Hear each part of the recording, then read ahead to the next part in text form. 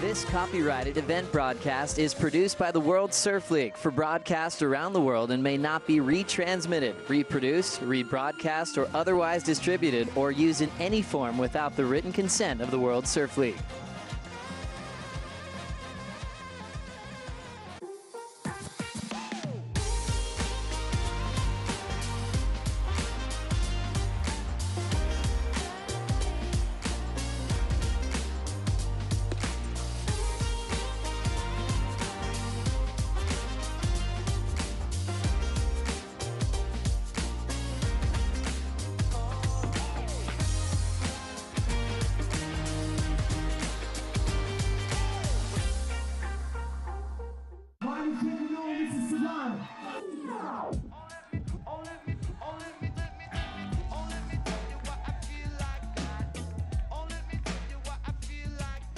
Welcome to the Lexus US Open of Surfing. It's the Huntington Longboard Classic. Show your love for the people when they come, when they go. Meet your next generation and the next episode. Call me on. Check the footwork, Strider.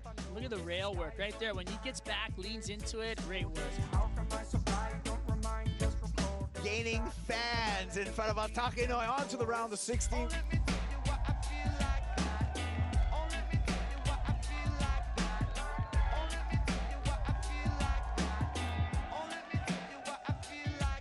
I've been lost in the moment, I've been spending my days. I've been listening to the ocean and the breaking of the waves. What once was a remedy now fades away. Dim the lights, turn the music, microphone and the stage.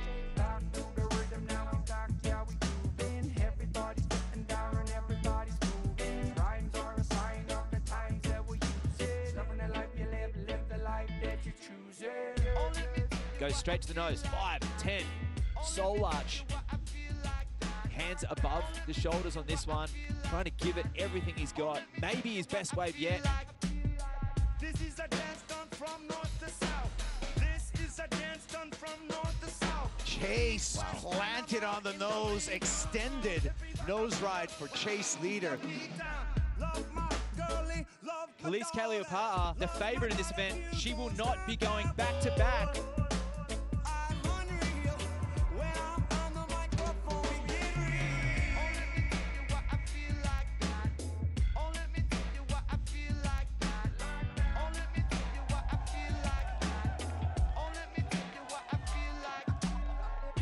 And it's finals day for the Huntington Beach Longboard Classic. Rachel, that's a long 5 there. Takes the midline of the wave. power carve, expressive there.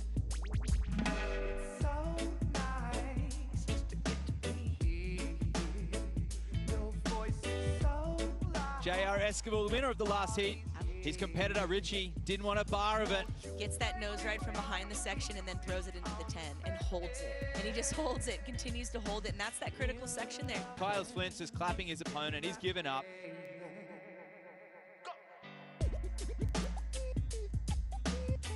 Chase leader on the hotline bling right there. Wow, that was a great answer back. Oh, they don't give it to him. Jess comes under. Scores getting locked in right now. It is not enough. Sophia doesn't move forward. Sole Errico moves into the final. We're seeing her come up against Rachel Tilley. And Taylor Jensen will be meeting J.R. Esquivel in our men's final.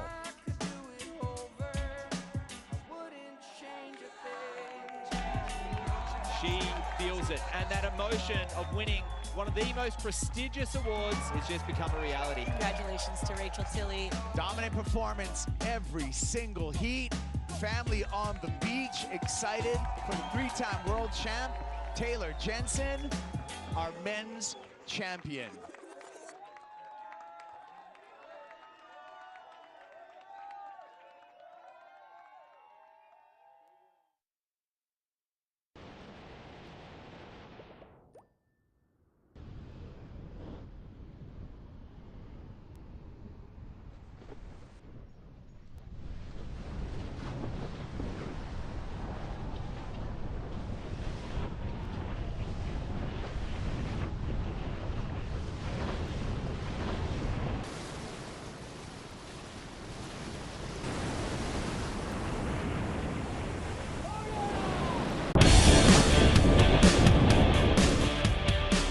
Honestly, the hardest part of this was to match the beginning of the wave when I was landing at a really high speed. And honestly, to do that, I went before to the wave and talked to the engineer. So I did the timing since when the engineer pressed the button in order to the foil start moving or the sequence of the wave start, until the wave was really properly a wave. So from that gap, it was 50 seconds from when he pushed the bottom until the wave is on the, probably I think it was the white flag. So when you catch the wave, those are 50 seconds. So what I did is I always do the same pattern with my parachute and my sky surf. So I end up realizing that I was always at 2,200 feet. So what I have here, it was the same what I have now, but in my chest, I have a communication system that it was straight to the engineer. So when my altimeter shows 2,200 feet, I was always saying, wave.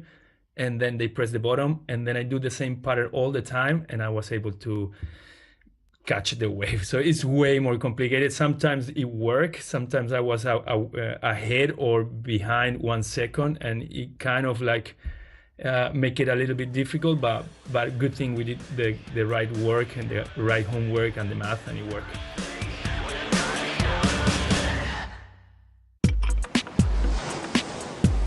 Buenos dias and welcome to the Surf City El Salvador Longboard Classic, day 3 of competition. A long right-hand point break, and it's firing.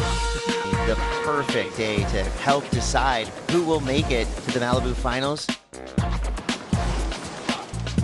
Police Cleopa. High-speed section through to the inside.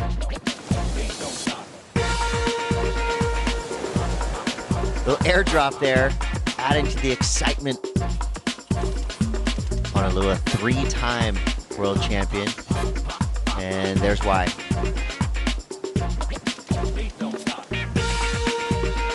Superior performance by Zoe Gropiron. How was the composure right there? Rachel Tilley hanging all 10 toes over. Soul arch her way down the line. Maria Fernanda Reyes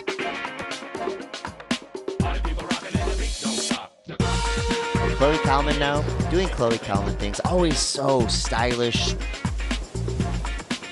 Chloe Kalman securing her spot, World Longboard Championships. The surfer from Waikiki, Daniela Stewart, is just so amazing. Gotta love the feeling of just finishing the wave like that. Kevin Scavana up and riding, toes on the nose, into the 10. The goofy footer from Southern California. The no leash again, strong payback right there. That was radical. Strong nose riding right there for Takayama.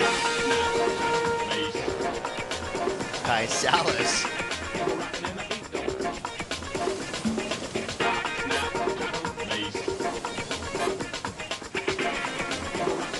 Beautiful roundhouse there on John Michael Van Hohenstein. Gets a 5 and a 10, standing tall. Quarterfinals in the water now. Daniela Stewart. Whoa, what a killer 10 again, once again.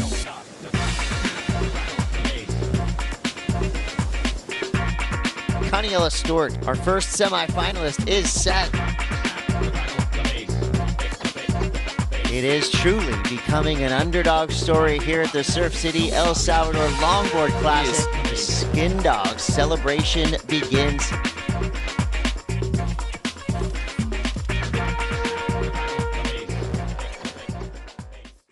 Surf City El Salvador for the first time ever hosting a World Longboard Tour event at one of their premier waves. El Sunsal has been delivering for the first 3 days of competition.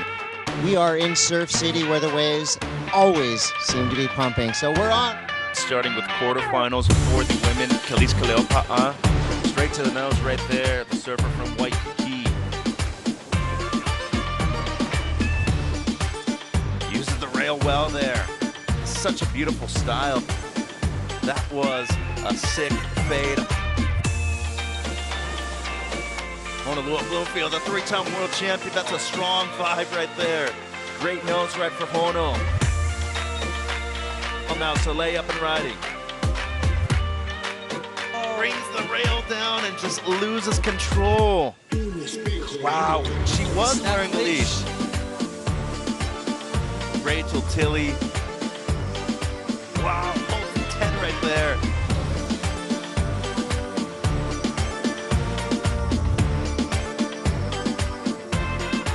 Sophia Colhane.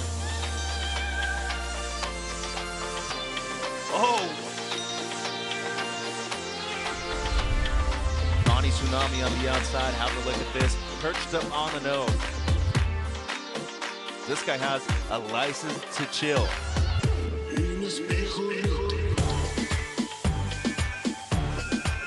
John Michael Van Hohenstein is just absolutely putting on a clinic right now. And he is moving through into his first final ever. An all-Hawaiian battle in semi-final number 1 for the women. Kalis Kaleopa'a going against Honolulu Bloomfield.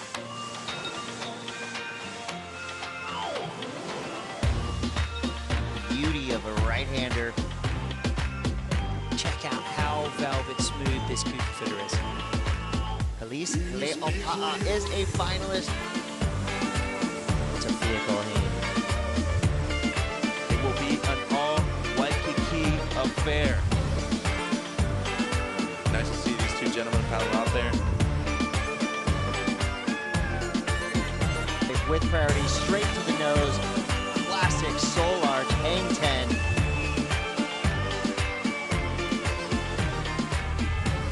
Daniela Stewart takes out the men's division. The number 1 seed heading into Malibu. Longboard enthusiasts, Waikiki represent. Give it up for the teenager, Sophia Colhane, coming through with a victory at the last stop.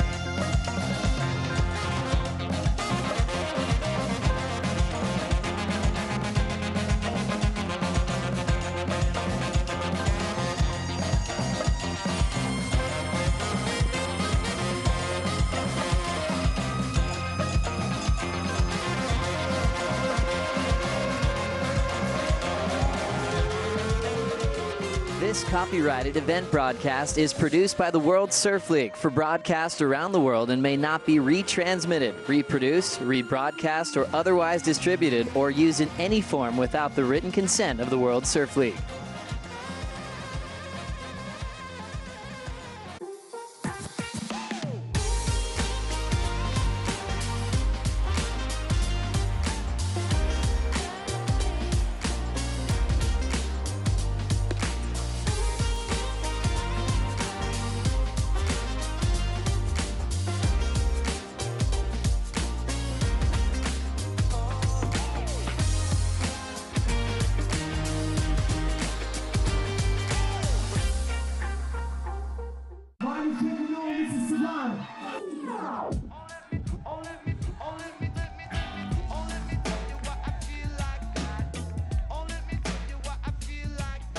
Welcome to the Lexus US Open of Surfing. It's the Huntington Longboard Classic. Show your love for the people when they come, when they go. Meet your next generation and the next episode.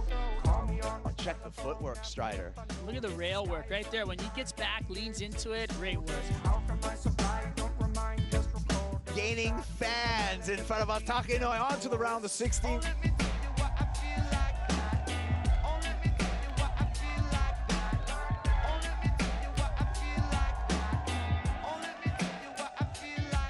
I've been lost in the moment, I've been spending my days. I've been listening to the ocean and the breaking of the waves. What once was a remedy now fades away. Dimmer the lights, turn our music, microphone and the stage. Back to the rhythm, now we back, yeah we grooving. Everybody's getting down and everybody's moving. Rhymes are a sign of the times that we use it. Loving the life you live, live the life that you choose it. Goes straight to the nose. 5, 10. Soul arch. Hands above the shoulders on this one. Trying to give it everything he's got. Maybe his best wave yet. This is a dance done from north to south. This is a dance done from north to south. Chase planted on the nose, extended nose ride for Chase leader. Khalees Kaliopaa, the favorite in this event, she will not be going back to back.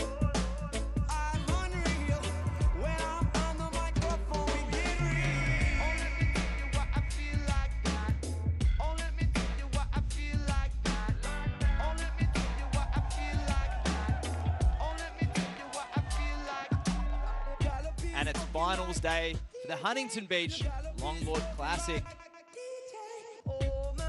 Rachel, that's a long 5 there. Takes the midline of the wave. Power carve, expressive there.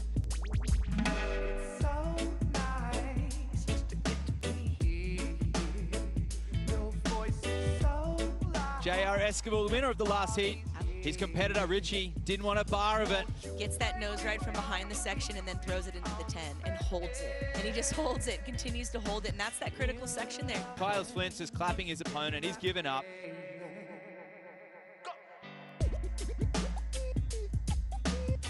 Chase leader on the hotline bling right there. Wow, that was a great answer back. Oh, they don't give it to him. Jess comes under. Scores getting locked in right now. It is not enough. Sophia doesn't move forward. Sole Errico moves into the final. We're seeing her come up against Rachel Tilley. And Taylor Jensen will be meeting J.R. Esquivel in our men's final.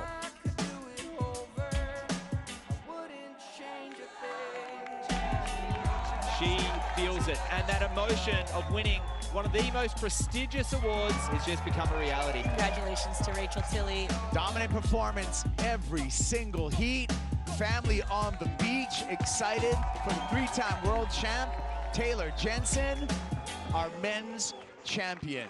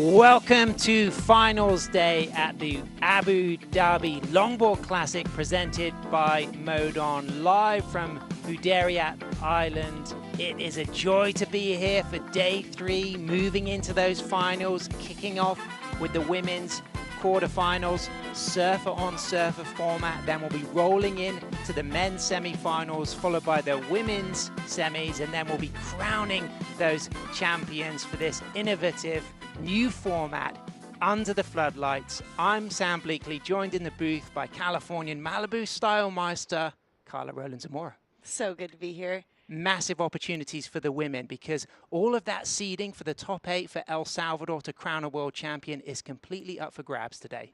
I don't know if we've ever had this kind of situation here where so many opportunities could be happening. It's really going to be exciting. And we're going to see the need for intensity on those fast sections. That's something we noticed on day 2. To get those excellent range scores, you really need to play with those sucky, hollow sections of the ride. Absolutely. So we're going to want to see those girls really pushing the limits. We might see some switch action coming from Khalees and Honolulu. And you know, I'm excited for that. Well, someone who's been bringing amazing vibes to the event, the Montauk Style Master from New York. It's Chase Leader, and he's down there on the glass with AJ McCord. Thanks so much, Chase. It's been so fun to watch you just enjoy this experience so far. Today, we have a great show on tap, starting with the women's quarterfinals. What do you think is going to make the difference in who comes out of that round? They really got to be pushing it and definitely going for the barrel and nice hang 10s. That's for sure. And I know we're not going to see you today, but I do have some news for you that we will see you in El Salvador with a chance to go for the world title. What does that mean to you? That's crazy. My whole goal was just to make it on tour for next year, and to go to El Salvador is just a bonus. I'm so stoked. Let's go. Excited for you. Congratulations. Thank you. Back to you. Wow, brilliant stuff, AJ. Massive news for Chase Leader, of course. We still are waiting to confirm that 8th spot on the men's rankings, but as it stands, Taylor Jensen, John Michael Van Hoyenstein, J.R. Esquivel, Kai Salas, Ben Skinner, Connie Ellis-Stewart, and Chase Leader have got a spot. Declan Whiten and Steven Sawyer still up for grabs for that last spot for Surf City El Salvador, the Longboard Championship at El Sunzal between the 9th and the 13th of October. You can watch it live on worldsurfleague.com. The best day of swell in that forecast we will run, and it'll be a winner takes all, and it'll be the 2024 World Longboard Champion crowned. And there's no doubt that it won't be exciting. I believe the surf report and the forecast is starting to get close. We're starting to see what sort of action is going to be out there for us. So we're really looking forward for that finals moment. But right now, we're here in Surf Abu Dhabi. Let's take a look at the women's bracket, because coming up, we have got 4 surfer-on-surfer quarterfinals. We're going to be kicking things off with a matchup between 3 times Hawaiian World Longboard Champion Honolulu Bloomfield surfing against Mason Schremer. Of course, Mason, born in Florida, raised in Oahu, but now based in Noosa. They'll be surfing in that first heat. They'll get 4 rides, 2 rights, 2 lefts, top 2 scores counting, 1 right, 1 left counting. Zoe Gropignon from France and Sophia Colhane will be in that second heat, but we've kicked things off and it's live action. Mason Schremer on her Thomas Beckson board, locks in a 5. Nice, locked, long, smooth, elegant 5, holding a tight 5, cleanly walking out of that nose ride. Great trim speed, keeping that toe edge on that inside rail and then climbing into a higher line, soul arching with that back arm up, hip leaning forward, knee pointing forward as she walks cleanly out of that second critical nose ride into a cut back, bottom turn, high in the line, and then again for another nose ride. So a really smooth start for Mason, Carla, and this is exactly how you want to start your quarterfinals on finals day. Yes, definitely. She's got checked off all the marks. Not a lot of change in trim line in the beginning of that wave, but really solid nose rides, really smooth. She's always so smooth with her steps and walking up the nose. You always see those quiet hands from Mason. So this is going to be a great opening ride for her. Appeared to have no nerves on that ride. And what I really like about this on the replay, Carla, is that second nose ride section, the way she just set up for it. Kicks off with this one and then leads into that dynamic second one. Right, and you can see how she uses some body English there, comes off it as it gets a bit hairy there, chooses not to really tuck in, but you can just see that really nice style and that poise, that body English there as her toes over the nose. She brings it back. Now she's kind of changing that trim line and turns into the curl again, bringing it back up to the 5. No 10s we see here, but really solid 5s. And then she's going to finish it off at the end with that nice turn here. We can see the close-up of how she negotiates her steps there and keeps that 5 on. And you can see that back foot with the toes towards the inside rail to hold that rail down to combat that water that's coming up the face. That was a really distinctive element there. And also just that lean back soul arch. I mean, that does feel great when you get that lock and that hold and that confidence to really express yourself on the tip. Yeah, and you could see in that slow-mo too, as I've been talking about over and over again, about the arm and extension and the intentional between shoulder to the fingertips, and she really has that. Comes in at a 7.67, Mason Schremer's first right-hander. Really strong start. Now she have the opportunity to back that up with a left-hander. The highest right and the highest left combined to make that heat total. All surfers will have the opportunity for 4 rides. That's right. And so she's just going to be waiting. We'll wait for that foil to be spun up again and turn on so she can get that left. She'll get that first left. Great opening score there with the 7.67. That's going to make her kind of, any nerves that maybe she did have can maybe subside a little bit. Now she's going to go for that left. And we'll anticipate what she does there. And it's a great format, Carla. Head on head, each surfer 2 rights, 2 lefts. Heat scores the best right and the best left combined. We've had all our opening rounds with 3 surfer heats, with first advancing to the quarterfinals, but now it's our women's quarterfinals. We've got Heat 1 underway and Mason Schremer's kicked off with a good start. We'll be moving into the men's semis after the women's quarterfinals, and we've got some world champions coming up. Honolulu Bloomfield, of course, Rachel Tilley, another former world champion, but right now it's the opportunity for Mason Schremer, who has just graduated from her bachelor's degree in business and marketing at the University of the Sunshine Coast in Australia, so a lot of weight off her shoulders, and now she can just enjoy herself and let her surfing do the talking. That's right. I don't know exactly what happened, the result, but all of them yesterday were super fired up over the football, the Australian Championship football game, rooting for their Lions. Hopefully their Lions won, and she's going to pull the win today as well. Mason Schremer takes a high line, 4 cross steps with neat, clean footwork into a very tight 5, holds that 5, goes into a 10, walks out of that 10, stays on that same trim line, touches the nose and walks out, stays further up the board, keeping that trim speed. Good pace with the wave here. Carla, I like the footwork straight away, looking dynamic. I'm actually feeling like these nose rides are a bit more critical. She's a bit tighter into the pocket here. She kind of comes out to the shoulder a bit, but we're going to set up for that second section that you and I have always been really excited about on that inside left there. And she gets more tip time, negotiating that drop back, bringing that back into that final little maneuver at the end where the wave just kind of peters out. We call that the sparkle factor section, that bit where the light just really hits it and things come alive as we can see the wax cooling pool and everyone just keeping it chilled as Mason Schremer looks to drop a second score. 2 complete rides, confident, great poise, great timing, velvet smooth as well. Yeah, you can see she's smiling, she's feeling good, she's got those 2 waves out of her way. Now it's going to be up to Honolulu, but here we see the replay on the left here, really nice tight 5 to the 10, a little quick tight 5, keeps going back and forth to the tip using her cross stepping, keeping right in that curl, but midline, not too high. Some of those people have been getting too high in that left and fading off the top, but not Mason, keeping that middle line right in the curl there and holding that style, nice grace. Really long nose ride here too as well, and as she comes out into the shoulder, she brings it back around so she can set up again into that more steep part of the section.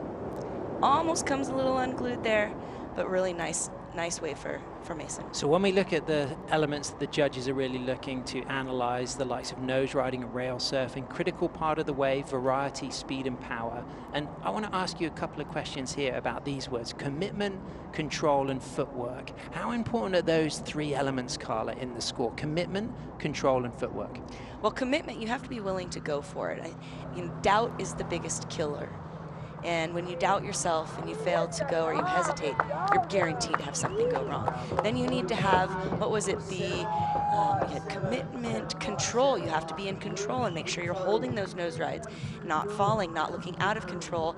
And then finally, footwork. Footwork, and the footwork is key. You must be doing cross steps, not shuffling, and that's what she did, and they rewarded her, Sam. 7.57 for Mason Schremer, so she kicks off with a combination of 15.24, combining that 7.67 for her opening right-hander as she does a nice plunge into the wax cooling pool, backed up with a 7.57 for her left-hander. So now it's the opportunity of 3 times WSL Women's World Longboard Champion Honolulu Bloomfield from Hawaii, won those titles in 2017, 2019, 2021, comes off the back of winning the ISA World Longboard Championship in El Sunzal, El Salvador earlier this season in 2024 from Haleiwa on the North Shore, riding her Myers board, and we're looking forward to the opportunity here for these 2 to come up against each other because they are 2 world-class surfers, as are all of the surfers in finals day today. Absolutely, this is the best of the best here at Surf Abu Dhabi, and here comes the foil for Honolulu's first right. On her Carson Myers board, Honolulu Bloomfield up and riding, high line. There's the 5, locks into that 5, holds that 5. Good time on the tip there, lifting that back arm, keeping balance, and then sweeping into a cutback off the top. Coming through this speedy section, Carla, this is where things get very fast. Yeah, it's a tricky section right there, and you can see how careful she was to negotiate those steps up to the nose. She kind of kept herself a bit compact in order to, make sure she didn't have any fumbles. Does do a nice redirect back into the curl, and then see carefully she's negotiating those steps under the nose. Hands a little bit busy, but really nice turns, nice footwork coming from Honolulu. Great. Clay likes it, her partner, professional skateboarder. I love that turn. I like that finish. Flamboyance at the end.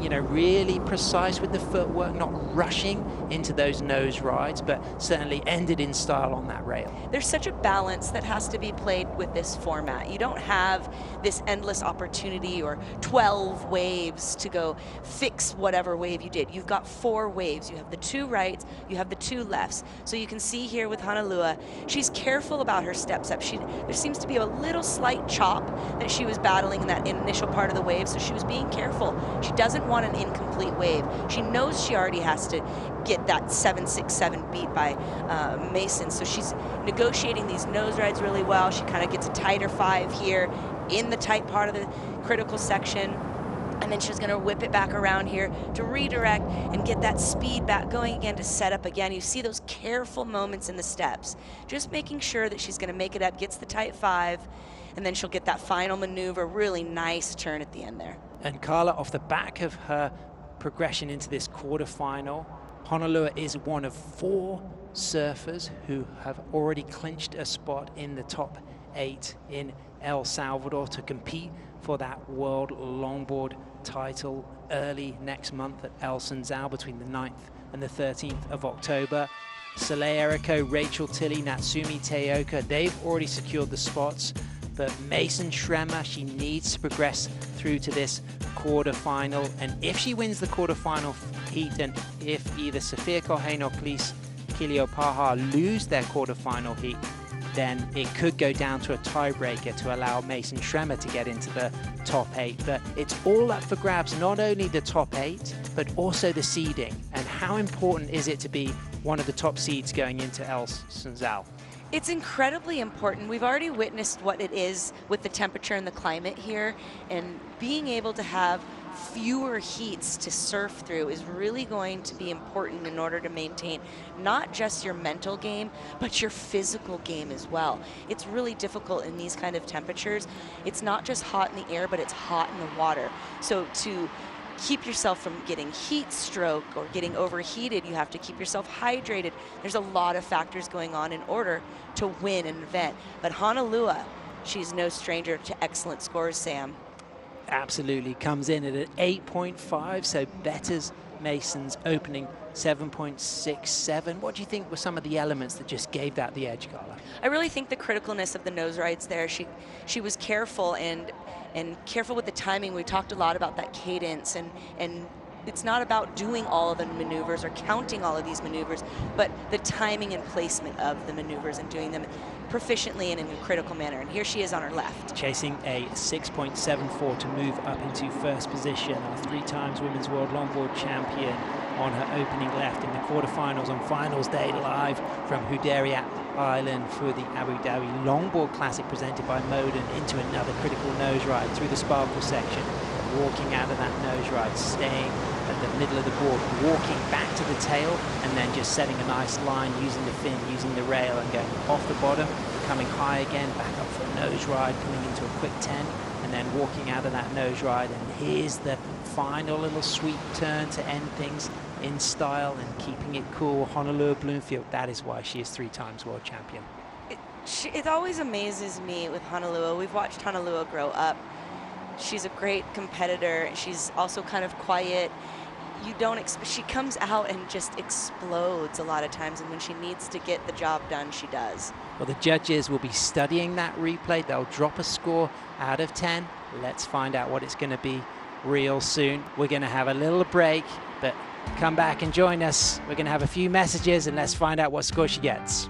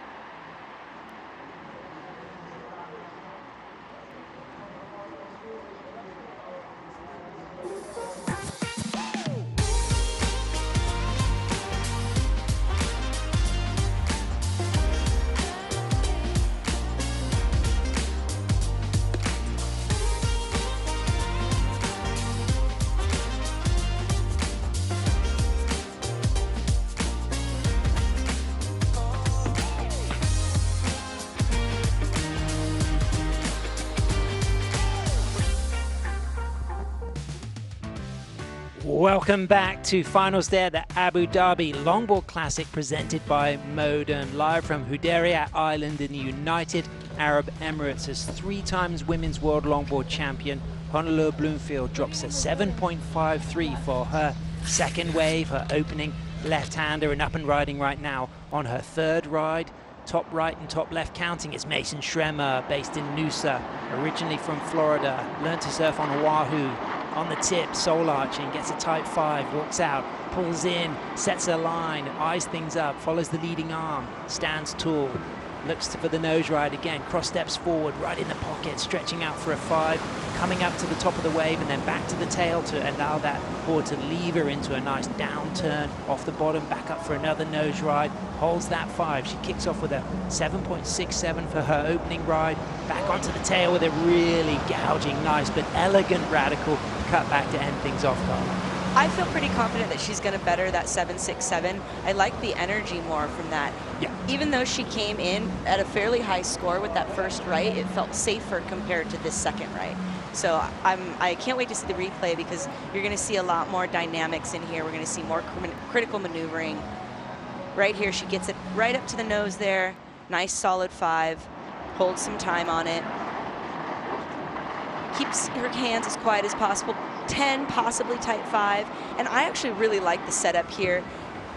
You can see a little different angle there. This is that second part of the section. I like that nose ride. I like the positioning of the nose ride. Definitely, and then into the turn to redirect back into the curl to set up for that second nose ride in that second part of the section. Stretches it out there. And we can see here at that final end of the wave, she gets a nice power turn there. We can see all that spray get pushed off the tail. Great technique, you know, real compression, opening of that backhand there, just keeping things low, but then really releasing at the right moment. Exactly, and she scored a 7.67 on her first ride. Wanting to better, though, Honolulu is 8.5. Look at the displacement of water there. That's great technique. Really gouging that turn. Carla, talk about the use of the arms through a carving cutback like that. Well, it's important to have kind of that balance. There's this wingspan that comes on, and with that propulsion and the momentum that the arms allow, if we were just to kind of keep them still, we wouldn't have as much power and energy that would follow us through with the board. So it really helps with both going into and then coming out of the cutback. So how important do you think those turns at the end of the wave are with the significance of the score, you know, finishing in style with flamboyance? I think it's extremely important because it's that finishing touch. It's the last thing that you're leaving. It's the last moment, the last memory that you're putting in the judge's head. When you fall or you don't make it, or if it's a little lackluster of an ending, you're not going to really just seal that final kiss, if you will. And you talked about a little bit more action on that second right-hander. You know, what do you think is the major point of difference between her opening ride, which comes in at a 7.67, and this last ride that comes in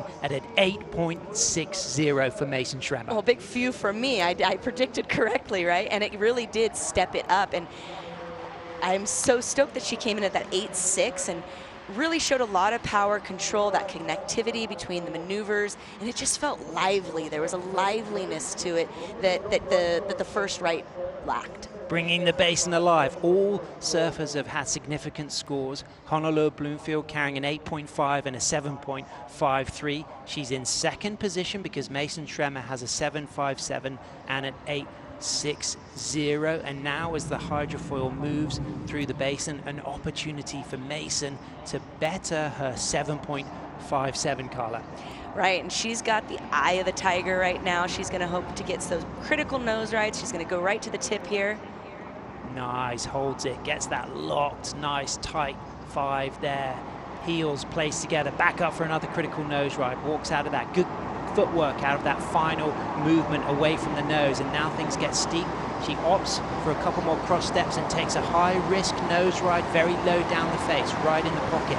Now using a little stool, putting that board on rail and then getting a higher line again, going back up for a stretch 5, back arm out, holding a long time on that nose ride into the sparkly section, and then going on rail and just coming unstuck on that final turn. Carla, what happened at the end with the tempo? Well, and just what we were talking about is how important that ending is. And she did come in at a 7.57 on her first left, which is a good, strong score. Had she not had that flub at the end, I think she would come in at in at the same range, maybe above, but because of that flub at the end, it's likely that we're going to go under that 7.57. Nice description, a flub. So that's just a little. It was just a flub. It wasn't a major, huge thing, but it was a. So this is that fast section. Opts for some very critical nose rides, really low down in the wave, in very much the steep section. Yeah, you can tell I don't have that same liveliness that I felt from the right. It's a little bit more careful. She comes out a little bit on the shoulder here. And that might be why when she comes and she does this redirect cutback, you see the tip of her nose there almost gets caught, and that's what makes that flub happen. And let's talk about one of the special things of Mason's surfing. As much as, yes, she has a fall there, but overall, it's flow. She's got incredible flow. Everything looks very smooth. She makes the difficult look easy. And that's what longboarding is about, and that's what good longboarding is. And we don't want to see a lot of unintentional or noisy movements, if you will. Comes in at a 7.2, Carla, so it doesn't go into her top 2 scores, but as it stands, Mason Schremer from America is in first position, looking to book herself a spot in the first semi-final, with Honolulu Bloomfield having 2 rides to come. As it stands, Mason carrying an 8.6 and a 7.57. Honolulu Bloomfield chasing a single score of an 8.64 to move to first and book a spot in the semi-final, or a combination of scores that will better Mason Schremer's 16.17. And Honolulu has the task ahead of her. There was an interesting insight that I think it was Kai mentioned last night, and up until that point, we had always kind of talked about being the higher seed in the heat, the one that goes second tends to have more of the advantage. But Kai made the point that going first and having those waves and getting those high scores and then putting the pressure on that next rider is a whole nother sense of gameplay, and I definitely feel like Mason has now done that to Honolulu. It's a bit like when you've worked your way up the pecking order and you've got priority in a busy lineup and it's your run at the set. Sometimes it can't bring the best out of you. It's almost better to pick the scraps and surf better. It brings a personality out in different athletes. Some people will shine under that pressure. Other people like to almost be out of priority to get their best surfing done. Yeah, there's a term called arousal. When you have too much arousal, that can impede your competition play, and then if you're too low, that also can affect it. But right here, she's going to want to be aroused, and she's going to want to hit a high score. She's got an 8.5 for her opening right-hander up to the tip.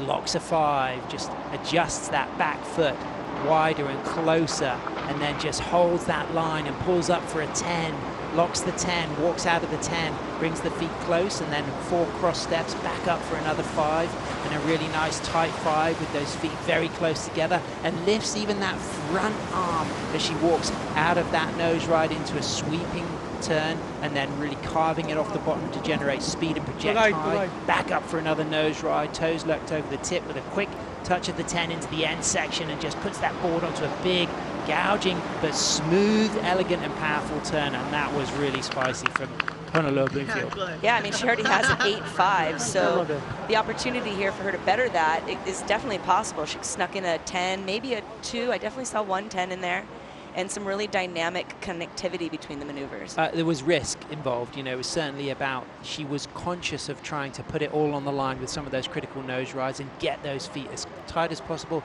and a few times she did go into a really critical hang 10. Yeah, so I almost want to say that this is going to probably trump her 8.5. We see her go right away into that 5, fairly close to the curl there as it comes out into the shoulder. We'll watch her kind of bring it back. Nice long 5 there. Gets, I think, a quick 10 right there. Angle's a little far away, hard to tell. On this point break setting, what's so unique, Carla, is the way that pocket, that face, always just there ahead of you. You never need to get too much of a cutback because it'll keep standing up in front of you. Yes, and my experience last night taught me that right away. You have to stay in front of that wave. It's fast. There's only a few moments to be able to get that cutback, one of which is right there at the end of the wave, and that's actually a spot where you can really lay your power, really lay weight onto the rail. The other parts of the wave you have to be a little more careful with. And one of the elements that came out in the judges' notes before the competition began was that the surfer does not need to get barrel to achieve a maximum score, but the barrel sections do need to be utilized. And what we saw on those steep sections from our 3-times world longboard champion there was critical nose rides through those steep sections. Yeah, we don't want any lay time. We don't want time during that section where there isn't really anything done. You want to have some sort of connected maneuver to help you get through, whether that's a nose ride or if you're maybe roller coasting through that section, but to just kind of stand there and wait for it, it's not going to be best viewed in the eyes of the judges. And Carla, let's talk about some of those points of difference. You know, if we think of words like variety and risk, you know, are the points of difference from that last right-hander we saw from Honolulu compared to the 8.6 we've seen from Mason Schremer? That's her highest scoring ride. Well, it all starts to blend into each other after day 3, but if I can remember correctly, I have a feeling this may go higher because she touched the 10 here, and there was a couple stronger turns than in that 8.5. There's scores are starting to drop, and it's starting to kind of look like maybe I'm on the right path. It looked good, and perhaps those elements of higher risk were those critical nose rides that come in at an 8.67. So those 5 scores dropped. A couple of 9s there, 8.2, 8.3, 8.7. The highest and lowest eliminated, an average taken, and it comes out at an 8.67, and it puts Honolulu Bloomfield in first position. So she has booked herself a spot in that first semi-final and eliminated Mason Schremer. As we see Honolulu looking to replace her backup score as she goes straight up to the tip, holds the 5. She's already got herself a spot in that first semi-final as she goes again to the nose, walks out of that second nose ride, gets low, doesn't grab the rail, considered maybe the need for the rail, recognized that she was still in a comfortable position as she goes into a radical, critical, dynamic backside hang 10, Carla. And for me, that was one of the strongest nose rides we have seen today. Well, and it's great because she's surfing this wave as if she still needs it.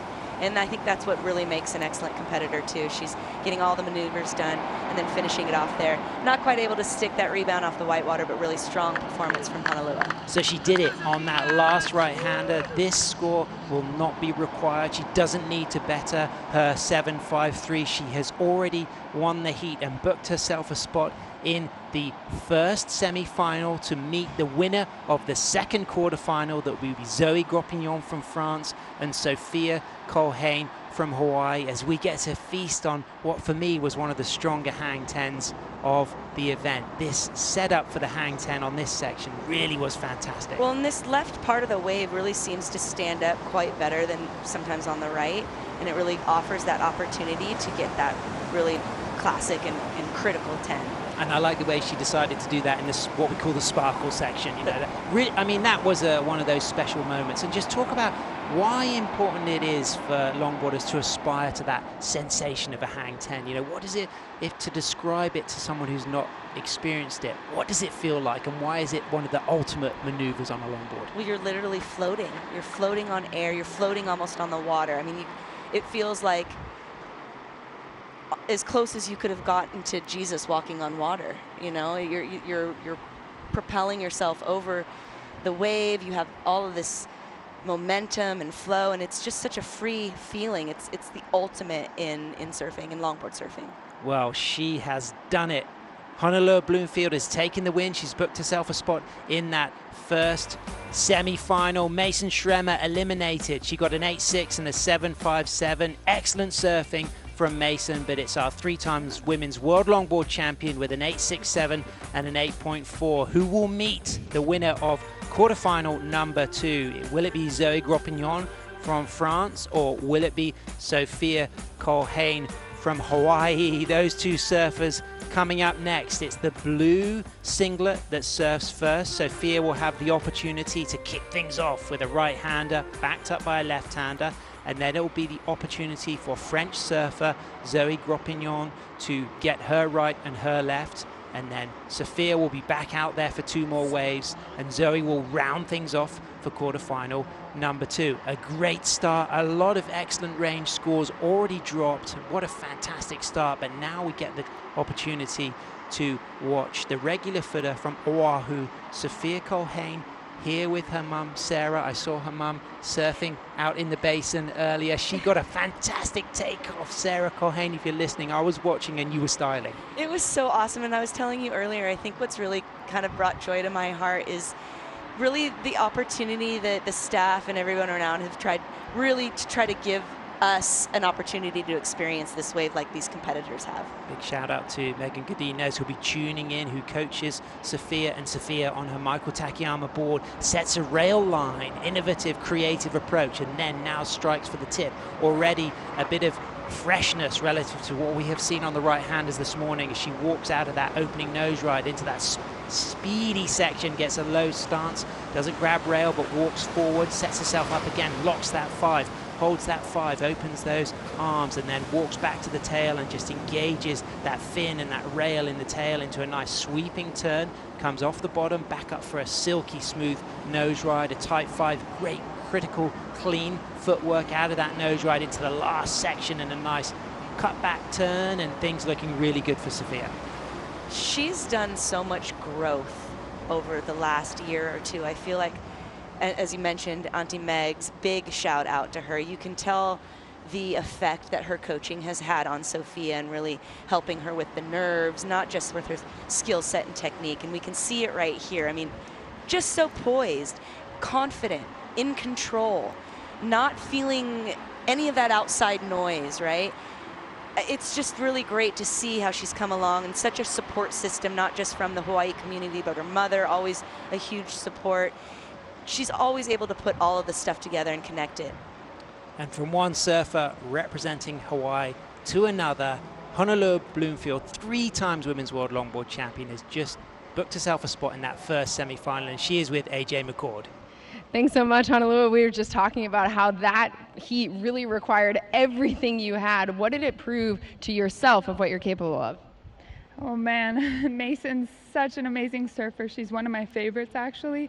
So I knew it was going to be a tough heat. Obviously, the quarters are all tough heats, but I really had to pull out all the stops, and it really made me know what I was capable of, I guess. We're excited to see what else you're capable of here today, but also moving forward, you've already locked in your spot in El Salvador. You're going to have another chance at a world title. What does that mean to you? It means the world to me, really.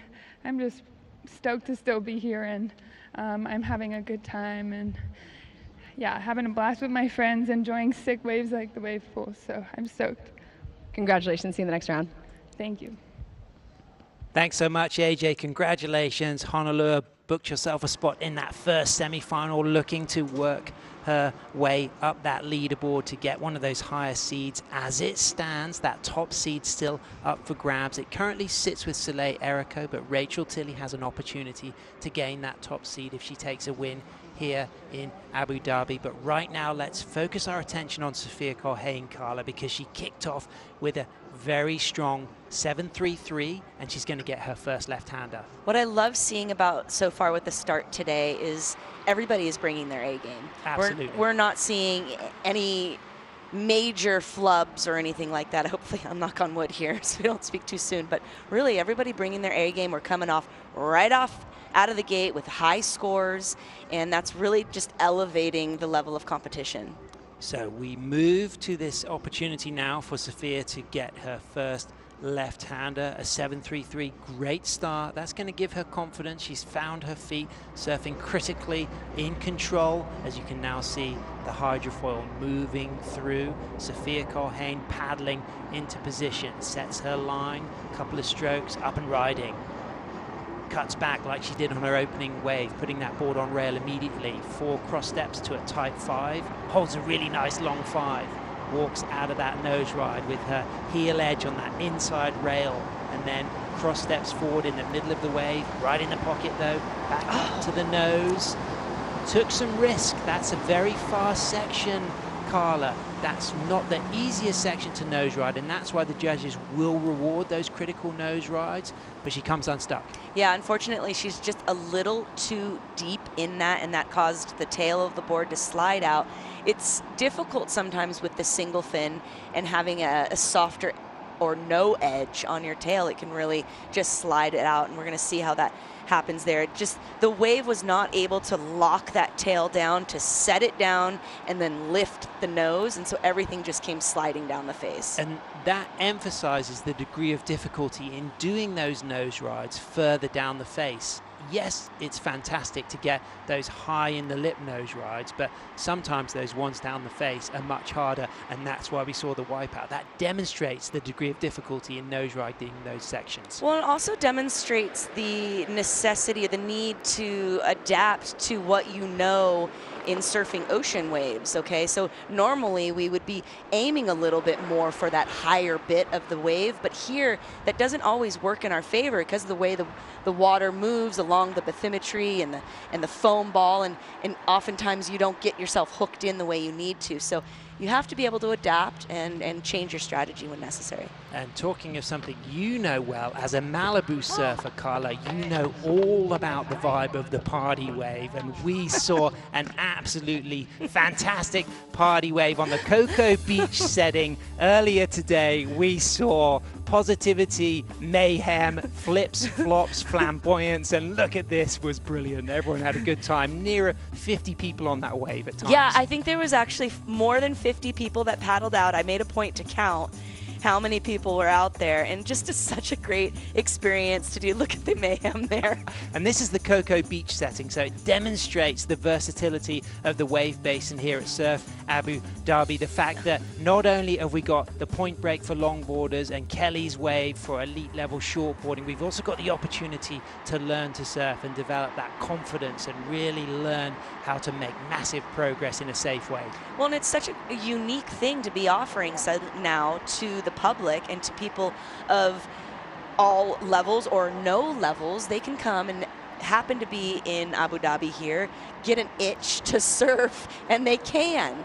So, I mean, how unique and special and just surreal that fact is. And there is an active surf community already in the United Arab Emirates, which is divided up into 7 different emirates. Famously, we know of Dubai, and here, Abu Dhabi. This is Hudayriyat Island, which is being brilliantly developed by our supporting sponsor, Modon, and it's becoming an extreme sports capital with skate and bike facilities and this largest, longest wave in the world, and the first to use salt water in the basin. So as we see Zoe Gropignon setting her line for her first right-hander on her Phil Grace board with those burgundy red rails, and she's straight into a locked 5. Nice high line, little arch forward, just lifts those arms, just take the weight off that nose ride, and then walks cleanly back to the tail, now climbing and dropping, trimming off the middle of the board, cross-stepping with 4 steps to the nose, and then a really nice sole arch with the fin and the rail locked and lifting into the higher section with that body language, and then coming into a nice down carve. And you like it, Carla? I'm liking it a lot right now. I get goosebumps when I start to see, when I get excited and I see these girls putting on the show, and I know Zoe personally. I know the desires of her heart, and it just feels good. Unfortunately, she comes unglued on that end there, but we're going to get to see the replay and see all of the work that she did before that. And I love the line she took, and I like the speed drive, you know, when the point where she's in the middle of the board. Talk to me as well about, yes, there's the maneuvers, but also a huge part of longboarding is the trim. Trimming is everything. Sometimes trimming is my favorite thing to do, especially when I can just sit on my switch hand and trim away. And the thing I love about Zoe is her style. I think Zoe just has a really beautiful dancer-like style. We've talked about her influences with the mountain on skiing and whatnot, but she's just so controlled. And I think that influence of the mountain and being able to ski down those steep slopes, that helps her be able to negotiate these 5s and these really excellent nose rides, as well as these sweeping, powerful turns into the curl. Really impeccable surfing right up until this point here. She sets up for this inside, this last turn. Unfortunately, you can see the fin kind of gives way. She has a little bit too much speed going into that cutback, and she's not able to redirect it back into the other direction. But great surfing, and she's in a pretty good situation for her potential for qualification. So Zoe will clinch a spot in the top 8 if she advances further than her good friend and fellow countrywoman Elise Lemoine, or if she makes it to the finals. And if she is eliminated before the final but wins the tiebreaker over Cleo Paja or Alice Lemoine, Grospignon will probably qualify for the top 8. So there's a lot of scenarios, and she's going to have a big result. It's such a chess game right now. I don't even know which pawn, which rook that needs to be moved. But Zoe has come in hot with that first right. As hot as the Burgundy rails, or even hotter? I'm saying hotter. 8.0, excellent range surfing. Zoe Grospignon kicks off with the highest score of this second quarterfinal. You can see that spread of scores, the high 8-2, the low 7-5 eliminated. The average taken from the remaining scores comes out at 8-0. So she now is chasing a low score to book herself a spot in that first semi-final, but it's not going to be over yet because she's got 3 more rides and Sophia Culhane will have 2 more rides. So there's a lot to play for, Carla. Yeah, Zoe's going to want to go into this left with a strong score because she knows that although Sophia's first left was not up to par, she's got 2 more waves ahead of her, and she's absolutely capable of getting herself an excellent range. So Zoe's going to go into this. She's going to want to complete the ride. She's going to want to get a solid score. We're going to see it now. Here we go. From France, born and raised in Annecy in the French Alps, now lives in Anglet in southwest France, riding Euroglass boards, studying an executive management master's. Up on the tip, locked on that nose ride. Great opening nose ride for Zoe, and now things get speedy. She opts to move forward and just engaging that inside rail, climbing and dropping, cross-stepping. Now she's navigated that speed section with poise. She's back in for her second critical maneuver, so 2 strong nose rides, good trim speed, and now a nice down carve coming off the bottom and using elegant, timely footwork to just keep that board going as things get sparkling through the inside. Carla, what do you think? I think this is very smartly surfed wave. She knows that 2-5 that Sophia had, and if she was smart, she knew where that flub came up, and she chose to attack it a little bit differently, using a little bit of a roller coaster power pump maneuvering to get through that section and then open herself up to a more feasible nose ride. And takes the pressure off herself, with Sophia having taken a lot of risk on her nose ride, falling early on that ride, dropping a low score.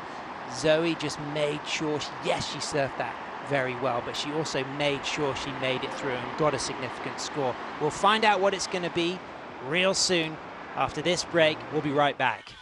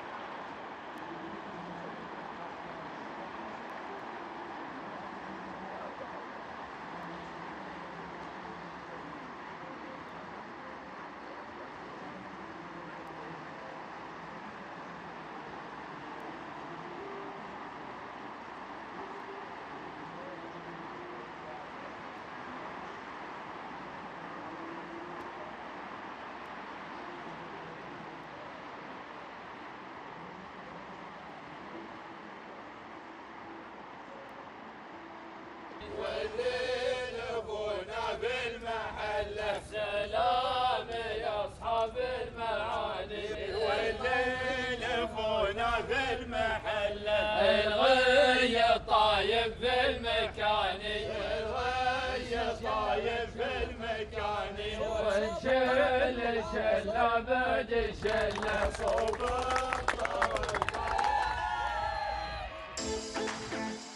There it was, spreading the vibes at the opening ceremony at the Aloyas Beach Club here at Surf Abu Dhabi as we move into finals day for the Abu Dhabi Longboard Classic presented by Modon. And French surfer Zoe Gropignon is surfing against Sophia Colhane, and she's out there in the lead with Sophia chasing now. A combination of scores and up and riding. She's got a 7.33 for her opening right-hander, puts that board onto a really nice arcing rail turn, electric, lively surfing, and locks in a long, critical nose ride. And as things get steep and fast, Sophia goes low and stands tall and climbs and drops subtly with really tight footwork.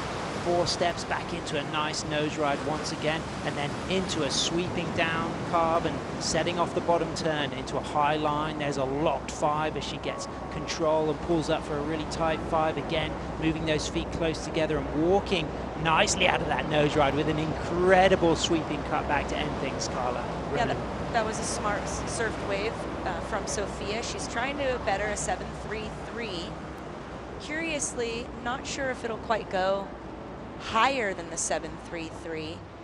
I liked the way she negotiated that kind of tube section, but there wasn't a lot of like movement. I like the line she takes early as well, the risk of putting the board on rail before the opening nose rise. A lot of the surfers go straight to the nose, often opting to go rail work first, but then surfing so cleanly. Yeah, she's such a nice style, and she looks so composed. Really great control. Love this turn right here, really nice. Love the bottom turn back out of it. Then she resets for that nose right again, getting that nice 5, and then just getting that quick 10 there. Nice little tighter 5, and then she's gonna finish it off for the judges. Boom, okay. And the footwork there, I mean, let's talk about how strong from beginning to end all of this footwork was, Carla. Oh, her footwork is pretty impeccable, and I would expect nothing less with having a coach like Auntie Megs. So she's got that nice 5 there. You can see that curl of the water, of the wave, pushing the tail down, and then as she finishes it off here into a nice turn with that spray coming off the bottom. Great example as well, when you see a lot of surfers as they go into those cutbacks, that toe comes up, and that's a bad technique, isn't it? Keeping that foot, you know, really engaged over the stringer on the board is so important to really maximize the strength and the precision of a cutback turn. I always imagine or envisioned my front foot being like the needle. Yep. The needle on a dial, and that needle and where I'm pointing it is where I'm gonna go, and on the opposite, my back is the clutch. Yep. And by stepping back, that's I'm engaging or disengaging, right? And so that's how I always explained it, and that's kind of what we got to see there. Analogies there of like music and driving, and we've been talking about those issues a lot, you know, those themes, those metaphors, you know, that element of dance and timing, and also we've been using words like clutch control through that steep section. But what's so unique is that, you know, one surfer at a time moment, the spotlight, the stage, this, you know, the relationship with theater and dance is perfect here. Well, it takes a certain personality. You have to have a bit of a showman personality to want to be on a stage like this, because we're all watching, right? And Sophia is no stranger to the stage. She comes in with a decent score on her second right. Unfortunately, it's not going to better the first. So she's now chasing a 7.95. So we've had 2 waves ridden for Zoe Gropignon, an 8 and a 7.27. Sophia Colhane is carrying a 7.33 and that low score of a 2.50 for her first left. On a single score, she'll just need that 7.95, but Zoe's still got a couple of waves to go, as we can see the hydrofoil moving through the basin, 690 meters long, 190 meters wide. It's 100 degrees Fahrenheit out there, and the surfing is just as hot as Sophia Colhane hooks, lines up with a 5, high in the wave, walks out of that nose ride to the back of the board, now in the middle of the board, keeping fast, trim speed, cross-stepping forward, and then walking back to the tail, Carla, and she's got further than she did on that opening ride, and this looks very strong. Yeah, she's definitely improving on that 2.5, not a doubt about it. Really great opening nose ride there, and then she's going to get this final nose ride inside that glitter section that we like so much. And then hopefully she'll finish it off with that finishing turn. Nice. Well put together wave. She's definitely going to improve on that 2.5. Question is, Sam, will it be a 7.95? Wow, I mean, that was a great bit of surfing. I like the flow. no hesitation, continuity. But that steep section, there's a number of things that can be done on that steep section. The question is, how busy do you need to be on that steep section to go excellent range? I agree with you 100%. I have to say I think you need to be a little bit more busy in order to get those excellent range scores. But there's still, I said earlier, that balance. You know, you want to make the section, you want to complete it, and you might not be necessarily looking for the barrel ride. So she negotiated this second part really beautifully there. Love that cutback. Nice speed, the way she washed that speed off into the cutback was wonderful. I feel as if the second half of the wave, she couldn't have ridden it any better. So I think she's ending so strong. It's how the judges really start to analyze the first kind of 80 yards of the ride. Yeah, and what's really what's amazing, or what's very unique about, as soon as we find out this score, it's going to change how Zoe is going to have to approach her heat. She may be going into the next couple waves feeling relaxed because she's moved on, or she's going to need to fight to get a better score because Sophia will have gained the score needed. So waiting for that score to come through. It comes in at a 6.33, so it doesn't change the situation. So Zoe Gropignon has booked herself a spot in that first semi-final against Honolulu Bloomfield. Sophia Colhane has got a 6.33 added to that 7.33, keeps her in second position. Right, so great job, wonderful, beautiful surfing from Sophia. We always see beautiful surfing from her, but congratulations to Zoe, who got to surf her next 2 waves with a little bit less nerves, a little more calm, and maybe just practice for what she wants to do for the semifinal. And a 5th is a strong score for Sophia Colhane. This season she comes off the back of a 3rd in Huntington, and she got a 5th in Bell, so she's going to be combining that 3rd and 5th, so she's looking pretty good for the top 8, but there are things to be determined, and now it's an opportunity for Zoe to improve on her situation, because she was one of those surfers lower down the rankings who needed a big result here at Surf Abu Dhabi. It really makes the event so exciting, like all the way up to like each minute, each moment, each heat, because it isn't set in stone who's going to the championship, who's going to El Sal. So I really like this on the edge of our seat. We're like in our own little surfing soap opera, if you will. So Zoe got a 5th in Bells, losing out to Soleil Erico, who went on to win that event. On the second event of the World Longboard Tour, she finished 9th, losing out to her fellow countrywoman, Alice Lemoine, and her and Alice may be battling for spots in the top 8, but right now Zoe has an opportunity just to enjoy herself here. She's got an 8, she's got a 7.27, she's booked herself a spot in semi-final number 1, and she's doing a really nice long soul arch hang 5 to kick off this second right-hander. She goes back to the middle of the board, climbing and dropping, cross-stepping forward, clean again, soul arch, that front arm up, that back arm held out as she walks to the tail and widens her stance into a nice down carve, and then comes off the bottom, accelerates up to the top of the wave, and then some wider cross steps to get back to the nose, and she comes into the final section with the board on rail. She didn't really need to put it all on the line there, but she really enjoyed, and that's going to be a significant score. Probably not going to go against that 8, but I like what I saw. Big smile there. Well, I kind of, as a coach, I would take this moment. It's great that you've already gotten through, that you don't have the pressure, but you have another heat to go, so you might as well take the opportunity to practice and do what you can, and it's no harm or foul if you fall and you don't make it. Absolutely. As we get to see the replay here, Carla, what do you think? The thing I love about Zoe that I just want to point out to everyone are her hands. Again, the shoulder to the fingertips. We don't have a loose wrist that flaps around as we're going through each maneuver, and that is really key to really impeccable style there. And then the criticalness of her nose ride, the tightness of her 5, she goes right into it, and then redirecting it back and connecting that nose ride to a turn, followed up by another nose ride in that inside section. And dynamic, you know, really feeling that, you know, the face of the wave, you know, Relson-esque when she comes off the bottom, the way she just caresses the texture, the curve of the wave to help with the balance on those bottom turns. Yeah, she really has. She's had a lot of good training. She's got good boards under her feet. She's been able to be on the tour for a while now. As you mentioned earlier, she is well. She's so happy. I mean, that says so much to see the smile on a surfer's face after a competitive ride in the quarterfinals on finals day like that. I mean, that says a lot. Well, and now she's secured her spot in the semifinal against Honolulu Bloomfield. So she's going to want to take this left. She's going to use it to practice. She wants to practice how she can know, because Honolulu is a force on the left with that switch. There's the bracket. Honolulu Bloomfield and Zoe Gropillon will meet in semi-final number 1. Who will it be in semi-final number 2? We got Rachel Tilley, Alice Lemoine, Natsumi Teoka, and Khalees Kaleopaha coming up soon to battle for that second semi-final showdown. But right now, Zoe Gropillon gets the opportunity to get her last ride of this quarterfinal. She drops an 8.57, so it went really high. What do you think gave that the edge over the 8.0? I think the fact that she wasn't under pressure. Yeah, loose. She was loose and feeling it. I mean, that smile after it kind of said it all. She was able to just put everything together. She had the nose rides that really just seamlessly went into the redirect, into the whitewater, and then back into a nose ride.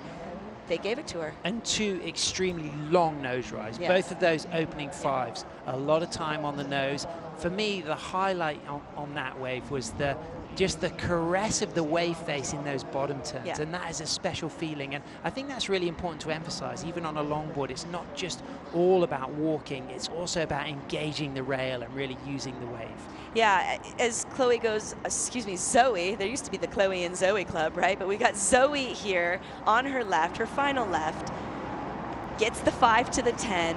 Good to see her risking the 10 there, because she will know to go all the way to the final. She's going to have to take risks with 10s. And here it is through that speed section. Carla, what do you think? I liked the way she kind of pumped through it, or roller coastered through it, then set up for that next 5.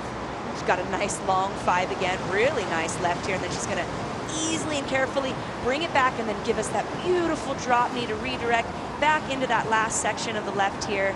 Being careful to kind of not lose her ground, and then that final turn to show off the judges, that final mwah. Absolutely, and what we saw then was something else in the repertoire, the use of the drop knee, and not just on the front side, the fact that she has saved that drop knee for that moment, and that was great to see. How important is it to have some of those extra varieties in the setup turns? For me personally, I think it's extremely important, because I think it can get very mundane and monotonous. And so to be able to have a few options in your bag of tricks, whether it be with your turns, your cutbacks, your nose rides, that's what's going to catch the attention of not just judges, but the audience on the beach. Great surfing. So do you think this is going to even potentially replace one of her top scores? We'll find out very soon. But first of all, let's go down to the glass, because AJ McCord is with Hawaiian Sophia Culhane.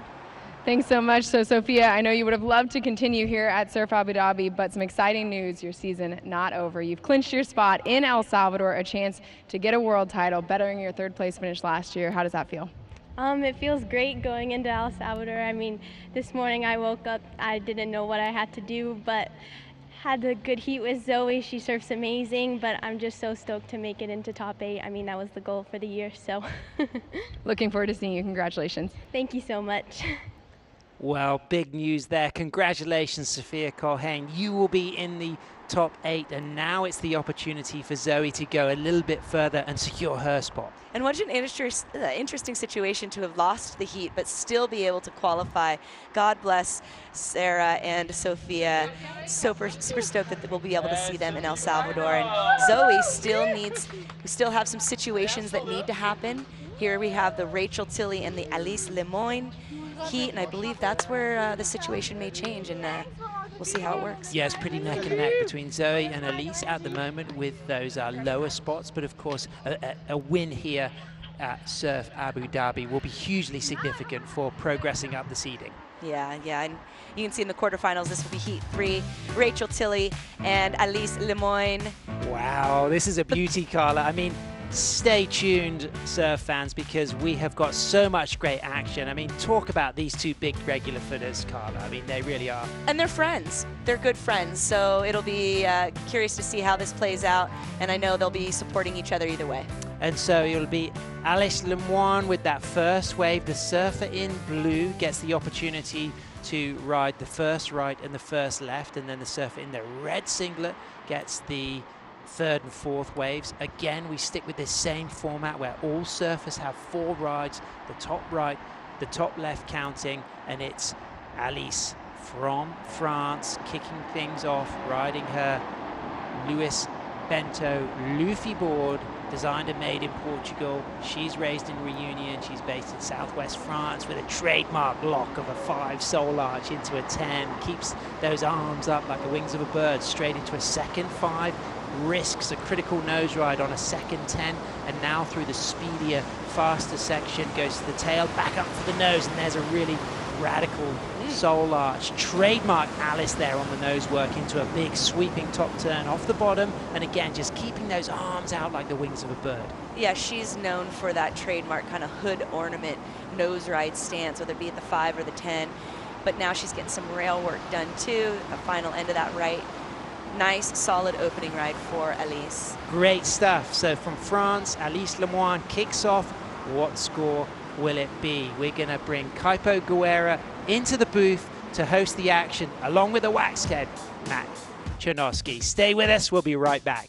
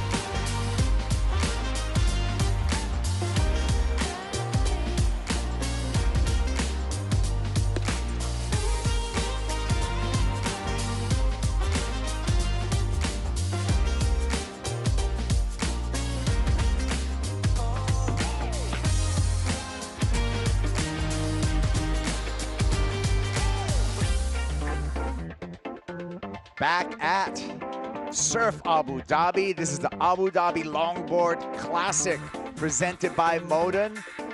Quarterfinal number 3 in the water. Thank you and welcome to the host set, Kaipo Guerra, along with Matt Chernosky, the Waxhead. And gosh, Matt, another beautiful day here at the basin, but tension in the water as we are qualifying surfers for the world title, for a chance at a world title. And that's all happening here. We're doing the math here through the quarterfinals, and it really is neck and neck right now between Zoe Gasparon, who we saw come out of quarterfinal number 2, and now Alice Lemoine, who's in the water, who needs to match the performance of Zoe. And here is Alice. She opened up with an 8.37 on the right-hander. There's the left for the surfer from Reunion Island, Matt. Yeah, one of the best scores of the morning so far, going to Alice, I should say afternoon, kicking off here at lunchtime. Here she goes, no stranger to left-handers, surfing over there to St. Lou on Reunion Island. We've seen some consummate performances from her over the years, including Taiwan, the 2019 World Championship there. She's super stable, one of the highlights throughout the event so far, Kaipo. You would think this would be her strength, is her performance on the left, but she's got a strong number on the right already. Pumps the fist there, really feeling it. Hey, good first run for Alice Lemoine. Absolutely. Needed to back that up. She's going to be going neck and neck, as we said, with Zoe Gopion too. Both surfers would have requalified for next year's tour, but it is on for El Salvador. These surfers a little bit lower on the rankings. Rachel Tilley carrying a lot of confidence, though. Let's look at the replay. Alice, they're soul arching through that section. The wind today up pretty early, but it's blowing offshore into the left-hander today. You can sort of see that. She rides high. You can see the spray coming off the top of the wave, and a little bit of a ruffled surface. But the conditions holding in really nicely here in Abu Dhabi. All right, so we'll be waiting for that score for the left for Alice. Meanwhile, let's check in with AJ McCord. She's with the last heat winner, Zoe Gaspron. Zoe, so much fun to watch you out here again in the basin at Surf Abu Dhabi. What did you really tap into in that heat? It's hard. I mean, I just wanted to surf the wave like I did yesterday and enjoy, and I knew what I had to do, and yeah, that's it. How do you handle the pressure of knowing what you have to do, but also knowing that you're capable of pulling together the waves like you did in this first heat? I was not surfing against her, I was more surfing against myself, so I was just clapping if she finished the wave because it was a good wave, and I love Sophia so much. She surfed really good, she's very elegant and very aggressive at the same time, like she's a very strong competitor. So yeah, I just wanted to see what she was doing, but not putting pressure on myself because I knew what I have to do. So much fun to see you here, excited to see you again today. Before we let you go, you want to say anything to friends and family back home? Merci à tous d'avoir regardé et je suis super contente d'avancer en demi-finale et c'est parti. Congratulations. Thank you. Yeah, great point by Zoe in that this format, this facility, you're just surfing against yourself because every wave is a set wave. No need for priority. You know what wave's going to happen to you, but the mind game, Matt, is that you only get 2 chances at it. And the first run for Alice, a strong one. 8.37 on the right, a 7.33 on the left, 15.7 heat total. That's a great first run. Absolutely. We saw some great heat totals so far. That one of Zoe up around the 15s, but Mason and Honolulu, what a fantastic heat that was to kick off the quarterfinals. All the surfers taking inspiration from each other. We have 2 veterans out in the water now. 2015 world champion Rachel Tilley. She also loves the pressure moments, Kaipo, with her free-flowing style. She's going to bring something different to what we saw from Alice, and look forward to seeing it in about right now. Train's left the seconds. station. It's on the way as the foil starts feeling the bottom, and here comes the right for Rachel Tilley. Like Matt said, 2015 world champion, currently number 2 on our rankings. Rachel drops in here, straight up to the nose for a nice 5 to 10. Hang in there, nice beautiful nose ride to clear this section, Matt. Yeah, one thing to note about both these surfers riding boards with quite a lot of rocker, which is going to allow the boards to fit into the curve of the wave, just like that. Tight nose ride, you can see it in the middle of the board, board's flexing under the pressure and holds the nose up in that turn. Really active on this wave, very similar to Alice's opening one. Speaking of boards, beautiful inlay on the deck of Rachel Tilley's board.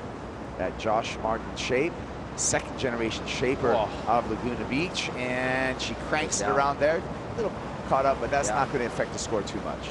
No, a lot of work was done there. Very interesting. We talk about the boards, similar shapes, both of these surfers too. They've got like a smooth round tail. You can see that there, just a rounded pin there for Rachel. Composite materials, EPS, but at the same time a super stiff fin, despite a lot of rocker. I mean, I'd go as far to say there's maybe 10 inches overall of rocker on that board, but a stiff fin to stiffen things up. We'll have a look at the replay. Kaipo gets up on the nose, gets that 10, holds it through that opening section. That's a really early long nose ride.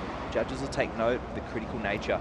Not quite a barrel here, but locks into the critical part, just styling it out, avoids the side slip and hooks in to a really nice turn here, Kaipo, and sets it hard up off the bottom.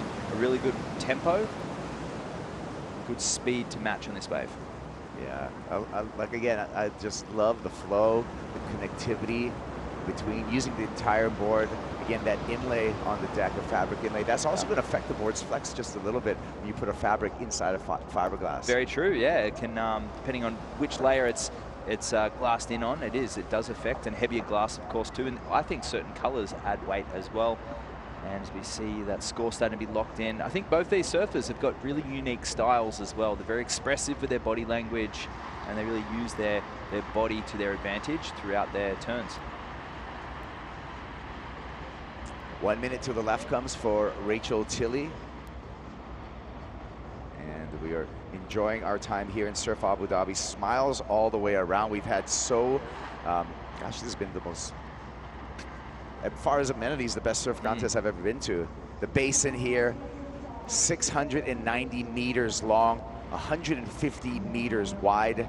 That is the largest surf basin in the world that we're flying above right now. You can see the bathymetry that we've talked about in the previous day's broadcast. Amazing that we're actually only on day 3 right now, and that is the advantage of having a wave basin contest, Kaipo. Consistency, and we know pretty much right on the minute of when these surfers will be taking off, makes it a lot easier to schedule. Obviously a lot of preparation, but these surfers have all had 8 practice runs in the lead up to this event. Now finding a way in a quarterfinal. Score locks in, Kaipo. Numbers come through here for Rachel Tilley, and there you go, almost matching Alice, 8.23 on the right. So just keeping pace in this heat. Rachel Tilley anticipating the left that's on the way right now. Waiting to see if we see any switch foot, tube rides from the women. We haven't seen either at this point in time. It is just the quarterfinals, things heating up here on finals day. And here comes the wave. Rachel scratching into the left. Drops to the bottom. Straight up to a nose ride on this first section. Beautiful trim line and controlled speed down this long wall. Has to hang on. Midsection usually hollows out here. A little bit of a pit ride. Great aesthetic there for Rachel Tilley. Gets back up on the nose for another nose ride. The fin just hanging in there, teetering on the tightrope. Rachel Tilley makes it through there. Down carb with some power. Stalls off that bottom turn, Matt, and just one more time to the tip for Rachel Tilley. Wow, some technical nose riding there from Rachel. Really leveraging the stiff fin on that board. Really far back on that opening nose ride, linking it together with some turns. It'll be a great opening left for her. There you go. We'll be waiting for that, and it is confirmed that that fabric on the inlay of the deck of her board, from some famous and historic providers to the surf industry, Hoffman Fabrics. Their Hoffman Fabrics for decades has been providing fabrication and prints for surf brands since the beginning of surfing. Surf brands. Replay here, and you can see Matt just getting through that mid-section, hollow section for Rachel Tilley. She did a great job of maintaining control in a really steep section of the wave. Yeah, absolutely. Yeah, I mean, it is unique. Just the board, obviously with the fabric inlay, but the way the board flexes. But this, I think it's the most unique thing. She's got a really swept back fin. It's super stiff. It's the stiffest fin out of all the competitors, and she just leverages that. We talked about her using her body language, and that board suits it so well. You can see really close feet together. That's not a stretched out nose ride. That's pretty close together comparatively. You can see that board just hanging in there. Tremendous work on the heels and a great relationship with her shaper and board IQ there, just knowing how hard to push that. And she did enough. She pushed it just enough. A 7.63 comes in for Rachel. Rachel takes the lead over Alice. Alice getting ready for her second run. You know, Kaipo, you talked about lineage in the surf industry, and Sato Hughes, who was the first seamstress for Caton, just passed away as well. Oh, that's, hey, condolences to Glenn and the rest of the Hughes family over there with Caton, originating in Surfside, California there. Yeah, wow. Well, Rachel with the lead there, and yeah, I used to work for Caton. Wow, there you go. Here we go, and that's another legendary surf brand. There was a lot of collaborations with Caton as well as Hoffman Fabrics for a number of years. Here we go, second run for Alice. She can take lead on this right-hander with an 8.53. Kaipo, I'm sure Josh Martin's dad's Hobie surfboards, Terry Martin's, I'm sure Hobie stocked Caton at one point as well, so it all goes full circle here. Oh yeah, and I got a couple of magic boards from Terry Martin back in the day as well.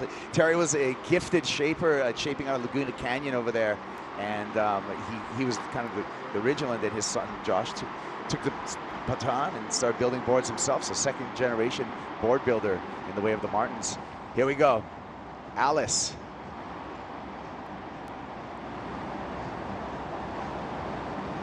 Nice 5 there.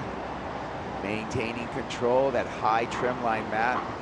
Good start. Yep, she needs it better. A whopping 8.37. She's doing well so far. Starts off nicely. She's really starting to understand this lineup. Soul Arch 10 there. So this is her 12th right-hander here at Surf Abu Dhabi. She's really starting to get the hang of it. She's going to hook into a nice turn here. Gets on the heels and it flows forward into this nose ride. I feel like it may not be there just yet to eclipse that first score, but a nice wave. Let's see what she's got in the end section. Bit of body torque there. Yeah. You think she likes it? Yeah. She likes it. I wasn't sure. I just checking if you thought so. Well, she likes the feeling of that. And you talked about the 12th wave here. The one thing about a wave system like this is the repetition that you get. Every single time you're able to ride a wave, you're able to get more comfortable with the pace and the tempo of the wave. And that's so important to obtain high scores. Another look here, the replay of Alice. Yeah, holding that long nose ride, just the 5 there. Gets very critical there towards the end of the nose ride. And Alice, such a seasoned veteran, so consistent. She's really grown into that role. That's a critical nose ride. That's a fantastic 10. That's the best hang 10 of the heat so far. Nice carve. This one actually will go excellent again, I feel, Kaipo. This is great surfing. Well, through this event, Alice has really made a run in her second run throughout the heats, and that second run's been very important for her, and that's where she's been building upon her heat totals, and it looks like she's going to do it one more time. So she rides really high, gets the 10, knowing she's got to push it. She locked in an 8.37 on her first ride. Her second run here, as you said, Kaipo, just using that confidence and developing that wave IQ, and she felt it. That's the feeling right there that we're all looking for. Down to 1 minute and 14 seconds before the left starts going. So judges taking a look at the replays here for the last of Alice. Again, 8.53 will take her to the lead. Yeah, it's going to be exciting to see where it drops. The judges, I mean, they would have had a good discussion this morning about what they're going to see. They want to see people push the envelope, and Alice did on that. Score gets locked in, Kaipo. Oh, and it's a big one, 9-point ride for Alice. She takes the lead, and she's got clear air now here on the left-hander. She can extend that lead if she betters a 7.33. Yeah, she's going to be pretty hard to stop at this point, and needing to eclipse that 7.33. I really want to see some of the women go for the barrel, Kaipo. We didn't see too much of it. We've seen some pretty close tube rides, pocket rides. I feel like there's going to be a lot of scores there. We've seen the hang 10s now. Alice has locked those in, but she has a combination. She has a chance to put Rachel in combination here, and one of her best friends as well. Well, you heard Zoe in her interview. You're really not surfing against each other. You're just surfing against yourself. You're trying to build upon your performance on each and every ride. Opportunity now for Alice to build that heat total. The left's on its way. See the track behind her, and here comes the wave train.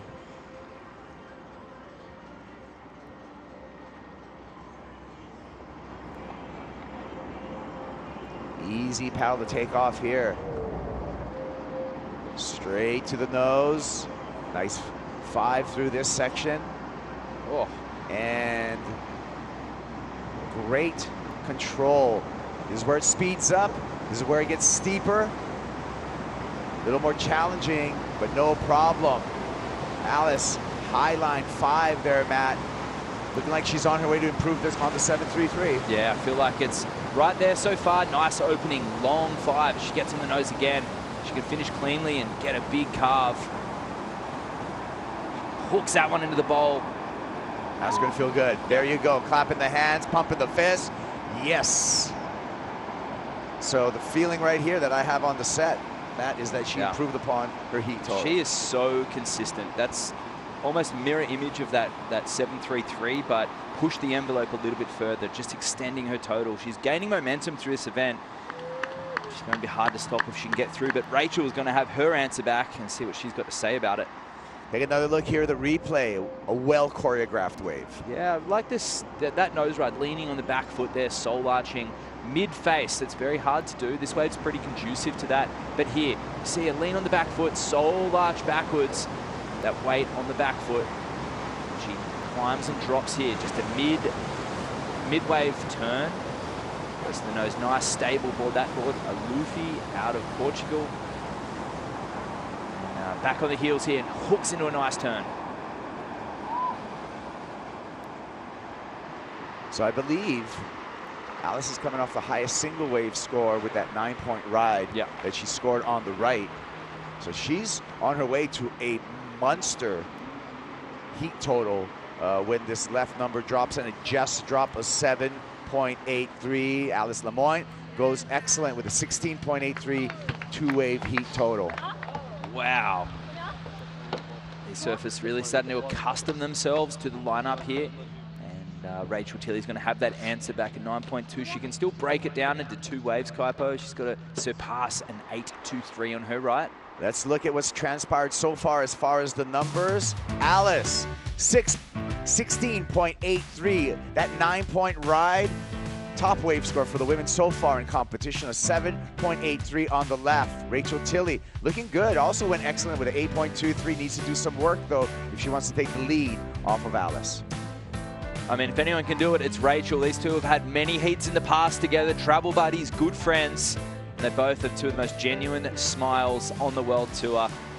And it's hard to say if you'd be feeling nervous or, challenged right now, Kaipo, because you're going to get two perfect waves. And it's a different dynamic. And you've seen surfers really rise to the fore. A lot of those red jerseys yesterday, in fact, all of them won through. Yeah. They're surfers who are just consummate professionals with that opportunity. But after you get through that opening round, now it's top seeds against top seeds in the quarterfinals. Trains on the way, and the second right for Rachel Tilley is formulating and hitting the bottom, forming up right behind her as we speak. And this is, I love watching this, by the way, Matt. Just how it feels the bottom. Yeah. And then the wave just pops up right next to the fence. It's still quite, I've only caught 3 waves, and it is still quite awkward to paddle on. It's kind of intimidating. Yeah. These surfers have worked it out, fading into this one, hooking into that bottom turn, jumping up on the nose. She gets a 10. She needs to extend it. She's chasing a massive number here. Already got that 8.23. And she'll keep the highest of the two numbers. Nice flowing soul arch there. Gets to the nose. Rides high on this one. She's going to need more, Kaipo. Oh, mid-wave carve. Sets her up for another critical section. She's going to add that hang 10. She's on her way, Kaipo. Oh my, getting it all connected.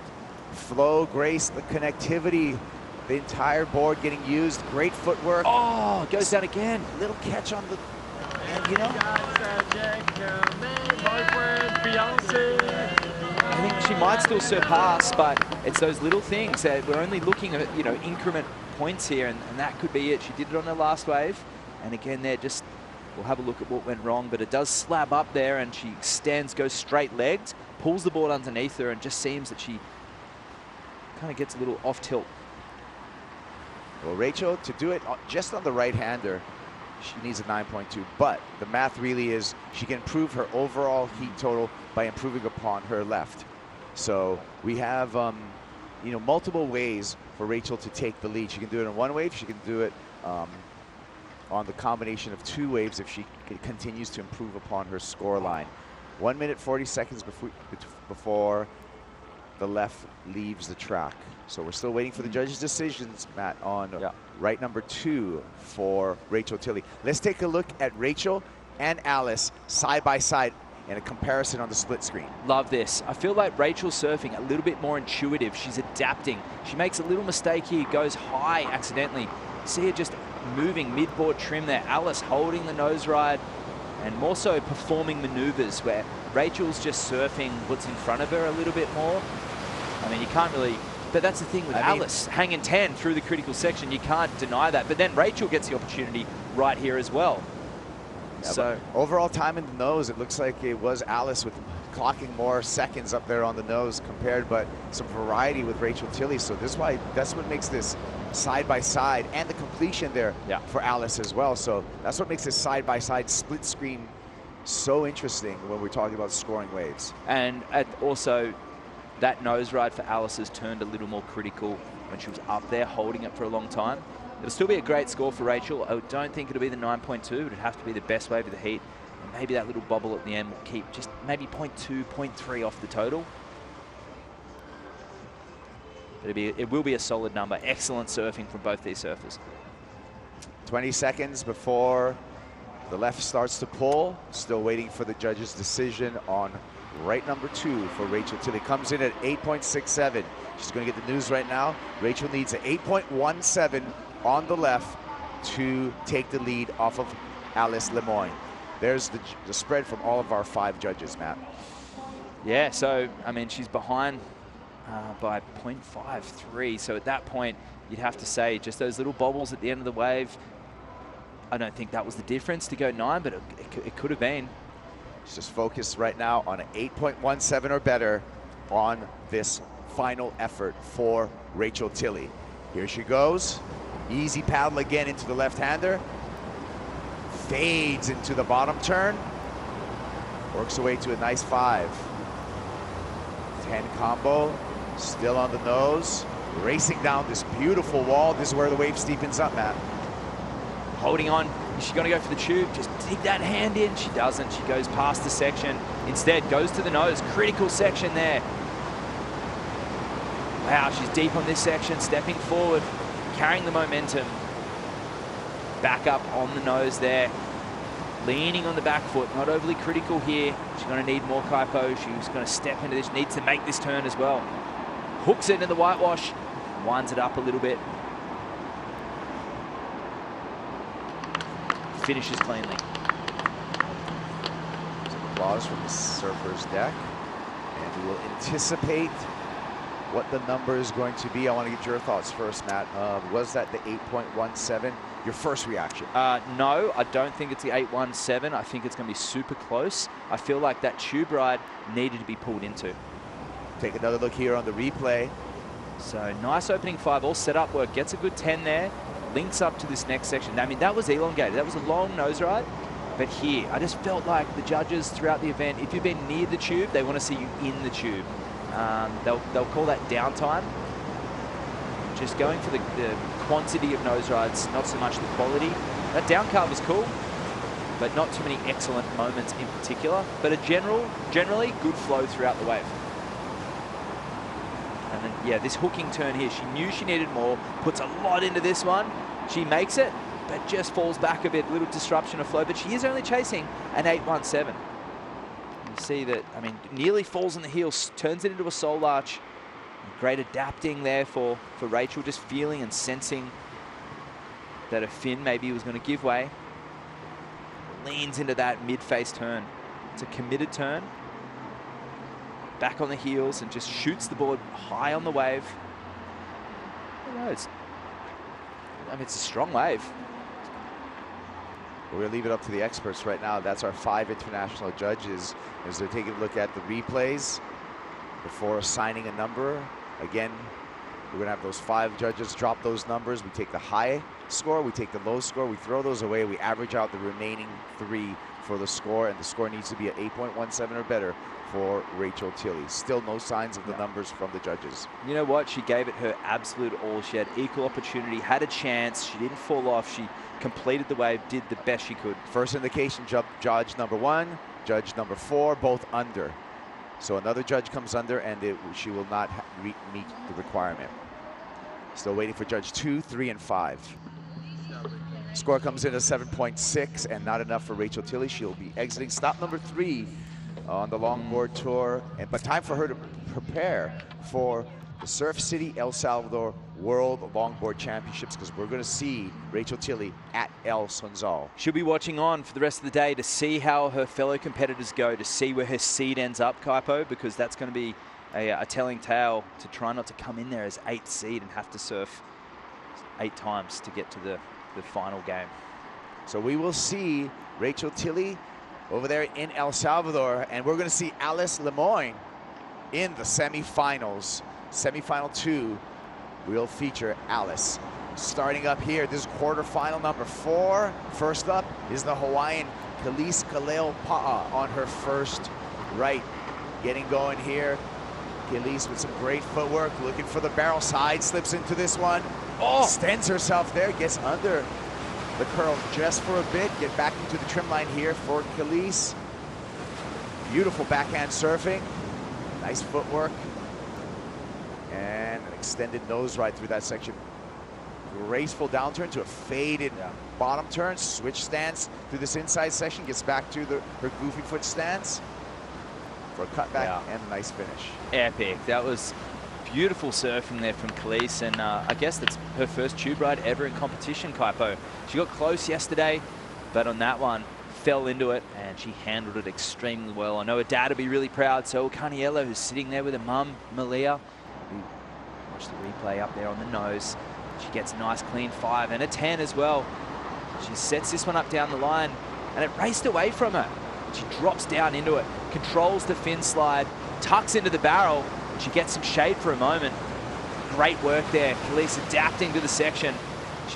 She sits down. The judges will take note of that, but she remains controlled, and she gets back up. She kind of hides that really well. Great technique there, and the eye of the tiger there for Khalees Kaleopa'a. Alice Lemoyne, she scored a 9-point ride, and she made her way into semifinal number 2. Let's get some words from her. She's with AJ McCord. Thanks so much, Kaipo. So fun to watch you celebrate those waves. What was it about the way you performed that had you so excited? Yeah, I'm so happy to make it. I was little bit stressful, but yeah, I'm super happy about my surfing, so that's great. As you should be, a 9-point ride helping you get into the semifinals. How did you put it all together on that wave? Yeah, first I want just surfing to try to do my best and enjoy, because the wave is amazing and it's just perfect. So yes, I enjoyed my ride, and that's it. It was so much fun to watch. Before we let you go get ready for the next heat, do you want to say anything to friends and family watching back home? Je voudrais dire merci à tout le monde qui me suit. Gros bisous à La Réunion, bisous à ma famille, bisous à Johan qui m'accompagne et qui me suit, et à toutes mes copines. Je vous aime fort et je vais essayer d'aller le plus loin possible, et merci à tous. Merci beaucoup. Congratulations. Merci beaucoup. All right, yeah. So 9-point ride. Alice looking strong. Who's going to meet Alice in that semifinal number 2? It's either going to be Khalees Kaleopa'a, who we're still waiting for her score for that right-hander, or Natsumi Toko, who's the top seed in this quarterfinal number 4. View from up above, and you can see the track and the fence, all part of this wave system here at Surf Abu Dhabi that makes it such a dream location.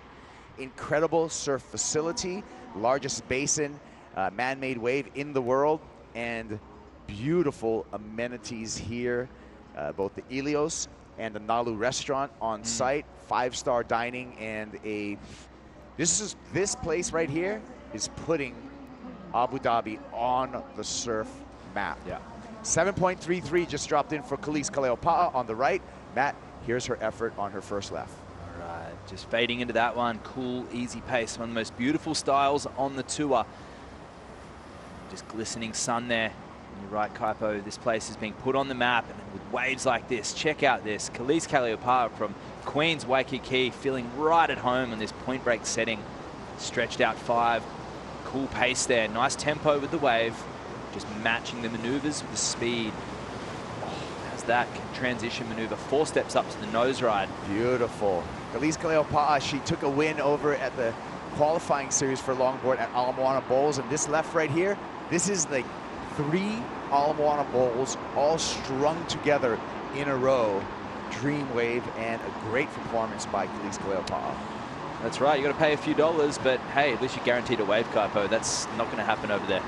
Matt, it's definitely not going to happen at Ala Moana Bowls in the middle of the summer, that's for sure, because that is a popular surf break with a very, very competitive crowd, but that's just what makes this such a dream location. And so many things to do, including seeing some of the sights here in Abu Dhabi. Some of our surfers went out and checked out the Louvre.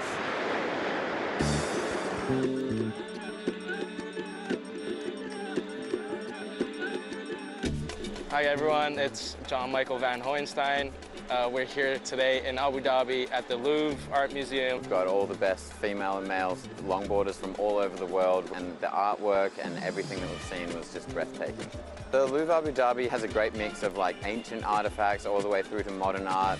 And seeing a lot of Egyptian sculptures and Roman sculptures was probably my favorites.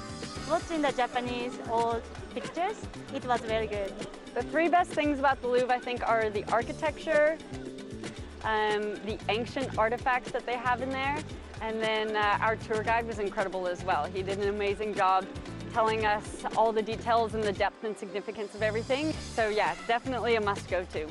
All of the longboarders are super excited to be here in Abu Dhabi. Super excited to surf in the pool and get some perfect waves. Abu Dhabi's been incredible. It's just been a couple days so far, and we still have another week or so to go, but we've already been to the Louvre now, and next we get to go to the wave pool, so everything just keeps building on top of each other, and yeah, I'm enjoying every moment of it. That's right, Abu Dhabi is epic, and so was Khalees Kaleopala's performance on the left. Epic, 8.23, Matt. There's a spread from the judges. Two judges actually went 8.5. Yeah, you know, the exciting part of that is for Khalees that she was still warming up. I feel like she was in third gear, didn't really chuck everything at that, but it was the flow, the transitions. I think the key element was that cut down, where she used 4 steps to move up to the nose. Well, the support squad's happy, as they should be, on the surfer's deck. Natsumi Taoka now preparing for her first right-hander, and Swell Trains just left the station on the way to Japan's Natsumi Taoka, who's had an incredible season on the tour. Runner-up finish on stop number 1 in Bells, semi-final finish over in Huntington Beach. It's been a great year for Natsumi Taoka. Yeah, her best year yet. She's done so well over on the Asian LQS, taking every single win with massive heat totals. She really is Japan's best female longboarder of all time. Nice start here, Matt. Gets the tan, knows she needs something big. She commits. When she goes big, she goes and gets the biggest wipeouts as well as some of the best waves. And she's lining up this one up on the nose. Gets back to the midsection. She did this so well yesterday, climbing and dropping, nearly loses the fin. She slows down, and that's really good timing for her. That actually put her in a great position on this wave. She's going to go for the 10 here. No turns, though. She controls this end section, so we're needing to better a 7.33. Wraps that into the whitewash. She's doing a great job here. That'll be a really nice opening score, Kaipo. I think Natsumi will be stoked with that first wave. Yeah, that's, I mean, you know what? That's performing under pressures, because no matter what, even though it's a perfect wave, every single time it's coming at you, it's a mind game. Yeah. You know? Oh, here's the shallow section. We talked about the secondary wave, and we saw yesterday Kai Hamase actually break his board because of how the basin goes dry right there with that secondary reverb. Yeah, he was right in between that current on next to the fence and the slab. You need to be on one side or the other. You need to paddle back onto the slab or be close to the fence. Another replay here of the opener for Natsumi Taoka. I mean, good work on the outside, no turns. This thing ran away from her. You see her here just pumping down the line. She goes to the nose, super, super steep. Watch her drop down, side slip, controls it. If she could tuck in there, that would have been an epic chandelier section. But she put it behind a little bit. She lost tempo there. But I feel like, I mean, apart from missing a bit of a turn section there, it's still going to be a strong score. She did so well to counteract that moment there. Watch this side slip, Kaipo. She goes up, keeps her eyes forward. That's key. See her eyes forward, and the tail drops, but she remains forward. She trusts her line, her inside rail. That there is tremendous surfing there. I mean, to be able to recover from that and not make it a catastrophic wipeout, great surfing. Yeah, seconds of a feeling of an Alaya ride right there, where there's not really a fin in control and the rail is doing all the work for you.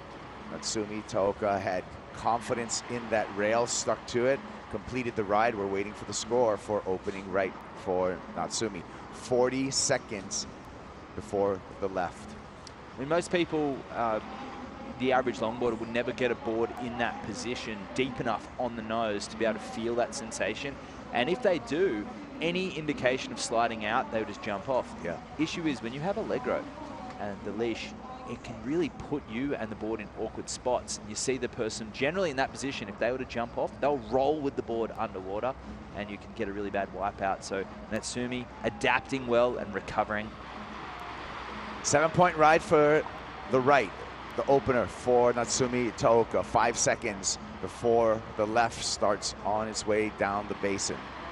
Needs an 8.6 on the left to take the lead after her first run.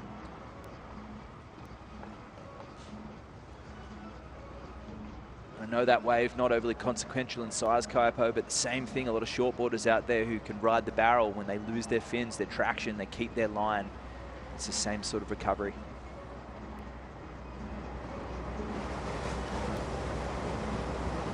Here we go. Paddles deep on this one. And Natsumi to a nice hang 5 through this first section. Stays on the nose, lengthy nose ride. Now has to step back a bit as this wave generally is going to run on this midsection. Here he goes, looking for a barrel. Not able to slow the board down enough, so she's going to go back to a high line and nose ride. Whoa, oh, awkward position there. You could see just a little bit of a cavitation on the fin. That's it. It's a shame she just didn't get the hand in there to get the barrel, but the wave ultimately did run away. And she went for it. As we said, Natsumi, she knows how to send it. Chasing an 8.27 or an 8.6 on that wave. She had no choice. You see the foot injured. All right, we're going to take a break right now, and we'll see. Second run for Natsumi Taoka. Second run for Khalees Kaleopa after this break.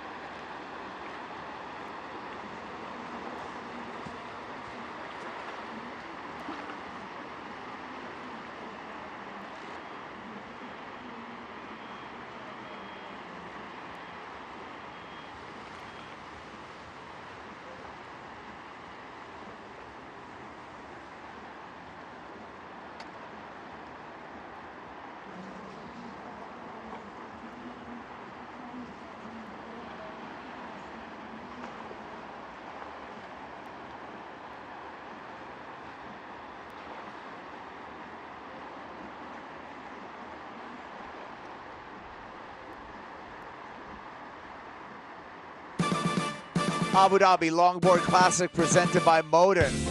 Oh, man. Look at that wave, Matt. Incredible. Look at that. Just walls of glass here in Abu Dhabi, of all places. It is just phenomenal. The point break setting as well. Just perfectly peeling down the line. Gosh, this place is a dream. As we zoom in to our site where we're making history, the first professional surfing contest in the United Arab Emirates right here at Surf Abu Dhabi. Like I said before, this is putting the Emirates on the world surfing map. In the water in the blue jersey, Khalees Kaleopa, second run upcoming, had a 7.33 on her opening right, looking to better that 7.33 here. Yeah, that must feel so good that you're already in the lead. You're just looking to better. For her, that was I feel like a pretty average score. She got that barrel, turned it into a mistake. Maybe the judges see that she did fall down, but she disguised it so well, where the cameras don't miss anything. And here she comes again with a nice nose ride to start. A high line trim, gets a 10 for a sec. Drops down, get a couple of pumps down the line. This wave was steep enough. She's been looking for the barrel in the past rides. This time takes a high line through here. Wave not presenting a barrel at the moment, so she just gets on the nose. Down carve. Delayed bottom turn, nice cross step up to another nose ride. So no real barrel section on this second right for Kaliis Kaleopa'a, so she had to alter her line just a little bit.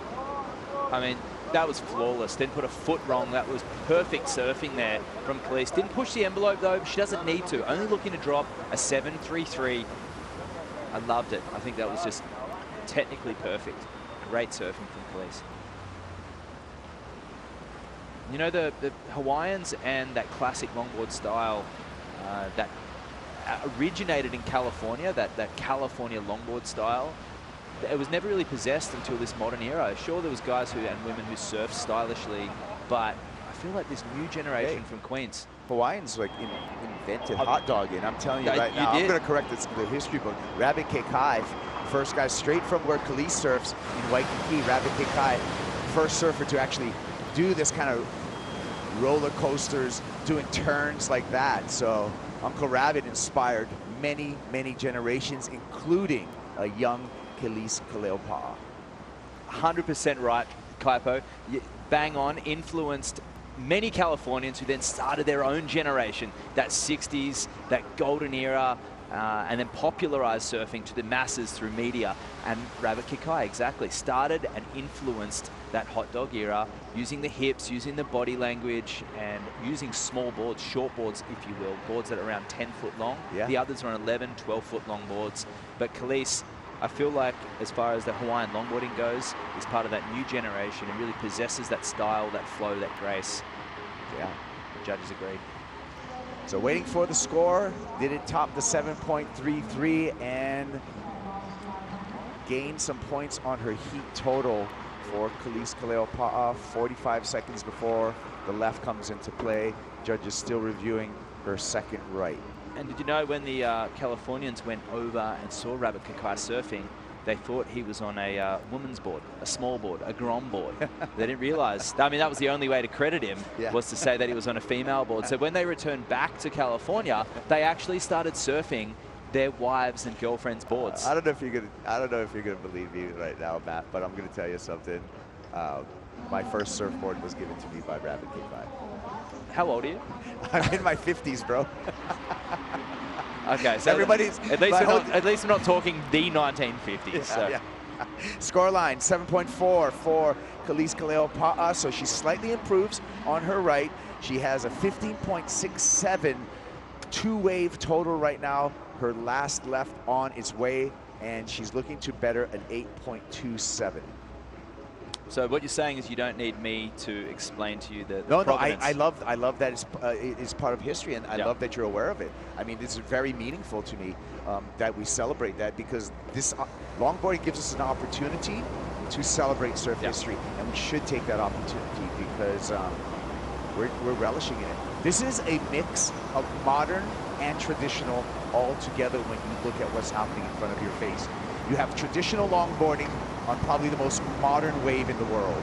Kaliis Kaleopa'a in this section right here, doing a great job on left number 2.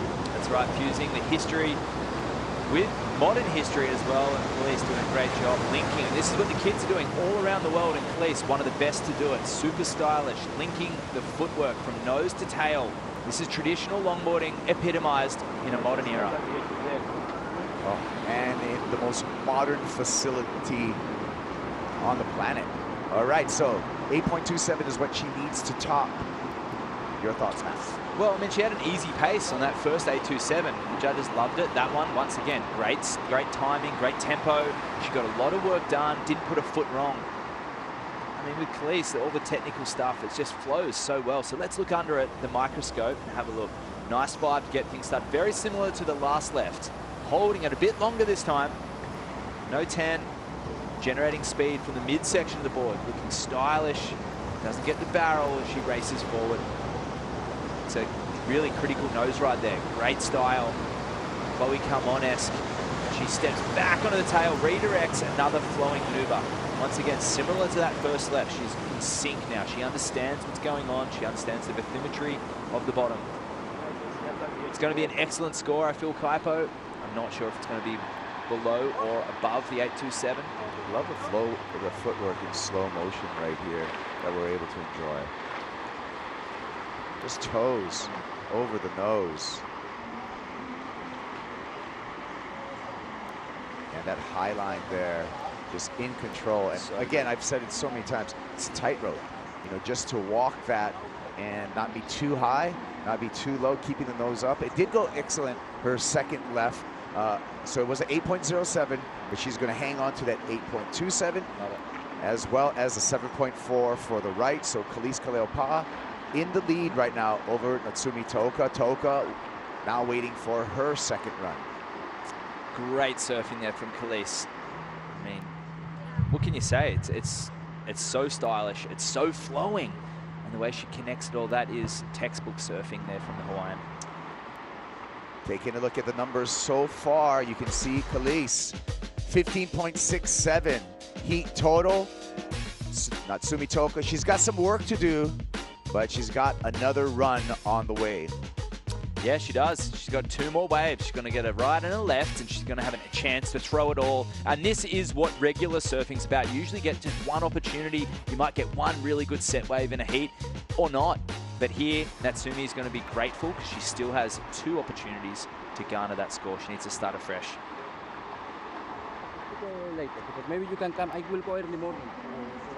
Here's Natsumi, and the right, it's on the way right now for the Japanese surfer.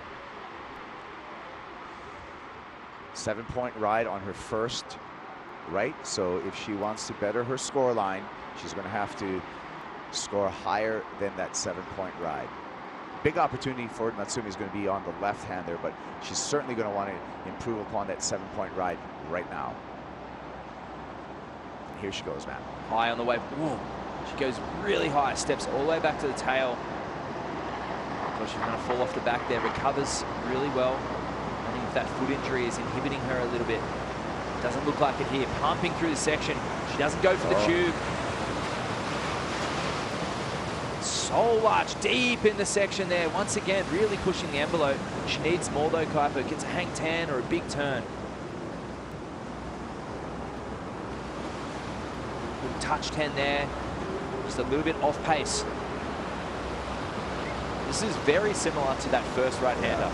Just out of tempo a little bit. I mean, she finishes cleanly, so a testament to her to adapt, but I can't see it going excellent.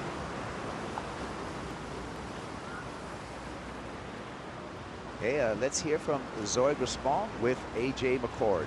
Thanks so much, Kaipo. Zoe, thank you for coming back down here. I know you're getting ready for your next heat, but some important news for you. You've officially locked in your spot in El Salvador. What does it mean to you to hear that news?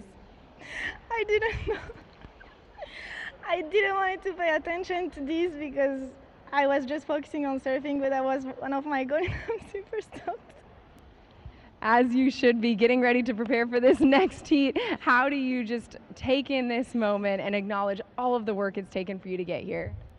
It's been a lot of work, and at the beginning of the season I started good, and then I lost, and then coming here I just had the fire inside me, and I just wanted to do good and to surf, to show my surfing and enjoy as much as possible, and making to the top 10 was already a goal, and now qualifies. It's a dream. Congratulations. Thank you so much. Back to you. Yep, October 9th, that's when it's going to go down in the Surf City El Salvador World Longboard Championships. What about the wave there, Matt? Well, it's a wave that Zoe is really familiar with. In fact, more familiar with it than any other competitor. She spent family holidays during the last decade down at Sunzal, the destination for that final event, and she'll be one to watch. And everyone knows that she does have great wave IQ out there. It's a big playing field. Although perfect waves, it's stretched out. You could draw a lot of comparisons to like a small Sunset Beach there with numerous takeoff spots. So she'll be one to watch there in the finals. Natsumi Toka, 6.63 on her second right, so she's going to hang on to the 7-point ride. Now the left coming up in 40 seconds for the Japanese surfer. To take the lead, she needs an 8.67. Okay, she's going to have to really throw everything at this, Kaipo. Maybe a barrel. I don't think a hang 10's going to cut it. It's going to have to be something extreme that we haven't seen yet. Now we have seen a 9 in competition, and we actually saw that 9 in this round, so we know that the judges are able to award that, and we know that it's possible. But what is she going to have to put together right now? Well, she doesn't have that that leverage, their longer limbs and the long body that, say, Alice Lemoyne does, or surfers like Honolulu, for example. So she's going to have to, I think she's small, compact. One of her advantages is fitting into the tube. Oh, I like it. Use your body to your advantage. Now the tube section generally on the left-hander comes midway through the wave, so you're going to have to really judge and adjust the tempo and the pace of your performance to be ready for that tube section. So let's see how Natsumi Toka is able to do that, Matt. Love that technical talk. Now we understand this wave more, Kaipo. It's important not to pull in at the beginning. You let it go for a beginning and from the first moment, and then pull in the second section. Let's have a look. Nice long 5 to get things started. Stays high. She's looking for it. Midsection of the board. Get low. She goes past it. And the majority of scoring points have already surpassed Kaipo, but she holds on the nose ride on the end section. Look at that. Trying to make up for it for the nose ride. A great trim. Off the bottom a little bit on the heels there. Gets high again. And some sections, though, that were really were challenging for Natsumi on that wave. Great surfing, stays on her feet, but I feel like after the flow, the tempo of Khalees, Natsumi got a similar amount of work done, but just without that flow element. I feel like where she was trimming in the midsection of the barrel, she had to go for the tube. Maybe that's something a lot of these surfers would go to the drawing board and think, hey, we need to start riding different waves. We need to push our equipment, we need to push our bodies and adapt the sport of longboarding. Because she lines up for a long hang 5, stays really high, gets a touch 10. So great work here. And she sets up for the barrel, goes for it. She's in the spot here, needs to dig in the knee there, but she goes past it and gets the nose ride though. And that's super critical. I mean, that was teetering on moments of losing the tail. Loses balance there off the bottom. So tempo a little bit disturbed, but some critical moments on that hang 5. But I feel like she left quite a little bit of meat on the bone through that barrel section. Yeah, she needs a giant number here. Taking a look again in slow motion. I mean, any given day, a surfer would take this wave anywhere in the world, and she surfed it expertly. But she was chasing excellence. Yeah, the score did come in at a 6.8. Not enough for Natsumi Toka. She'll take an equal 5th out of Surf Abu Dhabi at the Abu Dhabi Longboard Classic presented by Modon. We'll see Natsumi in El Salvador.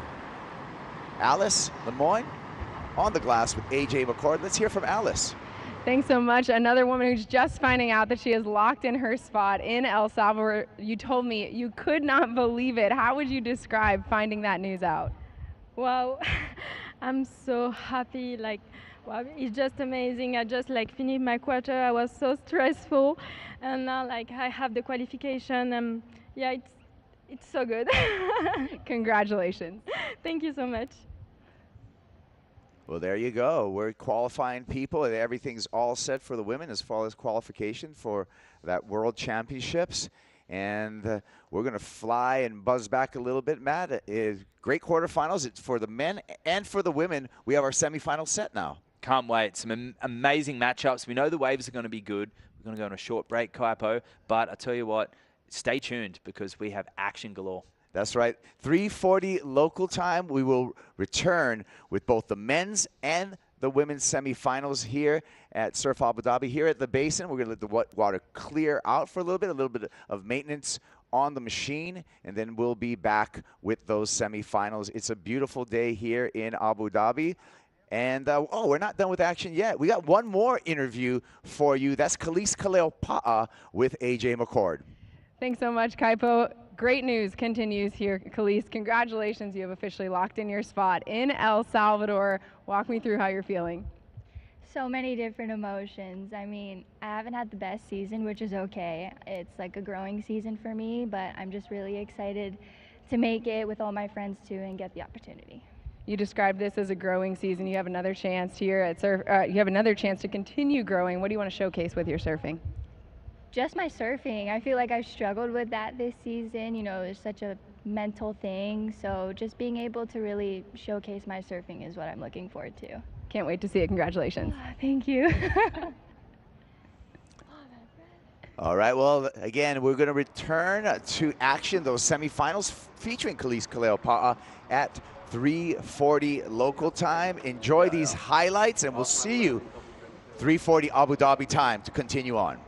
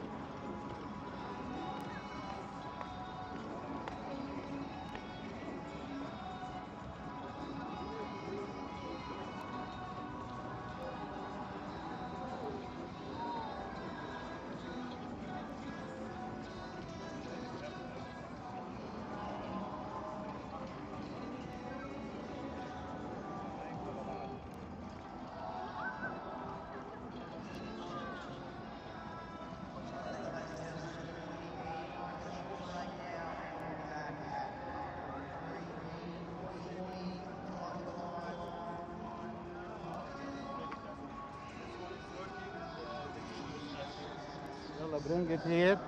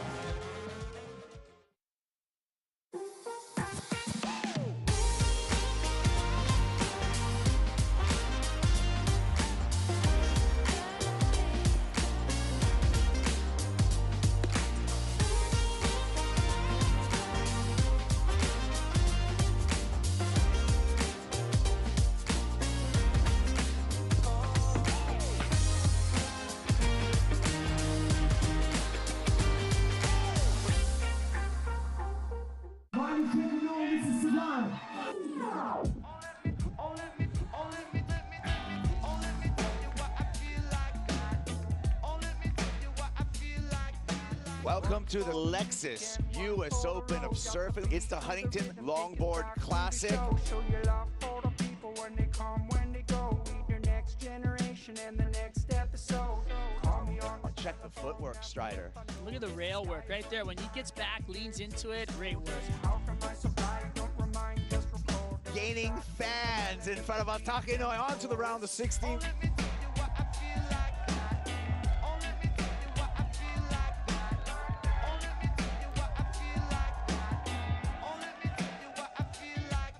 I've been lost in the moment, I've been spending my days. I've been listening to the ocean and the breaking of the waves. What once was a remedy, now fades away. Dimming the lights, turn our music, microphone and the stage. Back to the rhythm, now we back, yeah, we grooving. Everybody's getting down and everybody's moving. Rhymes are a sign of the times that we're using. Loving the life you live, live the life that you're choosing. Goes straight to the nose. 5, 10. Soul arch. Hands above the shoulders on this one. Trying to give it everything he's got. Maybe his best wave yet. This is a dance done from north to south. This is a dance done from north to south. Chase planted on the nose, extended nose ride for Chase Leader. Police Kaliopaa, the favorite in this event, she will not be going back to back.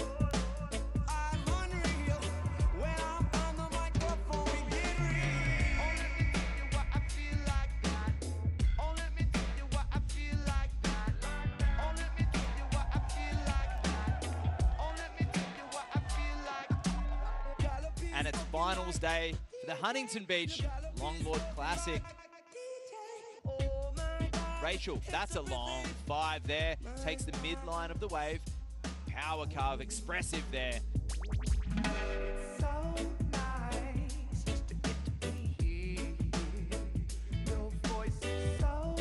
J.R. Esquivel, the winner of the last heat.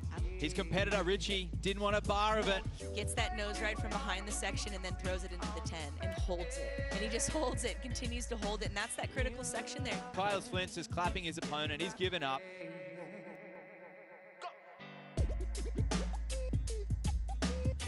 Chase Leader on the hotline bling right there. Wow, that was a great answer back. Oh, they don't give it to him. Jess comes under. Scores getting locked in right now. It is not enough. Sophia doesn't move forward. Sole Errico moves into the final. We're seeing her come up against Rachel Tilley. And Taylor Jensen will be meeting J.R. Esquivel in our men's final.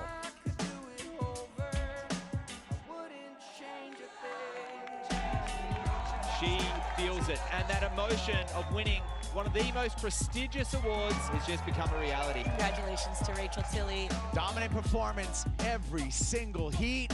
Family on the beach, excited for the 3-time world champ, Taylor Jensen, our men's champion.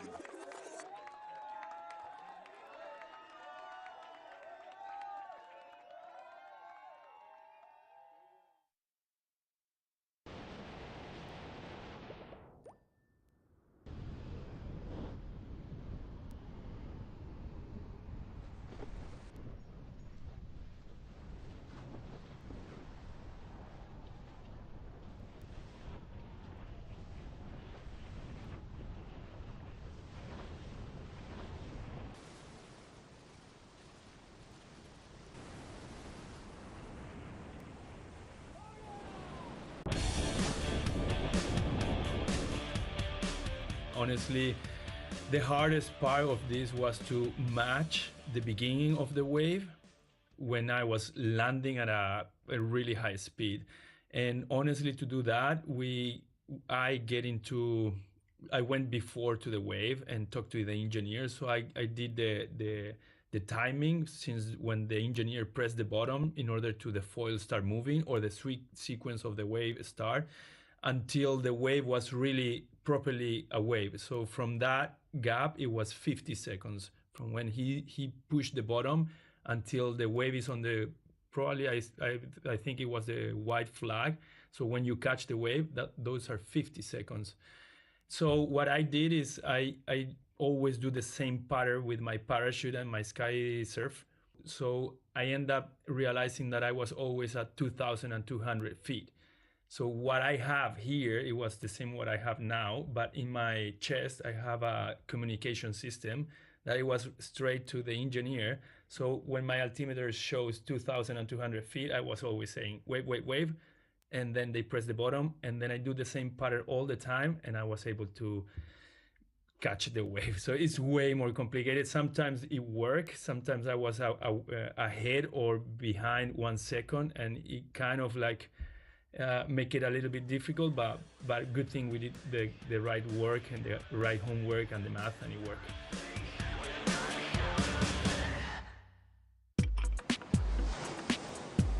Buenos dias and welcome to the Surf City El Salvador Longboard Classic, day 3 of competition. A long right-hand point break, and it's firing. The perfect day to help decide who will make it to the Malibu finals. Feliz Cleopa. High-speed section through to the inside.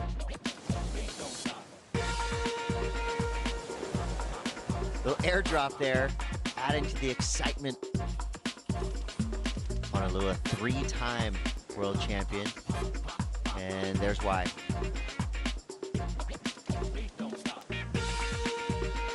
Superior performance by Zoe Gropiron.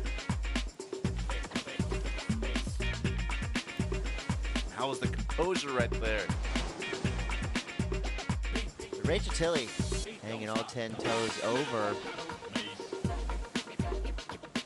Soul arch her way down the line.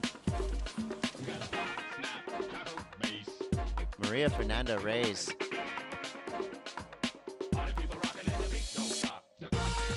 Chloe Kalman now, doing Chloe Kalman things, always so stylish. Chloe Kalman securing her spot, World Longboard Championships. The surfer from Waikiki, Caniela Stewart, is just so amazing. Gotta love the feeling of just finishing a wave like that. Kevin Scavana up and riding, toes on the nose, into the 10. The goofy footer from Southern California. The no leash again, all the way back right there. That was radical. Strong nose riding right there for Takayama. Kai Salas.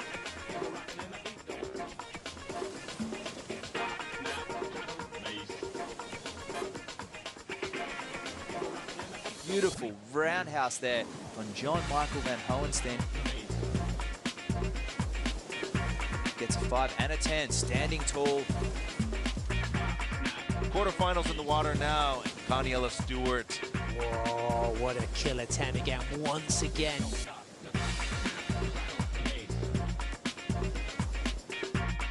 Caniela Stewart, our first semi-finalist, is set. It is truly becoming an underdog story here at the Surf City El Salvador Longboard Classic. The Skin Dogs celebration begins.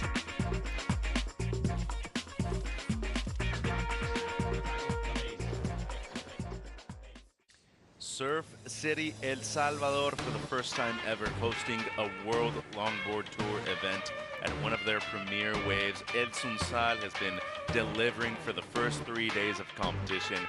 We are in Surf City where the waves always seem to be pumping, so we're on. Starting with quarterfinals for the women, Kalis Kaleopa'a, straight to the nose right there, the surfer from Waikiki.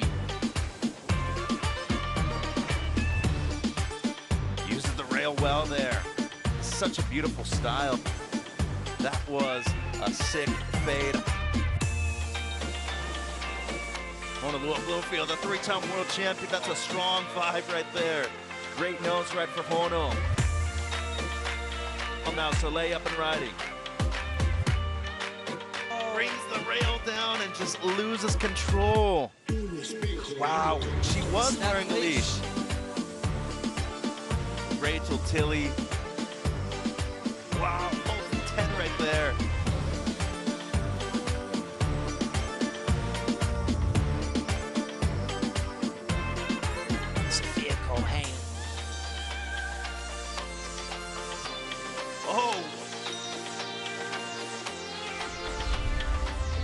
Tsunami on the outside. Have a look at this. Perched up on the nose. This guy has a license to chill.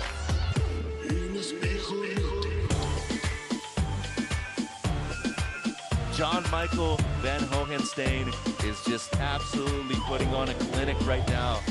And he is moving through into his first final ever. An all-Hawaiian battle in semi-final number 1 for the women. Elise Kaleopa'a going in with Honolulu Bloomfield.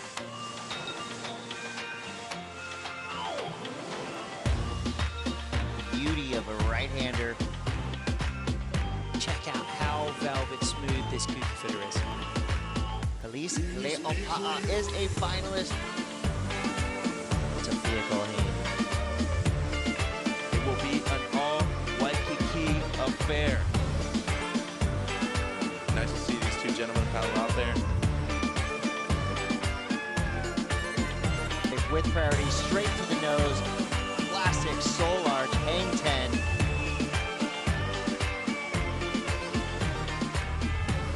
Conniella Stewart takes out the men's division. The number 1 seed heading into Malibu. Longboard enthusiasts, Waikiki represent. Give it up for the teenager, Sophia Colhane, coming through with a victory at the last stop.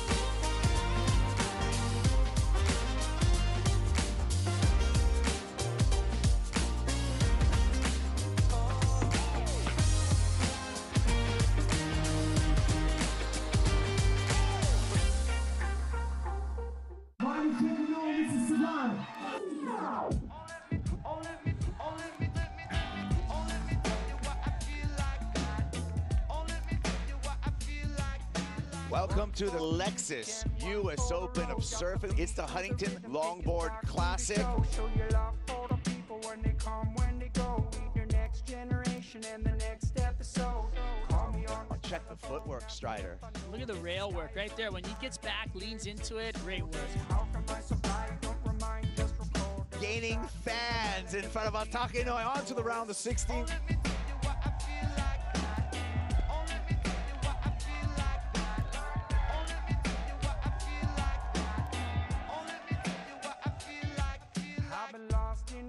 I've been spending my days, I've been listening to the ocean and the breaking of the waves. What once was a remedy now fades away. Dim the lights, turn the music, microphone and the stage. Back to the rhythm, now we back, yeah we grooving. Everybody's getting down and everybody's moving. Rhymes are a sign of the times that we use it. Loving the life you live, live the life that you choose it. Goes straight to the nose, 5, 10, soul arch. Hands above the shoulders on this one, trying to give it everything he's got. Maybe his best wave yet. This is a dance done from north to south. This is a dance done from north to south. Chase planted on the nose, extended nose ride for Chase leader. Love my girlie, love Felice Calliopa'a, the favorite in this event, she will not be going back-to-back.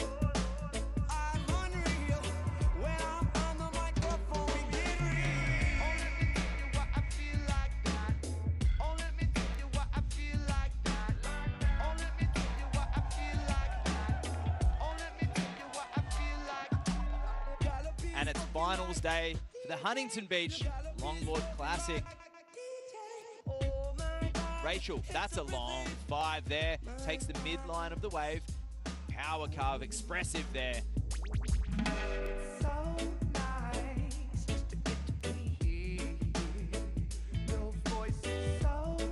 J.R. Esquivel, the winner of the last heat.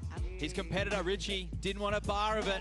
Gets that nose ride from behind the section and then throws it into the 10 and holds it. And he just holds it, continues to hold it, and that's that critical section there. Kyle Flint's just clapping his opponent. He's given up.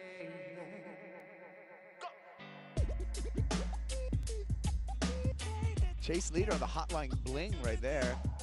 Wow, that was a great answer back. Oh, they don't give it to him. Jess comes under. Scores getting locked in right now. It is not enough. Sophia doesn't move forward. Sole Errico moves into the final. We're seeing her come up against Rachel Tilley. And Taylor Jensen will be meeting J.R. Esquivel in our men's final.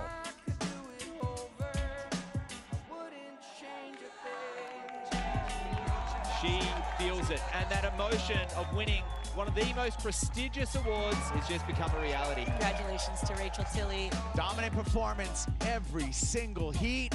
Family on the beach, excited for the 3-time world champ, Taylor Jensen, our men's champion.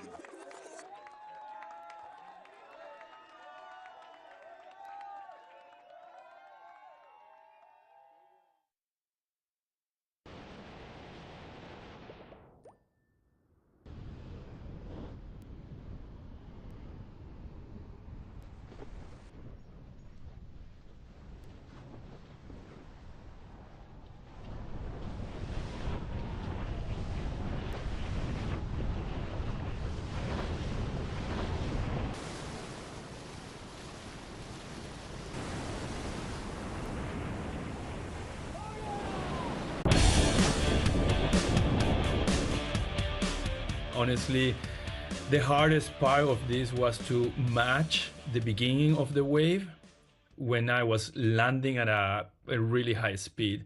And honestly, to do that,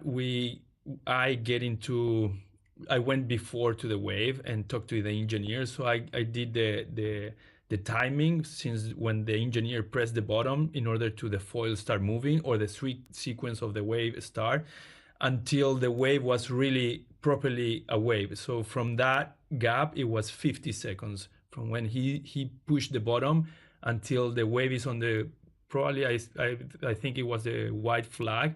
So when you catch the wave, those are 50 seconds. So what I did is I always do the same pattern with my parachute and my sky surf. So I end up realizing that I was always at 2,200 feet. So what I have here, it was the same what I have now, but in my chest, I have a communication system that it was straight to the engineer. So when my altimeter shows 2,200 feet, I was always saying, wave, and then they press the button, and then I do the same pattern all the time, and I was able to catch the wave. So it's way more complicated. Sometimes it works. Sometimes I was ahead or behind 1 second, and it kind of like make it a little bit difficult, but good thing we did the right work and the right homework and the math, and it worked.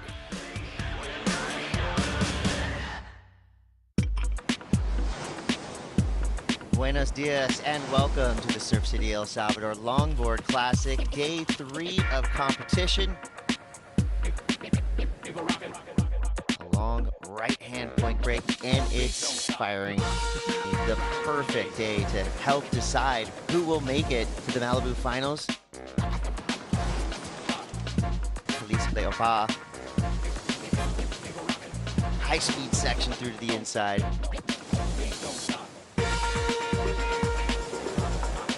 Little airdrop there, adding to the excitement. Honolulu, 3-time world champion. And there's why.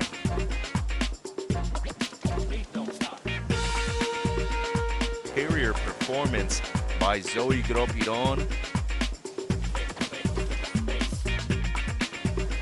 How was the composure right there? Rachel Tilley hanging all 10 toes over. Soul arch her way down the line. Maria Fernanda Reyes.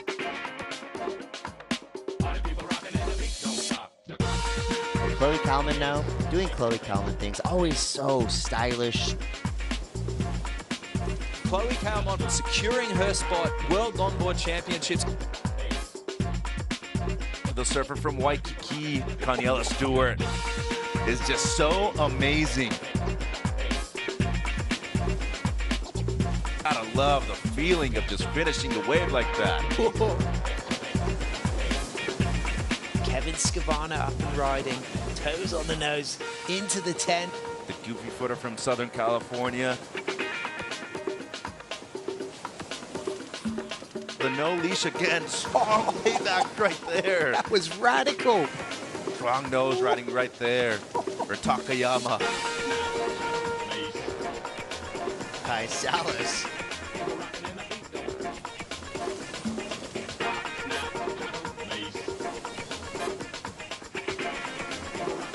Beautiful roundhouse there on John Michael Van Hohenstein. Gets a 5 and a 10, standing tall. Quarterfinals in the water now. Kaniela Stewart. Whoa, what a killer 10 again, once again.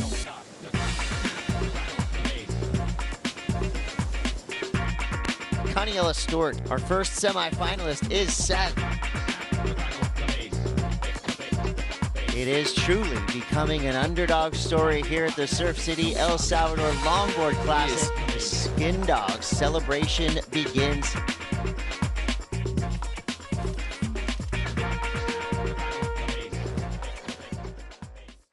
Surf City El Salvador, for the first time ever, hosting a World Longboard Tour event at one of their premier waves. El Sunsal has been delivering for the first 3 days of competition.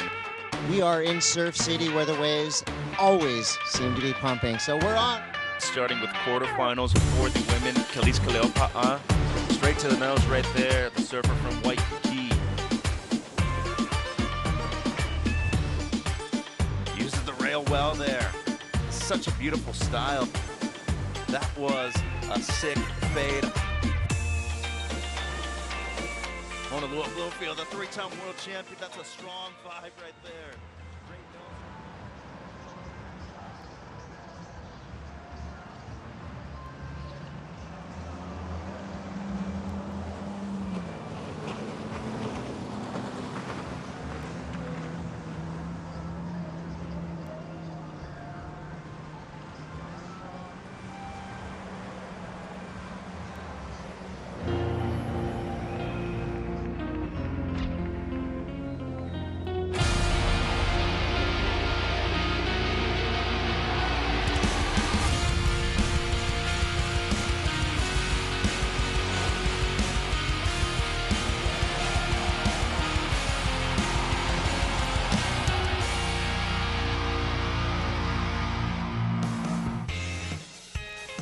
Get ready. It is the Abu Dhabi Longboard Classic presented by Modon at this marvelous miracle of the modern age, Surf Abu Dhabi, Hudayrat Island here in Abu Dhabi, United Emirates. I'm Kaipo Guerrero along with the Waxhead Matt Shanoski. And you know what? We're ready for the men's semifinals. And Matt, this is a must-win situation for 2018 world champ Steven Sawyer if she wants a chance to get a second world title. It'll be his best result of the year so far, but he needs to go all the way to the final. He's on a self-shaped surfboard, but Kaniela Stewart, one of the highlights. We know he's a consummate professional, super consistent, and he loves the pressure cooker moments. Kaniela Stewart, runner-up for a world title last year, number 2 in 2023. He's already qualified for that World Championships. There we go, semifinal number 1. As we look at our brackets, we'll feature Kaniela Stewart coming up against the South African Steven Steezy Sawyer and all-Hawaiian affair in semifinal number 2. John Michael Van Hohenstein, Johnny the Ripper, coming up against our reigning world champ, Kai Salas. But let's pay our attention right now for Steven Sawyer. Here is his opening right, Matt. Coming off the bottom here, sleek style, a shortboarder, a longboarder, an all-boarder, a musician, and everything above. This guy has it all, but he needs to get through this heat. A nice couple of nose rides here. He was great in the barrel yesterday. He lines up for this one, gets into the tube stance. He's deep on this one. Oh, there you go, in the slot. Steezy, Steven Sawyer, a couple of yanks on the rail to get out of that section. And now cranks a turn, delayed bottom turn. He's gonna have a chance for more time on the tip there. Critical nose ride, stepping up behind the section. It's got great flow on this wave. That self-shaped 9.7 looking very well suited to the wave here in Abu Dhabi. And the surfer's deck loves it, loves what they're seeing from Steezy Steven Sawyer. Crystal Hewlett watching on there, and Sam Christensen, fellow South Africans. Stevie, he's just on a hot one. He's feeling so good coming into this, and giving all praise to Jesus as well. A really passionate person, wears his heart on his sleeve, but he's carrying so much momentum. And yesterday, when he was waiting for that score to drop, he was in the shower. He didn't even want to watch. Yeah, a magician in life. Talk about lifestyle and personality, Steven Sawyer. Here is today's schedule for day 3, finals day. 3:41, we just kicked off. Semifinal number 1, semifinal number 2 for the men will start at 4:10. Women's semifinals to follow. Men's final and women's final. We're going to crown champs and clinch all of the qualifiers for World Championships right here in the next few hours. Can't wait. It's going to be an all-afternoon, all-evening affair. Let's get to the replay of this one, Kaipo. I love the combination of maneuvers. He was up on the nose, gets the hang 10, which is the penultimate maneuver in the longboarding. But not only that, is he sets up for the barrel ride. So he gets 2 of the most difficult maneuvers you can perform on a longboard, and he links it together smoothly. Stalling there, you can see his right hand buried in the whitewash there, and a few wiggles to get out, and adds it with some nice turns, Kaipo. I like it. And I call Steven Sawyer an all-boarder, because he's not just a longboarder, he can ride a progressive shortboard as well. And I think that skill set is aiding him in this deep barrel ride on, like you said, on way bigger equipment, Steven Sawyer. Now remember, he's made it on a CT level as a wild card in J-Bay, his home break in 2016 on a shortboard. So a really versatile surfer, and you can see that versatility in his performance, and he performed to the number of 8.17 on the opener. Yeah, he won through that year into the trials against all those local rippers. And Stevie here, 2018 world champion, starting off with an 8.17. That'll give him so much enthusiasm. Now he's going to be his forehand. He's a regular at J-Bay, Kaipo, but he loves his forehand as well. Another note too, this is his first event of this calendar year of 2024.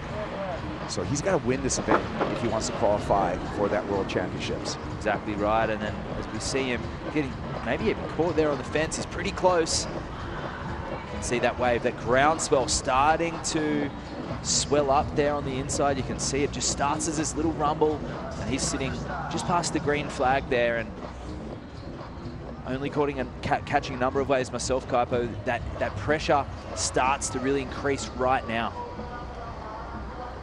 Here he comes. He's going to be on the forehand on this one. He's going to fade into this.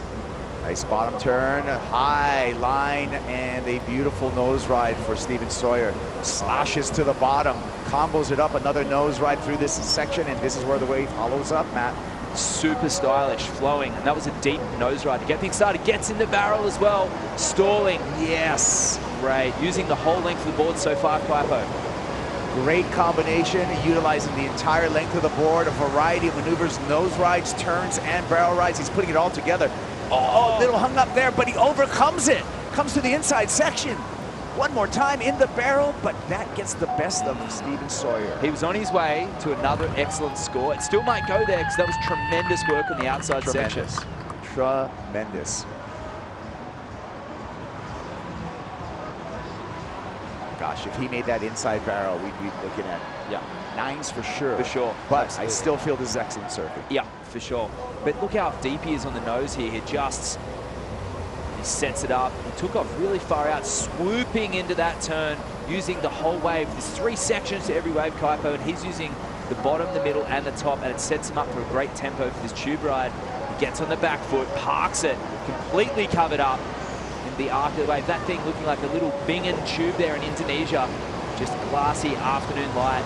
And he steps into this turn, uses the rolled bottom, and sets him up for this high section here. He gets caught up, but he adjusts, and that's what those piggy boards allow you to do, Kaipo. They adjust and they contort to the wave. Now let's have a look at this barrel. This little drop knee to tuck in, try to stay clear of the lip for Steven Sawyer. You don't want to get any of that touching the board because that's going to definitely take you out. Great contortion there by the South African. On the backside, it's a lot of surfers are getting really far forward, Kaipo, but I noticed Steve, he stands in the back third and he's got great control over the, just behind the fulcrum of the rocker. A unique tube riding style there for Steve. Firing out there. Number on the left, a 6.67, so some room for improvement for Steven Sawyer on the left. Okay, so that they've really penalized him there for that mistake at the end and not coming out of the barrel. But that was a great maneuver, considering that he fell short. Next up, on his first right is the Hawaiian Kaniala Stewart. 23 years old from the south shore of Oahu. He's been putting on brilliant performances here at Surf Abu Dhabi in the wave basin. Tall surfer, about 6'3", stylish surfer. And we're going to see what Kaniala Stewart has got in store for us. Always an entertaining show when we talk about Kani Tsunami. It was unique watching Kani get barreled yesterday. I've never seen it on a longboard, using that drop knee style where he was actually on his forehand, which we're about to see him take off now, and he was looking like a DK on a bodyboard. Very unique. I didn't know how the judges were really going to take it, but you know what? If you're so deep in the barrel and they can't see what you're doing, it doesn't matter. And he was yesterday. The ultimate disappearing act. Well, the right's on the way right now. Swell Train has left the station, and here it comes rolling down the track, creating this perfect wave. Kani on the paddle. Here he goes now. Up on the nose, 2 steps up. Gets a hang 10, upright nose right, pushing a bit of water. And there's a bit of clear toe action. Just a little tail turn there, setting up to this midsection. Good flow. This one, a little bit onshore. You can see the ruffled surface, and he goes down. Yeah, you identified that, Matt. A little bit of a ruffle through the wave, and that didn't give him a chance. You can see a little bit of the wind picking up right now. Yeah, just right now. That wasn't there beforehand. Stevie's barrel was actually super clean on his right, so that wind just coming into play a little bit here for Kani, but he needed to pull in, chasing a big number. Yeah, you can see there's the wind on top of the flags, on top of the Ilios Beach Club here on premise at Surf Abu Dhabi. Take a look. What went wrong here? So he drops the knee. He's really deep. Nothing, no problem here. And it just ran away from him. Gets chandeliered. He comes up and just pokes the nose. Just a little bit too deep, trying to put that longboard really far back into the barrel, and ultimately it just got caught by the lip. Yeah, so 3-point ride is going to be a throwaway for Kaniala Stewart as he gets the ski ride to the other end of the basin and prepare himself for his first left. The left will be coming to Kaniala Stewart in 1 minute and 50 seconds. While we're waiting for that left, let's take a look at what we did here at Surf Abu Dhabi with our juniors program.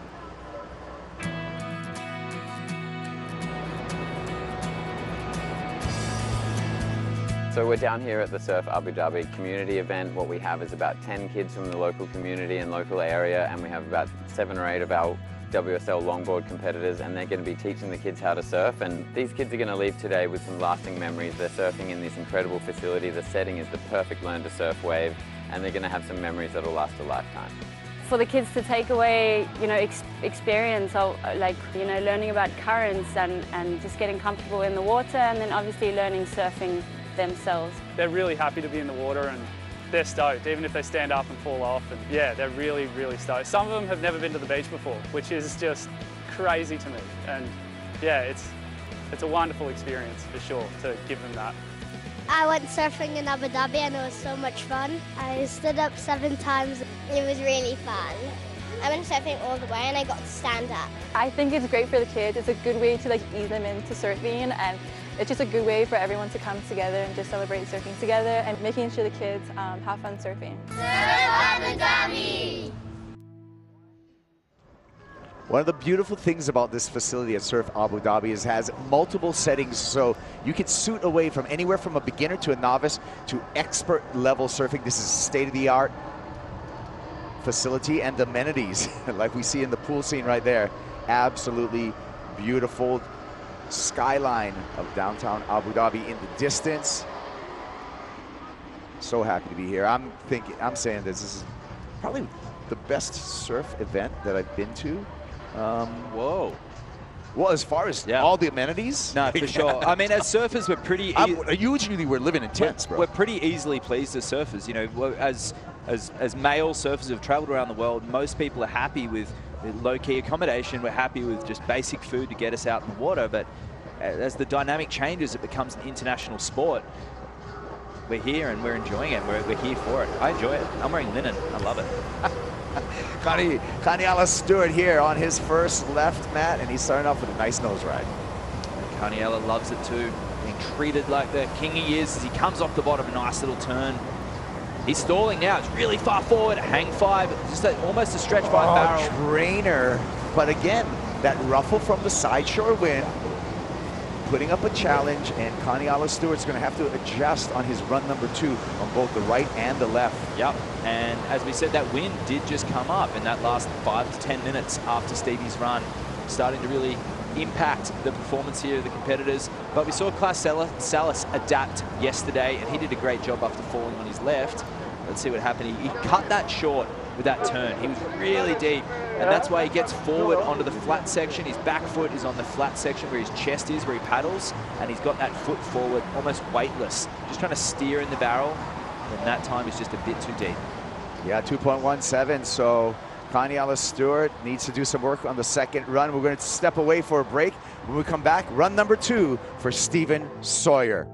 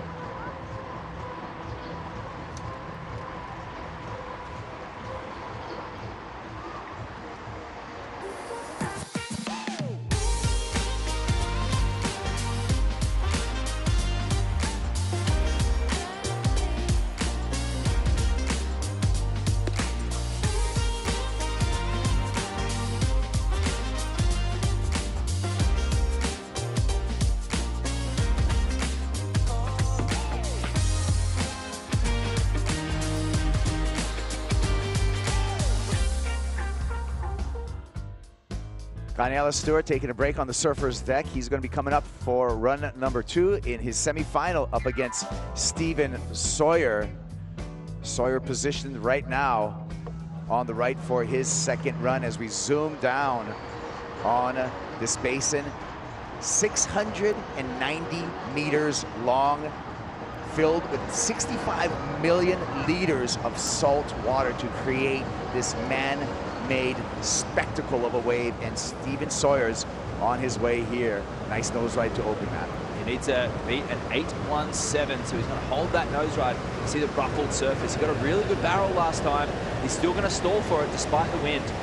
Pig dogging there. Leaning forward. He's got a good line on this one again. Maybe a better barrel than last time. Chandeliers, but he gets around it. He's able to clear the white water there, cranking a turn on the backhand, fades into the bottom turn, and has to just negotiate this section. A little bit difficult on the bottom there, not really getting a nose right at the end. Nice turn to finish though. It's going to go excellent again, Kaipo. I think that barrel ride may even have been better than that first one, so looking to drop an 8.17. That's going to be fun for the judges to dissect.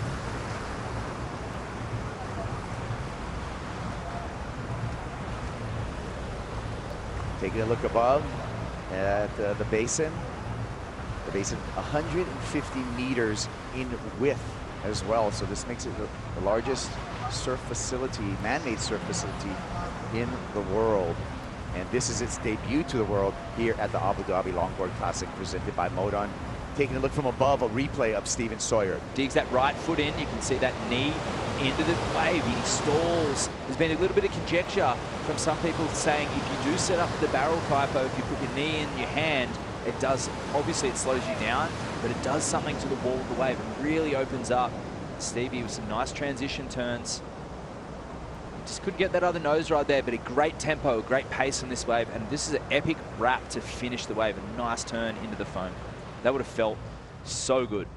Look at the barrel riding technique here, Kaipo. Dropping the knee, dragging the arm, dragging the body, pulling up on that rail too to alter his line. You can see him pushing and pulling on the rail, kind of pump through this section. And to think grabbing a rail on in surfing in the 1960s was actually considered cheating, and you weren't get scored for any maneuvers. It was like because you didn't have leashes, it was what they did when they went through a gnarly section. And how far we've come, that was well before, it was 10 years before the pig dog was popularized there at Pipeline. There was people doing it at Pipeline. John Peck was one of them. Yeah. I'm going to give it up to Marvin Foster at backdoor for the guy who like really put in backhand tube, riding pig dog, pulling up and down on the rail. Marvelous Marvin Foster. Great Hawaiian. I was talking about surf history.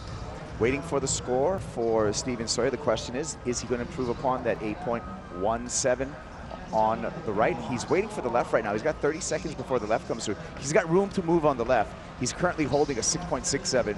Wants to better that. Keeping in mind that he fell towards the last third of that wave before. He had a great barrel to kick things off on the left. I still thought it was going to be nudging excellent, but that last wave wasn't enough. Last right not going to factor into the top two, 7.93.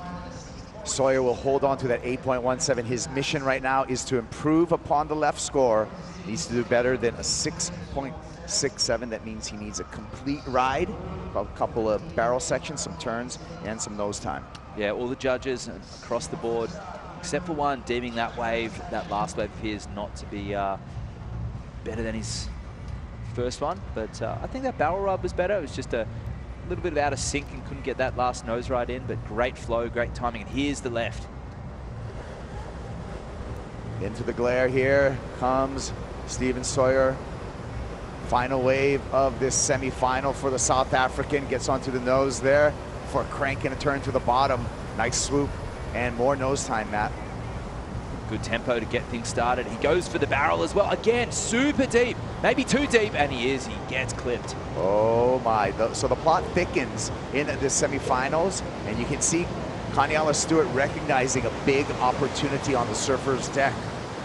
He's going to have to beat, Kaniala will have to beat a two-wave total of 14.84 to take out a win in this semifinal number one. And Kaniala's going to get another right, and he's going to get another left. The ball is in Kaniala's court right now. It does have to play catch-up, but it's not a massive total for someone of Kaniala's standard to chase down. Thinking back yesterday, he was actually looking for scores as well, and he did fantastic to be able to enter. He was up against J.R. Escobar, remembering that, and that was just a tube fest. So really, basically, when we look at the math, Kaniala Stewart, he's going to need a 7 and an 8. Now, what order he does it in, you know, the 7 on the right or the 8 on the right or 7 or 8 on the left, but that's really the basic math for Kaniela Stewart. He needs 2 new scores to start with to take a win over Steven Sawyer. And just rounding out the numbers, it's going to have to be a 7 and an 8. But after falling on that last barrel, the question I would have if I was a coach or in Carney's corner would be, would you go for the barrel? Now we've had some conditions to change. We'll just see what happens. He's one of the most experienced tube riders in the draw. I believe he won the backdoor shootout as well over there at Pipeline. There's the math for you. 14.84 heat total is what Kaniela Stewart needs to top. He's got 2 throwaway scores right now. He's got a second run. I feel like he'll get, I mean, just him and a walk in the park when he does complete a wave, he'll always near excellent. Like a 7 for Kaniela, much like we saw Khalees on the women's side of the draw. Really is just them at mid-gear. We do know Kaniela is capable of getting 10s. This is the mind game right now because you cannot fall on either of these waves. Yeah. And it's just, the heartbeat is accelerated, the anticipation. We got 1 minute until the train starts pulling down that track, creating a right-hand wave for Kaniela Stewart. He's, I mean, not quite the John level of what we expect on the CT, but we do know he is capable of excellent scores. He thrives on these moments, being from Waikiki. It's a hot contingent of surfers that are coming up, always putting on a show. He's got Tommy Pierucci out there taking photos, so for him, just channeling that Queens vibe. Kaniela Stewart's trying to stay cool in the heat right now. Current air temp at 97 degrees Fahrenheit, 37 degrees Celsius here at Surf Abu Dhabi. I can feel it just walking back out of the commentary booth just for a moment in between Kaipo. My head is red raw. Well, the good news is board shorts dry real fast out here. That's true. In between waves, and it's easy to get tan. So just enjoying everything. And here comes the train for Kaniela Stewart. Run number 2 on the way.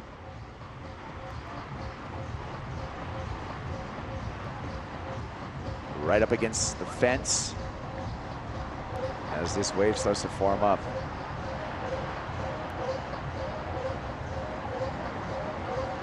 It's always fun to see how this wave just pops up right next to the fence.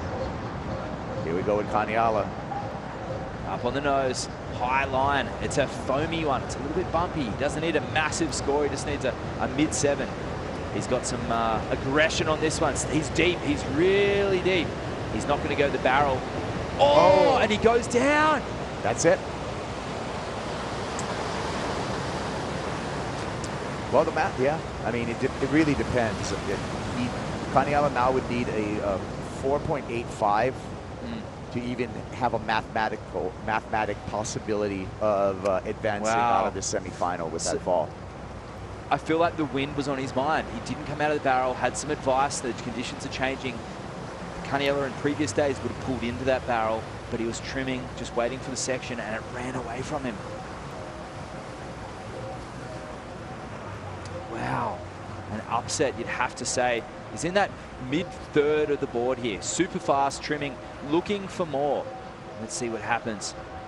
He goes to the nose. Inside rail, completely stepped off. The wave dropped out. The board took a low line and just skipped out, so. Yep, so that's it. The math is in, a 2.9. So Steven Sawyer's into the finals, and let's see the reaction from the South African. Wow. Just keeping in mind, he needs to take the wins. He's got 1 more to go.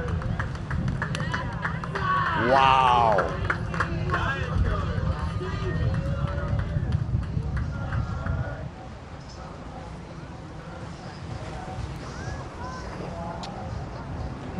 Excited. Steven Sawyer is our first finalist at the Abu Dhabi Longboard Classic presented by Modon. We'll see Steven Sawyer in the men's final. Wow.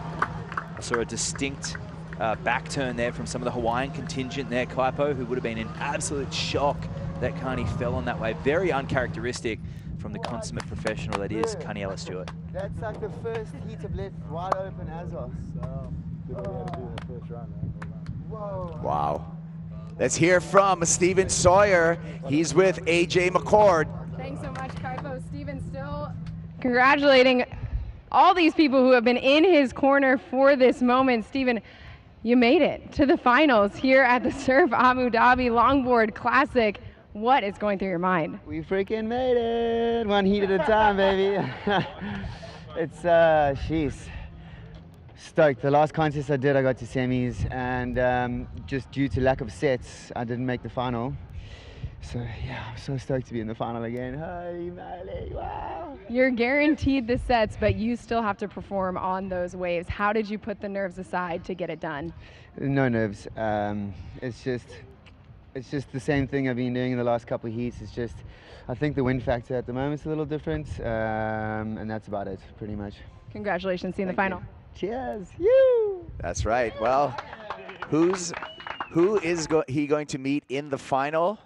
It's going to get decided in a semi-final number 2. But first, we're going to see Kaniela Stewart with the consolation prize. He's going to get one more chance at the left, and it's going to be a nice feeling though.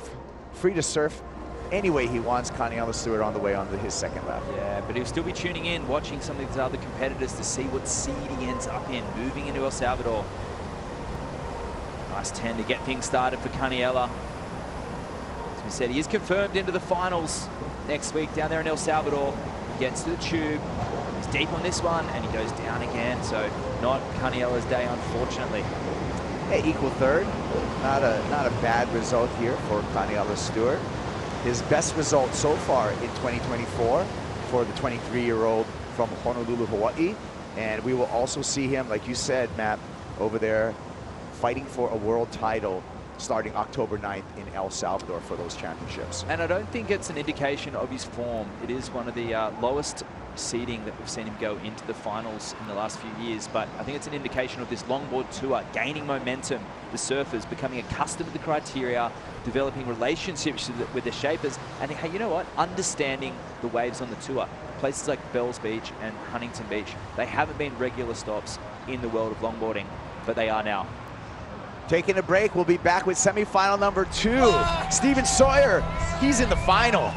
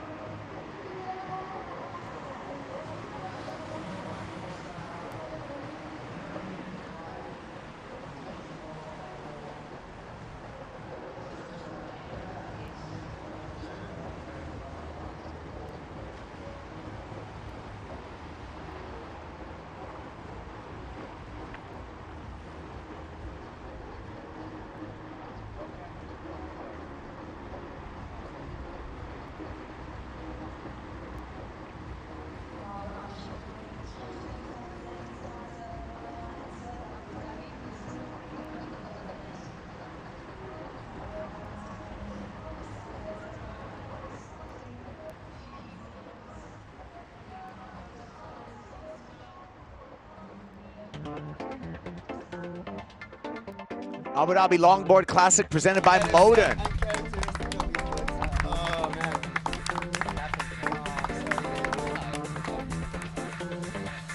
Steven Sawyer, our first finalist here for the men, and semi-final number 2 out in the water to decide who's going to meet Steven Sawyer in that final. Coming up, John Michael Van Hohenstein, also known as Johnny the Ripper, coming up against our reigning world champ, Kai Salas. Both surfers representing the Hawaiian flag. Kai Pagura along with Matt Chinoski on the call here. Can't wait to watch this one. Chatting to Kai Salas before the event today. He was just talking about different lines and how he's going to differentiate between what we saw yesterday and today. And I look forward to seeing paddling into his first wave, Kaipo. Kai Salas, 43-year-old out of Honolulu, Hawaii, on his opening right. Known for his power surfing. self-shaped boards here. And some levitation on the nose with that nose ride there, Matt. Looking for the tube, but he's very cautious, seeing what happened to Caniella. Not many hang tens throughout this whole event, but Kai, one of the few people to get solid hang ten time. Nice carve. You know what, coming up against Johnny the Ripper as well, he knows that Johnny isn't the most experienced competitive surfer, so if he can just lay down a nice consistent score. Oh, and a bit of a bobble there.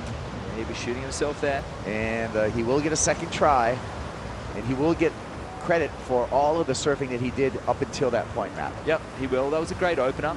As I was saying, just trying to put an intermediate score in there, something that's easy to track down for, not as easy to track down for Johnny. We were watching him at Bells Beach. I was sitting there next to the Hawaiian contingent, watching Johnny up against Taylor Jensen in Bells Beach, and just get the feeling that a couple of priority errors cost Johnny that win. Kai was watching on, and you see that hang 10 to get things started. That was really technical. On the other days, we would have seen a barrel ride there, but Kai went for the 5 instead, played it really safe, and gets a nice carve. It just went a little bit high on this one, and it cupped out the inside bowl. Just here, pedaling back, and catches the nose. Uncharacteristic there from Kai Salas. Let's take a look at this, the finish in slow motion. So he gets the 10, he's high, that's a beautiful nose ride there. As he steps back, he gets off balance a little bit, and it just comes out just a tiny bit, but that was the very end of the wave. Unfortunately, an unglamorous completion there, but he'll still get rewarded. But like we said, you know, he's going to get scored for everything he did before that fall, and that fall happened at the end of the wave. Not bad news for Kai Salas. Locked in a 7-point ride on the right. So solid score to start, something he can improve upon, but not a disaster for our reigning world champ. And he's lining up now for his first left. You could say he won't make that mistake again, that's for sure, as we see what he's got. I think it's actually encouraging, Matt, because when you get a 7, even with a fall, that's very encouraging for Kai Salas. Yeah, and he got rewarded for those hang 10s, and that's something that he'll put into his memory bank, his heat IQ there, and he'll be able to adapt and build on that, saying the judges are liking those committed hang 10s. Well, Kai's got 30 seconds to calm the heartbeat, take some deeper breaths before the start of his left-hander. Let's take a look at our bracket, because we're coming to the pointy end here at the Abu Dhabi Longboard Classic, presented by Modon. And we already have one of the finals already established, with Steven Sawyer winning that semifinal number 1. Michael Van Hohenstein up against Kai Salas in this semifinal number 2.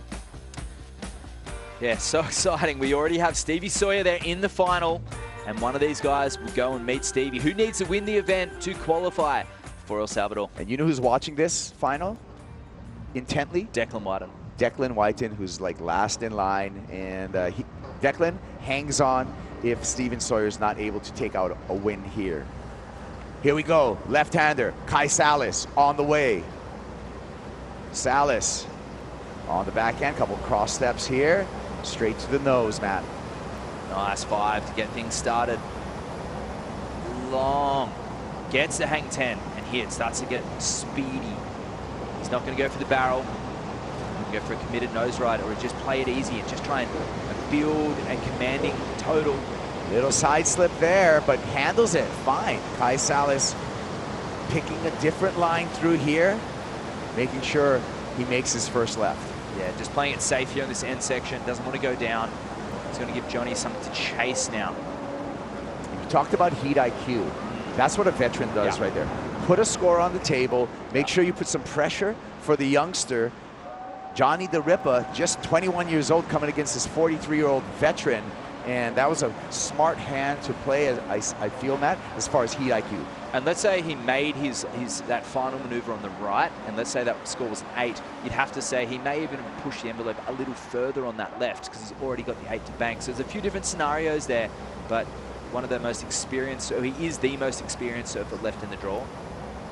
And when we look at this replay, we talk about a wave system. That is one of the different features when you look at competition here, is that you can actually alter what your performance is and how much effort you put into it, because you know the wave's coming, you know what's going to be in front of you, and you can put really together a heat strategy.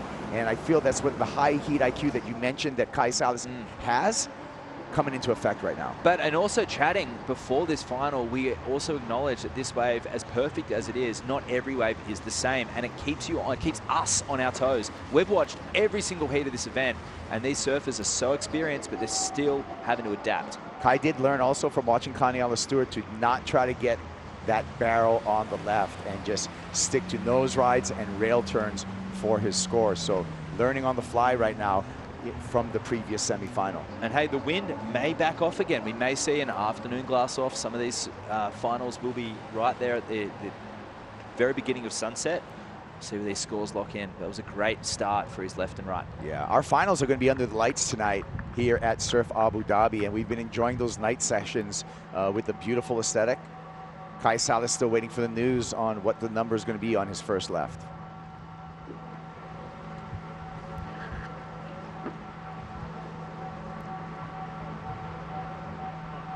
Notice some backup boards there as well, Kaipo.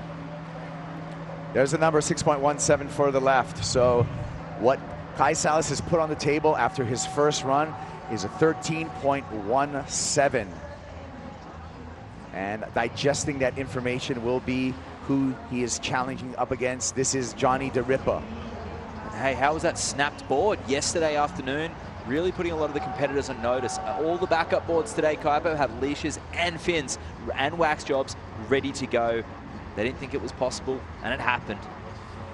Yeah, preparation, right? I mean, you could have equipment failure here. We saw that Kai Hamasi snap the tail off of his board. So time is of the essence, because you have about 3 minutes and 40 seconds in between waves. So it's certainly a drill if you did have any damaged equipment to get back to the surfer's deck, change that equipment before the next wave comes. Absolutely phenomenal yesterday, action galore, and it's taking off where we left it yesterday. And here he goes, Johnny. Here comes Johnny. Let's see what he's got, Matt. Gets up to the nose, holds that 5, gets a nice 10. Beautiful style. Mid-face drop knee. He sets up the barrel.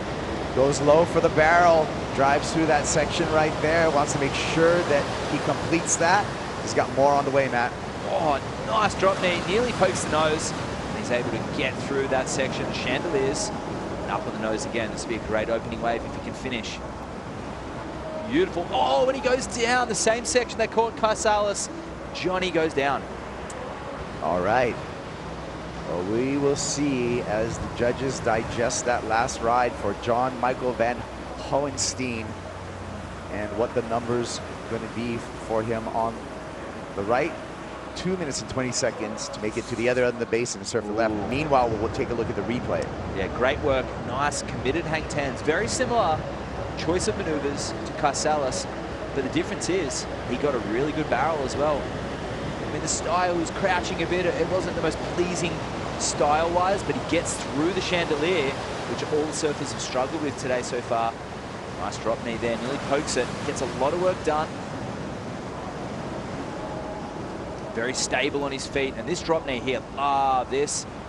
And he brings it around. I just thought everything was going to plan, and the wave ran around. Drop knee through here. What happened here, Matt? It just cupped out on him, and it was a fat section, and usually that last section you can do that.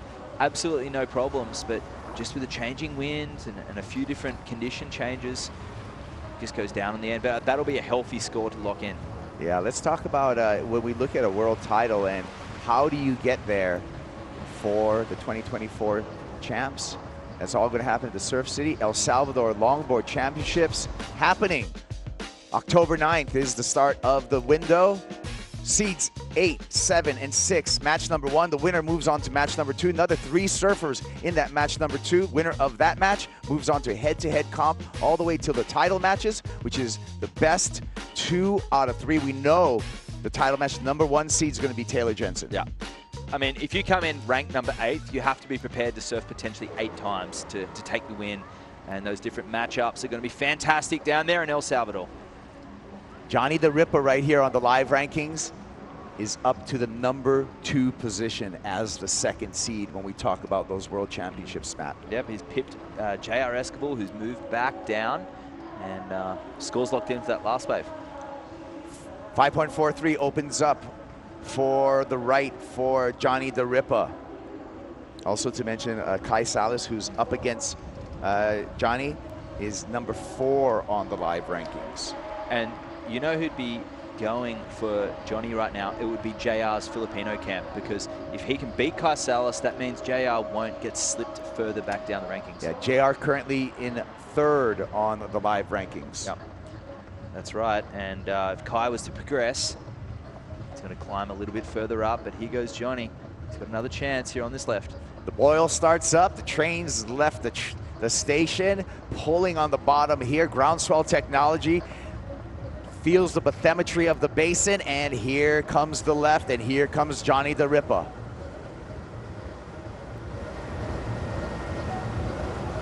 Straight to the nose again, Matt. Nice 5, stable surfing there. I mean, he doesn't need an excellent score, he just needs to get the completion and log something safe for him. An uncharacteristic fall on the right, sets up this midsection barrel, he plays it safe, gets up in the nose, silhouetted there, nice 5. Good flow, gouging turn, gets super low, quick footwork, caught up ahead, he's going to go for the end section tube, he is pig dogging his way through. Dragging the body, trying to get in the funnel, funnels through there and says, you know the rules. Johnny the Ripper, complete on the left. Sweet, nice end section barrel there. Love that, as he makes his way through the inside. That one's going to feel good, especially after falling off. I mean, that drop knee he did on that last turn, if he was to make that on the right, I feel like that turn alone would have been an extra point, maybe even 1.5 points. We'll be anticipating the score for John Michael Van Hohenstein. Taking a look at this replay, a 7.74 will give him the lead. Holding an extended nose ride, midboard pump. You know what's coming, but smartly, he doesn't get tubed on the outside, but he does on the inside. And all setup work, these nose rides, nothing super critical. This turn here, love that turn, just a transition up from the drop knee to the cross step forward. Great camera work there. 5 stars in many aspects here, Kaipo. The camera work, all part of the experience for these surfers. Johnny had to get low on that one to get completion and was able to get right through the funnel. Again, 7.74 gives him the lead after the first run in semi-final #2. Tell you what, moving into El Salvador, Kaipo, Johnny, who had a great run there last year and at Bells Beach, there's something about him and those long right-handers. Do you know much about the board that he's riding? Yeah, that one's, that's the Moku board. The Mark Liddell board. Oh, Mark Liddell. Yeah, it is. It's the Mark Liddell board. Yep. Unreal. So Mark Liddell, one of the original stingmen from the South Shore of Oahu, a professional surfer in the 70s, now shaping some surfboards on Oahu. What a legend. Yeah, and he's got, that's the Donald Takayama influence fin, those big swept back fins, taking inspiration from Michael Takayama, who popularized that fin in the modern era. And these are big, wide platform noses. So Johnny comes up short with a 6.67 on the left-hander, so he's still going to be chasing the lead off of Kai Salas. Kai Salas currently in the lead, and Kai preparing for run #2. It's going to start with his second right here. Yeah, the bar has been set quite low for the judges. They really want to see, or quite high I should say, they really want to see some excellent surfing here, and they're being quite tight with their scores, to be honest. I thought Kai's 6.17 could have been a little bit higher, but it is all relevant because that 6.67, I think it was better than Salas's, but I think there's a good spread there of scores. You check out the basin here, 690 meters long, 150 meters wide. Zooming in, and the right is starting to form right now for our reigning world champ, Kai Salas. Kai on the money on the takeoff. He's deep. Deep on this one, Matt. Yeah, he's so far out from the normal takeoff zone. Nice carve, committed turn. That's a unique line. And it sets him up for this nose ride, Kaipo. Started off deep and got that extra turn. Great strategy. If he can accomplish this entire wave and put it together. He's going to get a big number. Kai Salas gouges that turn. Looking for this hollow section, needs to skip around it. It gets a bit crumbly for Kai, but again, a big gaffing turn. Putting it all together. I'd like the change of line for Kai Salas. I fear for this end section for Kai. Oh, nice, and he gets the completion. That's going to be an excellent score. That was one of the most unique ridden entries that we've seen in the event so far. What a strategy. Positioned himself further up the basin, took off nice and deep, got that extra room, those extra meters for that big first turn. That was well done. Talk about heat IQ. Yeah.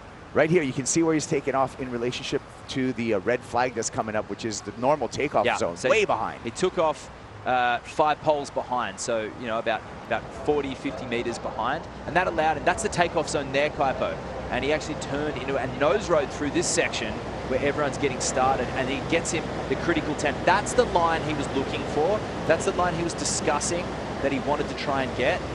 But of course, you can't free surf this. It just has to be performed in the heat. This is going to be a great score. Sly move by Kai Salas here. Well done.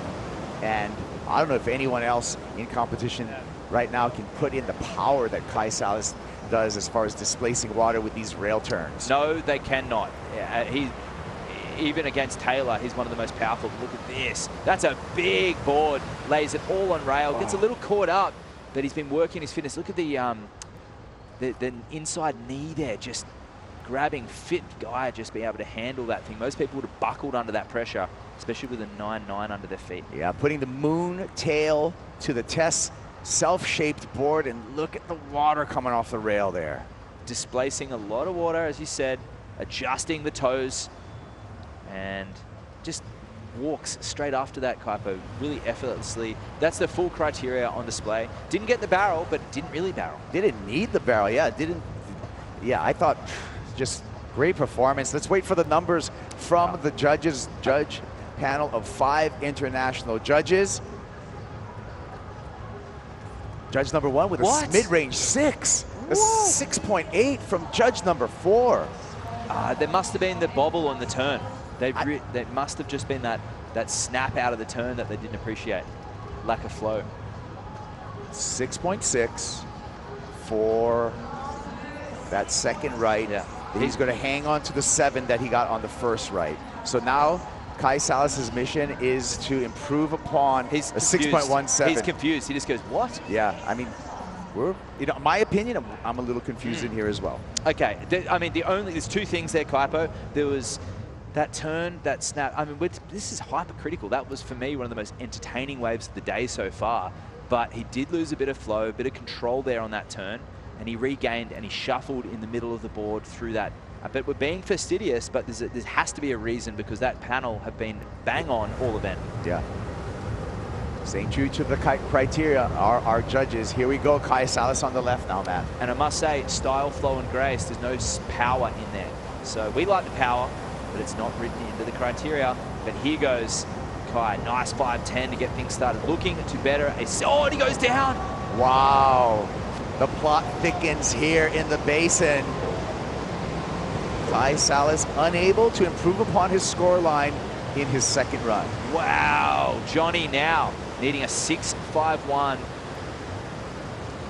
I think Kai was a little rattled after that last wave. He gave it everything and the kitchen sink. Yeah. I love the nose ride on that first right too. But hey, that's what we're here for. This is that's the conjecture that we love as surf fans, Kaipo. And style, flow, and grace being the criteria, but the power, an element of difference there, but just losing a little bit of control mid-face. Let's see what happened on this one. Yeah, here's the replay. Oh, just cupped out. Just cupped out. He was looking down the line and just completely ejects. Wow. All right, well, like I said, the plot thickens. We're going to be back with Johnny the Rippa's second run here at the Abu Dhabi Longboard Classic presented by Modon.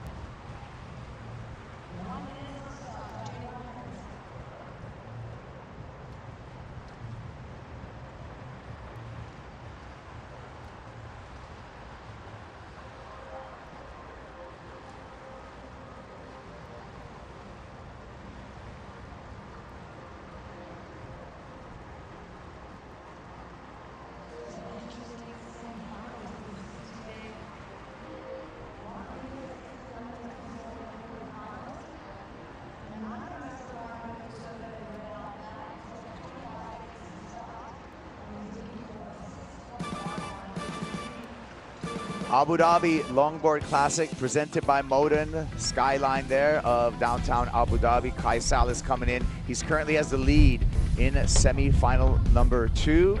He's on the surfer's deck. And he's going to have to watch from the surfer's deck as Johnny Van Hohenstein, Johnny the Ripper, has his second run coming up. Piper Girl along with Matt Chinaski on the call here.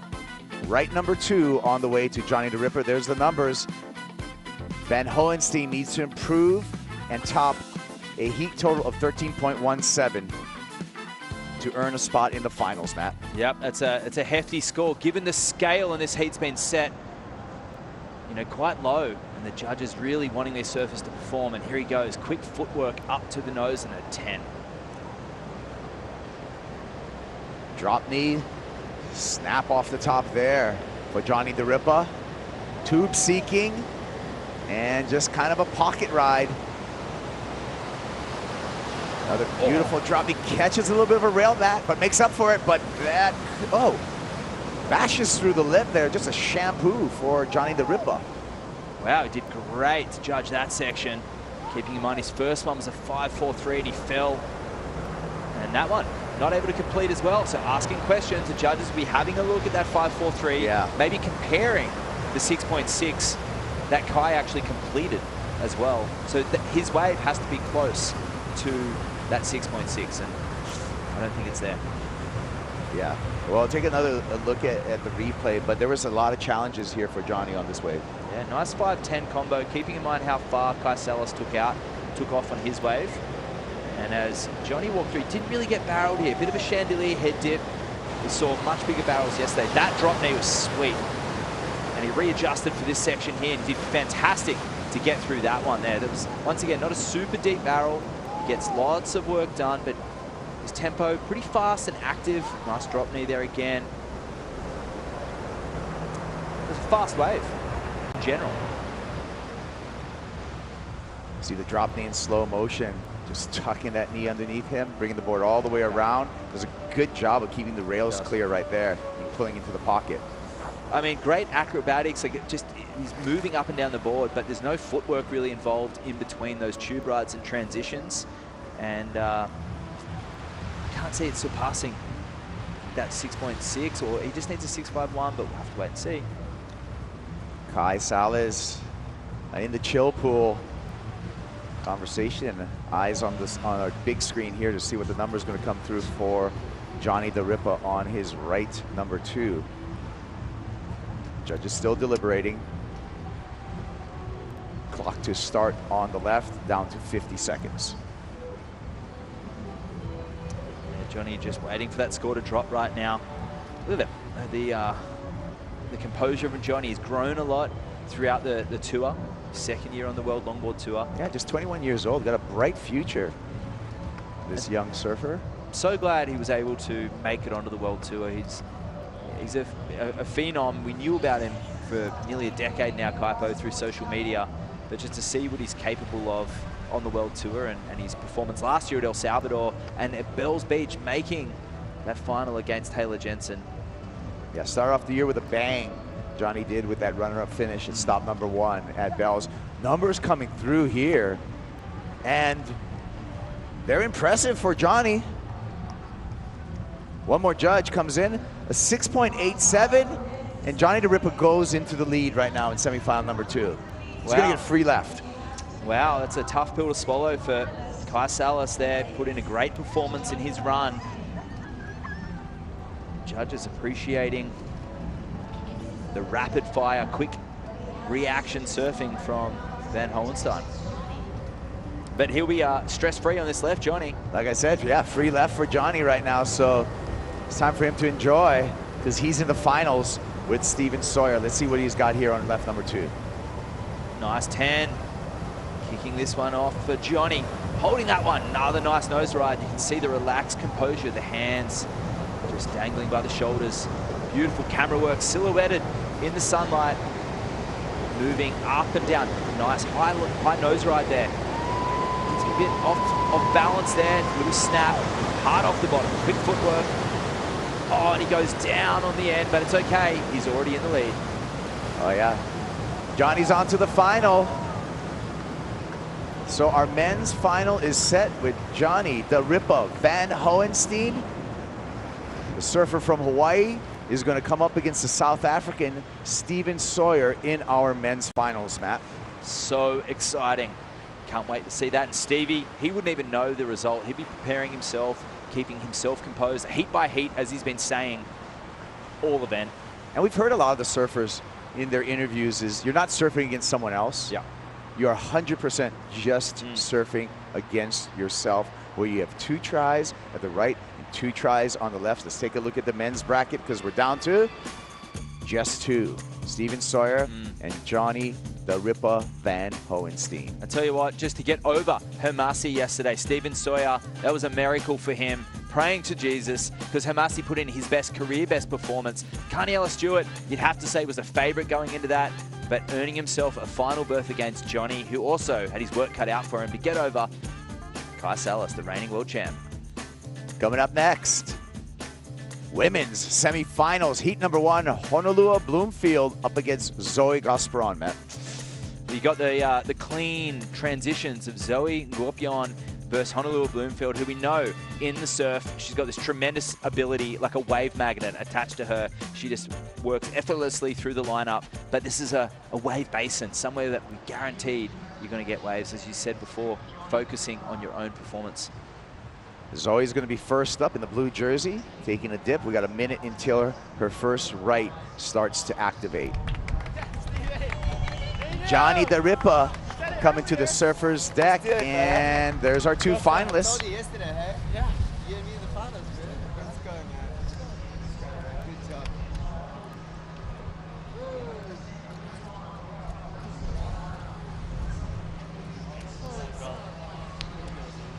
Yeah, all the competitors, including Stevie, riding the highs and lows of that final, that semi-final.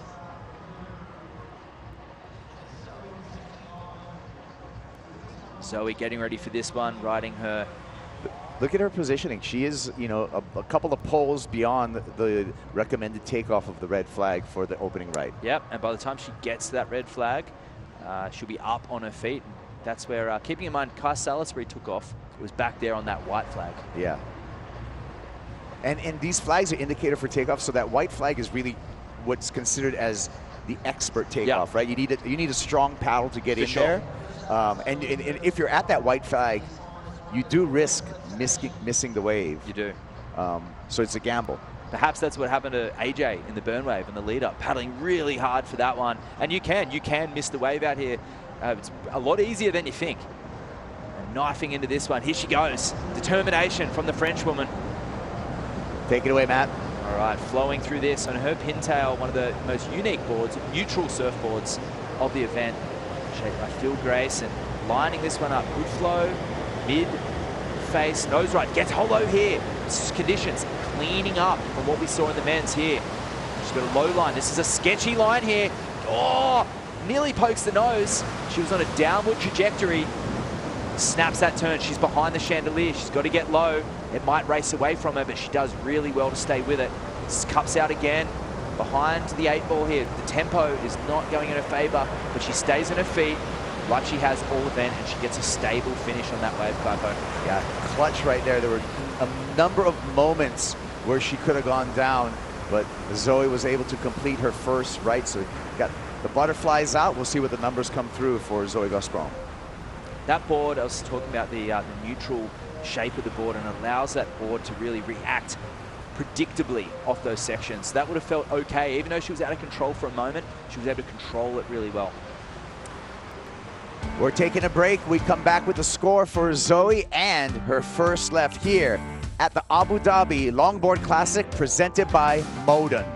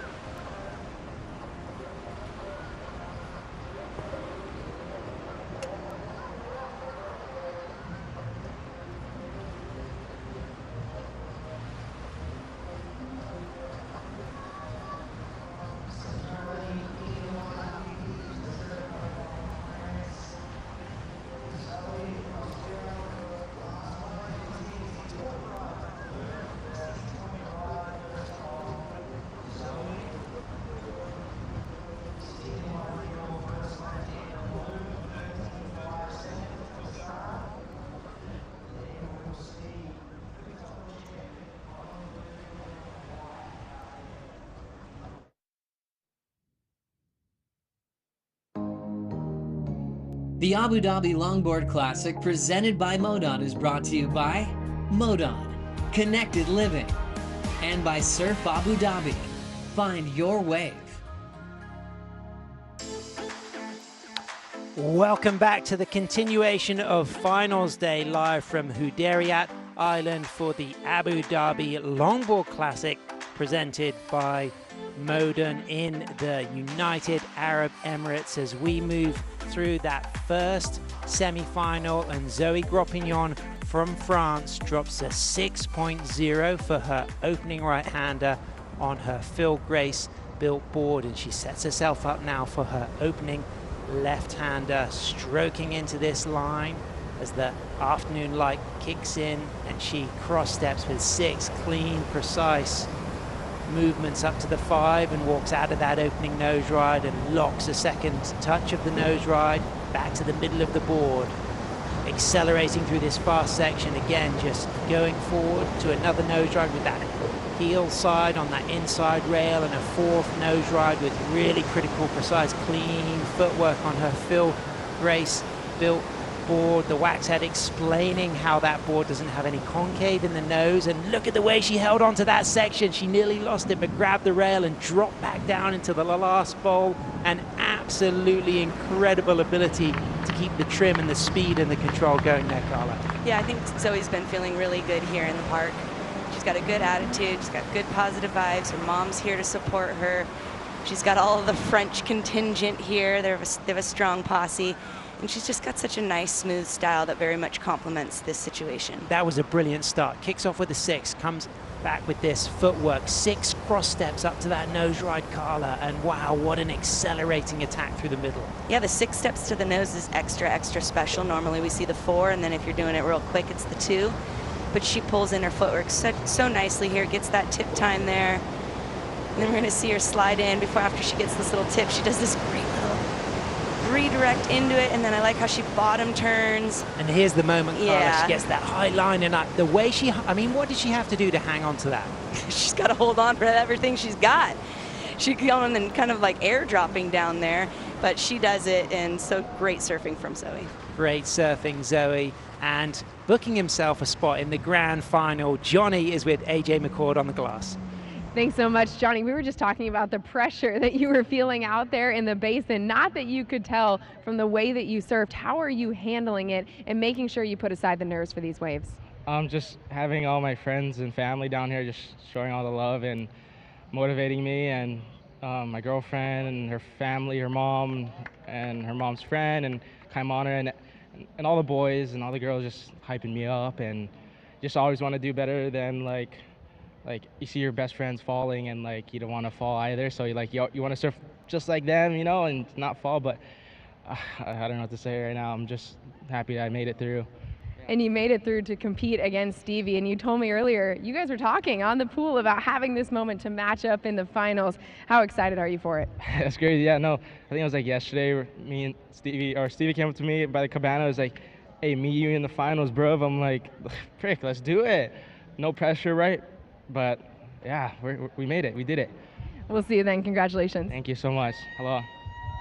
Congratulations, Johnny, on those Mark Liddell boards. Going to be surfing against Stephen Sawyer on his self-shaped boards in the men's final. That's going to be kicking off at 6:15 local time, just as the sun sets. But right now, Carla, we've got scores to deal with. How did Zoe go on that second wave? It looks like she went right in about the same way at the right, a 6.07. So good start to her campaign for this semifinal heat against Honolulu Bloomfield, who we see here waiting for her first right. Solid start for Zoe. No mistakes. Solid surfing sets the bar. But now it's the 3 times Women's World Longboard Champion, Honolulu Bloomfield. She's got the right hander. This is her first ride of the semi-final on her Myers board. Cross-stepping forward, up to the 5. Holds a nice 5. Walks out of that first nose ride. Sets herself up with a bottom turn. Touches a second nose ride. Cross-steps back to the tail. Climbs and drops. Keeps that trim speed in the middle of the wave and into a third nose ride. Now a longer, more critical nose ride, staying on that tip, pulling up to a quick 10, walking out of that hang 10, and then going into a really radical sweeping cutback there, Carla. Yeah, she's got all the dynamics going on here in this first ride of hers. Unfortunately, almost poking the nose there, but pulls out of it just in time so she can get a finishing maneuver there. Wow, both women had a moment at the end of their rides, but they held on to it. So Zoe had a moment at the end of her left, getting that 6:07. Honolulu, though, I do really like that third nose ride, backed up by what was one of the more dynamic turns of the exchange so far. Yeah, I think she might get just the slight nod in that first round there of the rights compared to Zoe's. You see the replay here. You see she sets up for that kind of stretch 5, sets right back up again. She goes just a kind of a speed check there to slow it down, set it up again. Kind of some quick nose rides, but like you said, it's that third nose ride here that just kind of really locks in. She holds some time. She raises it up the face. She's able to throw some body English and even a little quick tap at the 10. And then it's that turn out of it where we see the fin kind of through the water there as she redirects it into that final section of the wave, almost poking the nose under there, but she manages to keep it out for that one final turn. And great recovery there. So score will come through. Starting to think about that opening 6 from Zoe. That's the ballpark, that's the benchmark. You know, where do you think that's going to fall relative to Zoe's 6? I think they might give it a little bit of a nod again, as I mentioned earlier. I think they're going to enjoy the multiple nose rides and kind of the aggressiveness, but she may get docked because of that little flub, if you will, in that end part of the wave. We had a little bit of a north-northwest wind blow a bit harder for the first and second men's semi-finals, but that wind now starting to die out again for that evening glass off. It's going to be sunset around 6:15. That's going to be the time that we're going to shift into the men's final. We'll have the women's final kicking off at 6:48 local time. How unusual is it to be able to say exact time of when the wave's going to come? That's the unique offering here. It's strange, and when we talk about the wind, we have had this kind of afternoon, evening wind. My bearings are lost as far as the directionality. We see the sun here. We know the sun always sets in the west, right? So it comes, but it doesn't last for very long. So it's not like in California, we have that west wind that'll pick up and blow out throughout the day. We just have this small moment, but generally speaking, we got nice glassy conditions here at Surf Abu Dhabi. And the line of the ride, the basin aspect, it goes from the northeast to the southwest. So now on this left-hander, Honolulu will be surfing in that northeast direction, and she is going to get her first score on the board very soon. The judges just giving that last opportunity to look at the replay, drop that score out of 10, take that average, lose that highest and lowest. Your instinct was it could come out a little higher than Zoe's first wave. Yeah, I think they'll like the multiple nose rides and the degree of difficulty. Here we see the hydrofoil moving and racing along its track, getting ready to launch Honolulu into her first left. And right on the money, Carla, it comes out at a 6.33 for her opening right-hander. She's on her opening left. Straight to a 5, a really nice cool high line, a very quick 10 out of that 5, and then again into a second nose ride, walks out of that second nose ride, clean footwork, back to the tail, grabs the rail, goes low, stands tall, cross steps forward, heel edge engaged, a really high line. Steep section, difficult section to nose ride through. What happened there, Carla? Well, sometimes when you get a little too deep and a little too high, that tail can't maintain its drive and its connection with the rail, and it just slides out. And she had a moment where it looked like she might possibly recover, but there was just too much momentum going out of her favor. So it comes in at a 3.0, so Zoe has the lead at the moment, and here's the replay. Yeah, you'll see it right here. She kind of gets that side slip boogie going on there, not able, and it's extra hard to hold on to it when you're on your backside. You see she tries to use the footwork to react to it, so kudos to her to trying to react, but it was just too little too late. Yep, almost walked out of that, but not quite. So she will have a little bit more pressure on that final left, but Zoe is now going to have an opportunity to improve her scores. So we've got now a 6 and a 6.07. That's why that heat combination of 12.07 is on your screen for Zoe Gros-Pignon from France. And let's talk a little bit about the energy, the alchemy, the feng shui that we've seen from Zoe in the last 3 days. She's kind of been really calm, cool, and collected. I think what we're going to see in these next rides that I want to make sure I point out to our viewership is, you know, we talk about longboarding, and what makes it good is that it looks easy. And I think she really has that kind of style that's conducive to really making it look easier. You'll notice her upper body tends to be upright, not stationary so much, but there's intention, as I've been talking about all event, the extension from shoulder to fingertip. It's not just shoulder to elbow or shoulder to wrist, but shoulder to fingertip.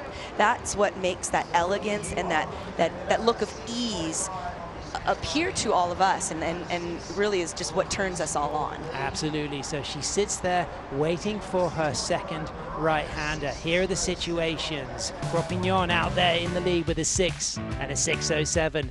Honolulu Bloomfield, 3 times Women's World Longboard Champion from Hawaii, has a 6.33 and a 3.0. Both surfers have 2 more rides remaining. The highest right and the highest left will be combined. Highest score will book that first berth in the final that will be happening at 6:48 local time this evening under the floodlights, Carla. Oh, Ken, you know, you and I can't wait for that moment, because we get awful excited and giddy when those lights start beaming. And you know, I feel like we're now in this second round, or run, if you will, and I feel like we're almost starting over, because those 6s that Zoe's dropped, we know she can drop much higher scores. So I feel like we're just going to reset the stage here, and this is what's going to count. So there it is. That hydrofoil is going to be in motion, that wave coming soon. You can just see the calm poise, just staying right by the edge there, just waiting to get that nice line into the wave.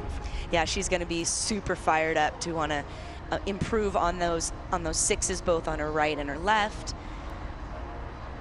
Looks like the foil has fired up and is gaining its momentum towards her. It's such an incredible feeling when that wave comes pushing at you. Here it is. There's the paddle. Nice line off the middle of the wave. 4 steps into a 5, Carla. What do you think of this open? She's just so calm. The way she even took off and paddled into it just felt really at ease. I want to see a little bit more spunk. That was too much spunk. Ooh. So that's going to be, not something she wanted to do. She wanted to up that 6. Uncharacteristic. She takes a fall. She won't replace her 6.0. Carla, talk about the things that happened in the beginning of that ride. Yeah, you know, she had a nice calm start, but I spoke earlier about this idea of arousal when you're competing, and I think her arousal is a little low, and she's a little too dampened, a little too low, and all her rail gets stuck under there. She pokes that nose under, not really keeping enough weight on her tail to keep that nose up and out of the trough of the wave. Wow, so score will come through. It's not going to go into her top 2, so it comes in at a 1.83, but she will get the opportunity to answer back on the left. We'll see that pretty soon. Stay with us, longboard fans. We'll be right back.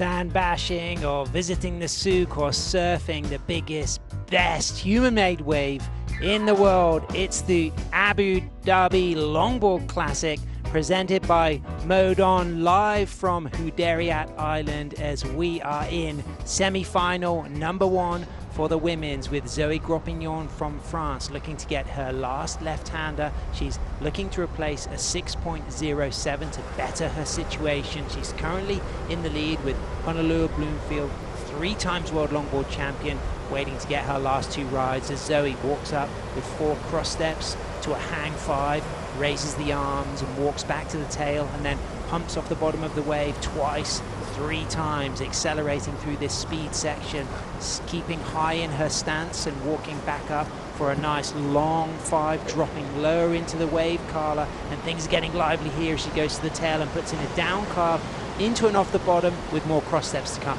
Yes, right here onto the nose ride again, into that inside section where she kind of brings it down as she starts to come down the face. She comes off the nose to reset for that final turn, gets a nice sweeping turn for that end maneuver for the judges, that final kiss.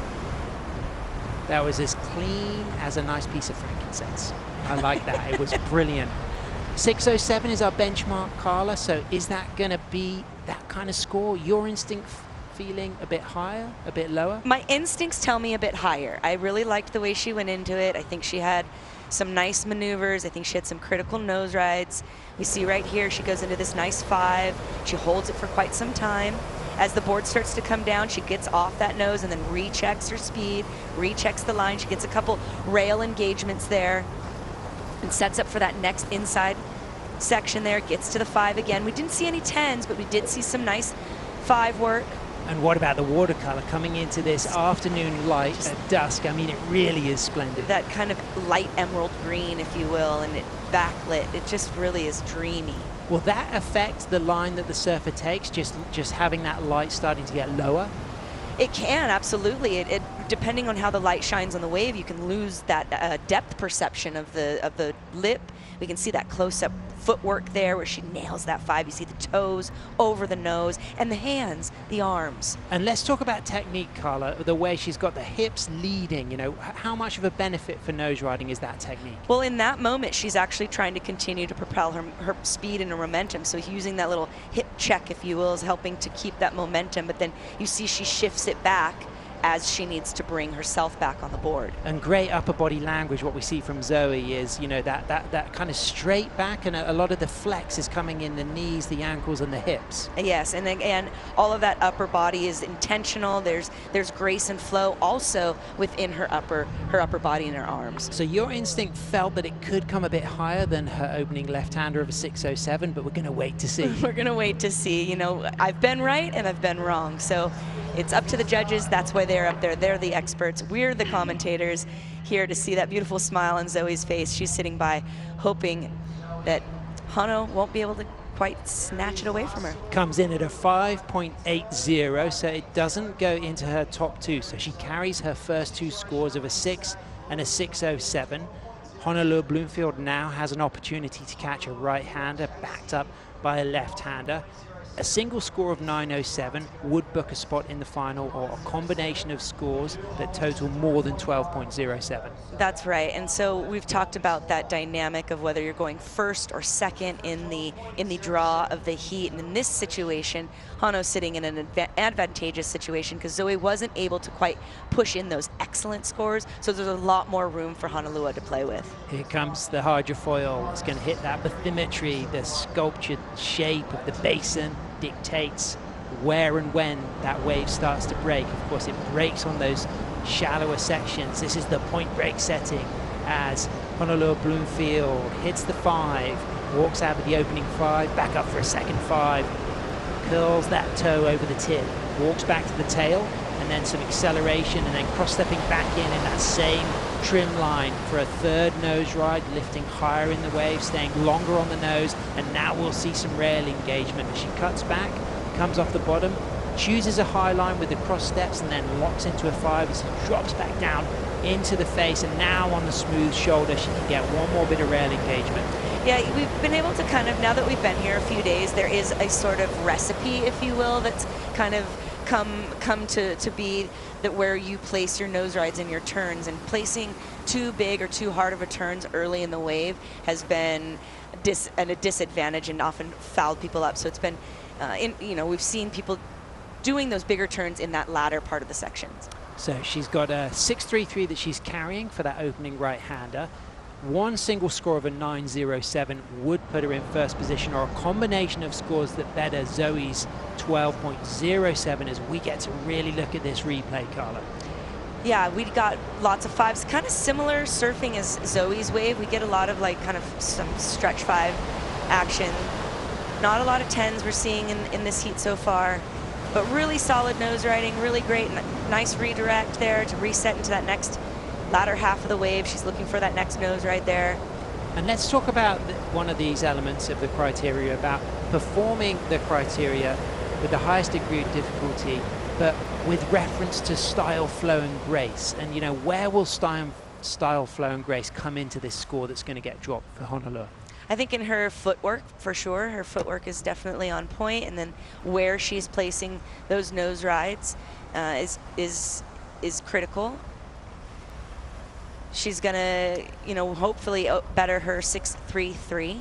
And she is a 3-time women's world longboard champion. She's on that fantastic list of world greats, Carla, going for her 4th world title. She's already booked herself a spot in the WSL finals in El Salvador, so she will get that opportunity between the 9th and 13th of October to go for that 4th world title, and that would be pretty prestigious to get 4 of those in the record books. And at such a young age, I mean, she's really not that old, so to have already had that much accomplished in her years, it would really be an excellent career achievement for her. Absolutely. So we wait for that score to come through. We've just got about 30 seconds to go until the train starts moving for that last left-hander, so she'll be keen to hear the score, and it comes through at a 6.30, so it doesn't go into the top score for her opening right-hander, and now we know what she needs. It's a 5.74 on this last left-hander. And we can tell that the judges are getting a bit more technical. They're getting a bit more strict on what they're looking for and what their expectations are of these semi-final professional athletes. So big opportunities now for Honolulu Bloomfield to move herself up the rankings. We have already determined the 8 surfers who have qualified for the finals in El Salvador. She is one of them. She's currently sitting at 4th seed. Can she improve on that situation by booking herself a spot in the final? She's up and riding, chasing a 5.74, hits the 5, locks in the 5, stays true to that nose ride, long time on the 5, walks out of that opening nose ride cleanly and down to the tail as she just comes off the bottom, climbing and dropping through this speed section, cross-stepping forward, things getting fast, and a high degree of difficulty there to lock in another tight nose ride in a very fast, steep part of the wave, backed up by a 3rd nose ride, cleanly walking out into a stunning down carb turn with the spray coming off as she grabs that rail, drops down through that section, comes unstuck at the end there. But Carla, for me, I loved what I saw up to that moment, and there's a possibility that she gets the score even with that fall. 100%. I mean, she did a lot of work before the fall. However, we have seen in a couple of the prior semifinal heats where the scores seem to go a bit under than what we thought, and that might have been due to that lack of completion. So 5.74 is pretty similar to some of the scores that have been dropped. You know, there's those scores in the 6s. So it's going to be, the judges are going to have something to really measure it against and think, you know, was it just under if it's going to be that 5.74. And I think they're really going to nitpick it here. Here we see that opening nose ride, which kind of has that higher line nose ride, but it's a nice long one. Holds it all the way through. A little bit of a shaky hands, but she gets her ground there and gets through the 2nd section there with some speed, pumps there, a couple steps up to try to get into that higher, or that speed spot in the middle part of the board, and then locks in that 5 again, that pretty little backlit moment there, another 3rd 5 there. She's gonna wrap it around here. Beautiful turn, yeah, beautiful turn there. Almost gets a little hung up on the, does get too hung up on the lip, and that's when it throws her over. Yeah, and that, the consequence almost of such a radical turn. But the second 2 nose rides, I really like the positioning of those. Yeah, those nose rides were great, but like you said, that final turn there, when she came back around, she just overshot it a bit, came up a little too high and got caught in the lip. So you can just see there where she's got really high in the lip here, but right in the pocket, walking out just in time and then putting that board on rail. Yeah, and that's the key to getting a completed nose ride, is to make sure that you're walking off of it. We see her go again. That beautiful glittering spray behind her and along her board. She wraps it around. So waiting for that score to come through, she drops a 6.30 for her second right-hander. It didn't go into her top two. She needs a 5.74 to book herself the first berth in the final, Carla. Such a clincher here. Everybody kind of waiting. You see both the girls there waiting, nervously anticipating the scores, waiting for these scores to drop. Zoe having the first chance at the run, getting the 6 and the 6.07.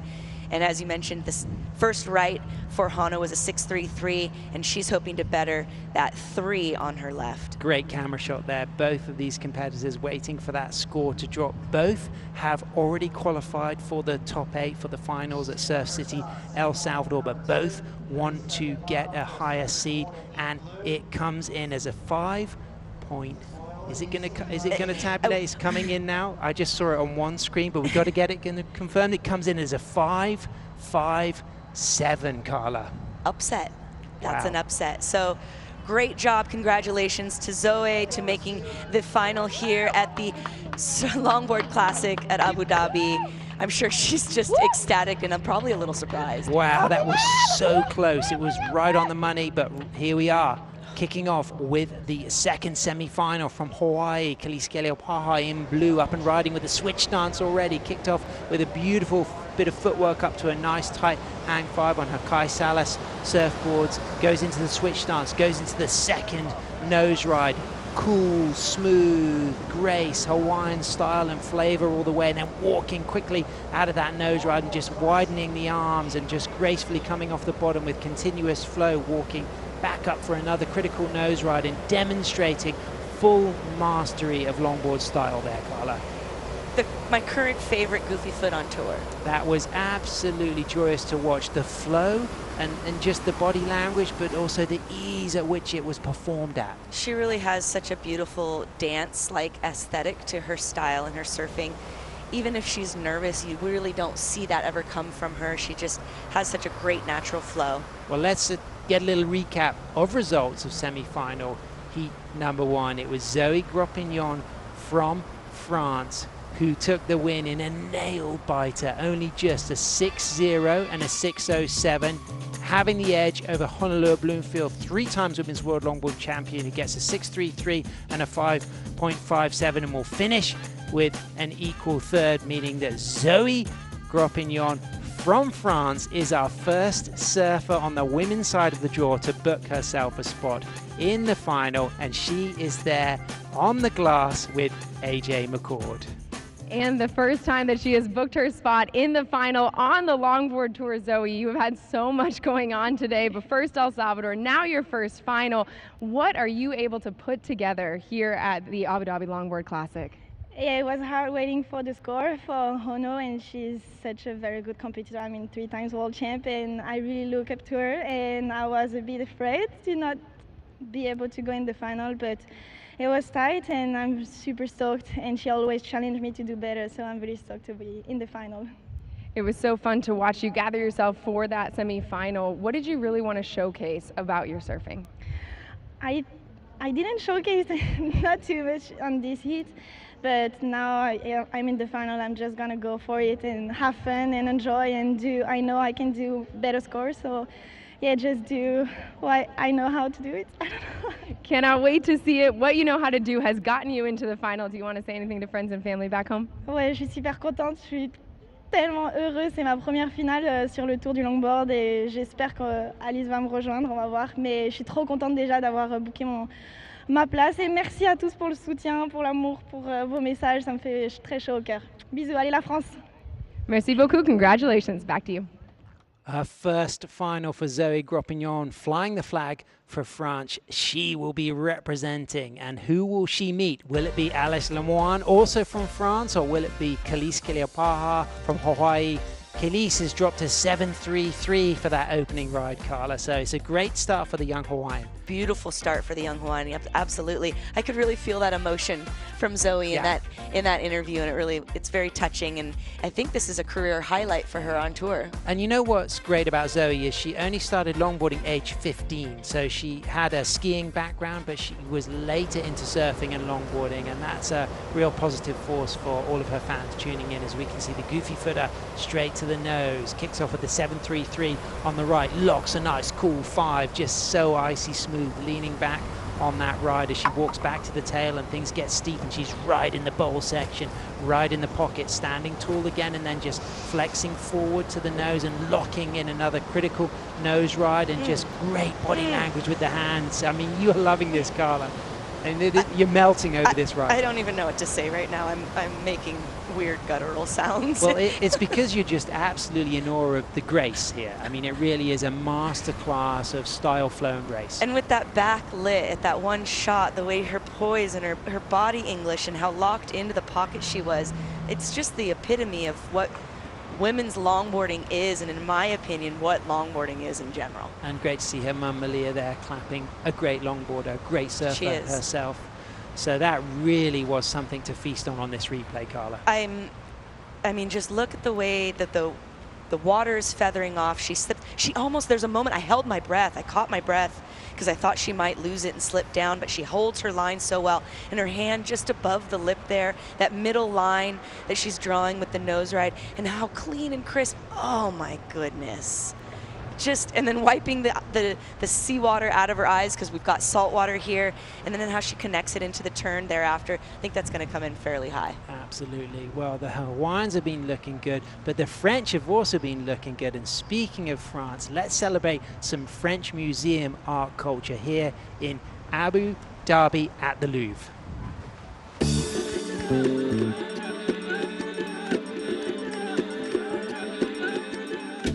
Hi everyone, it's John Michael Van Hoyenstein.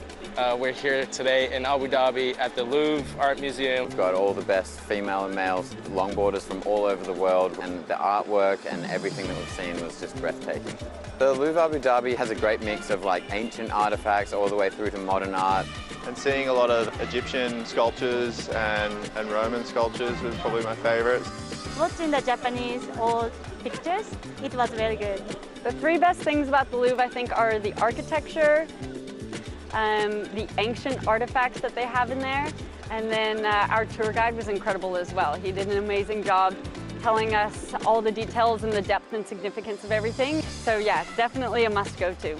All of the longboarders are super excited to be here in Abu Dhabi. Super excited to surf in the pool and get some perfect waves. Abu Dhabi's been incredible. It's just been a couple days so far, and we still have another week or so to go, but we've already been to the Louvre now, and next we get to go to the wave pool. So everything just keeps building on top of each other, and yeah, I'm enjoying every moment of it.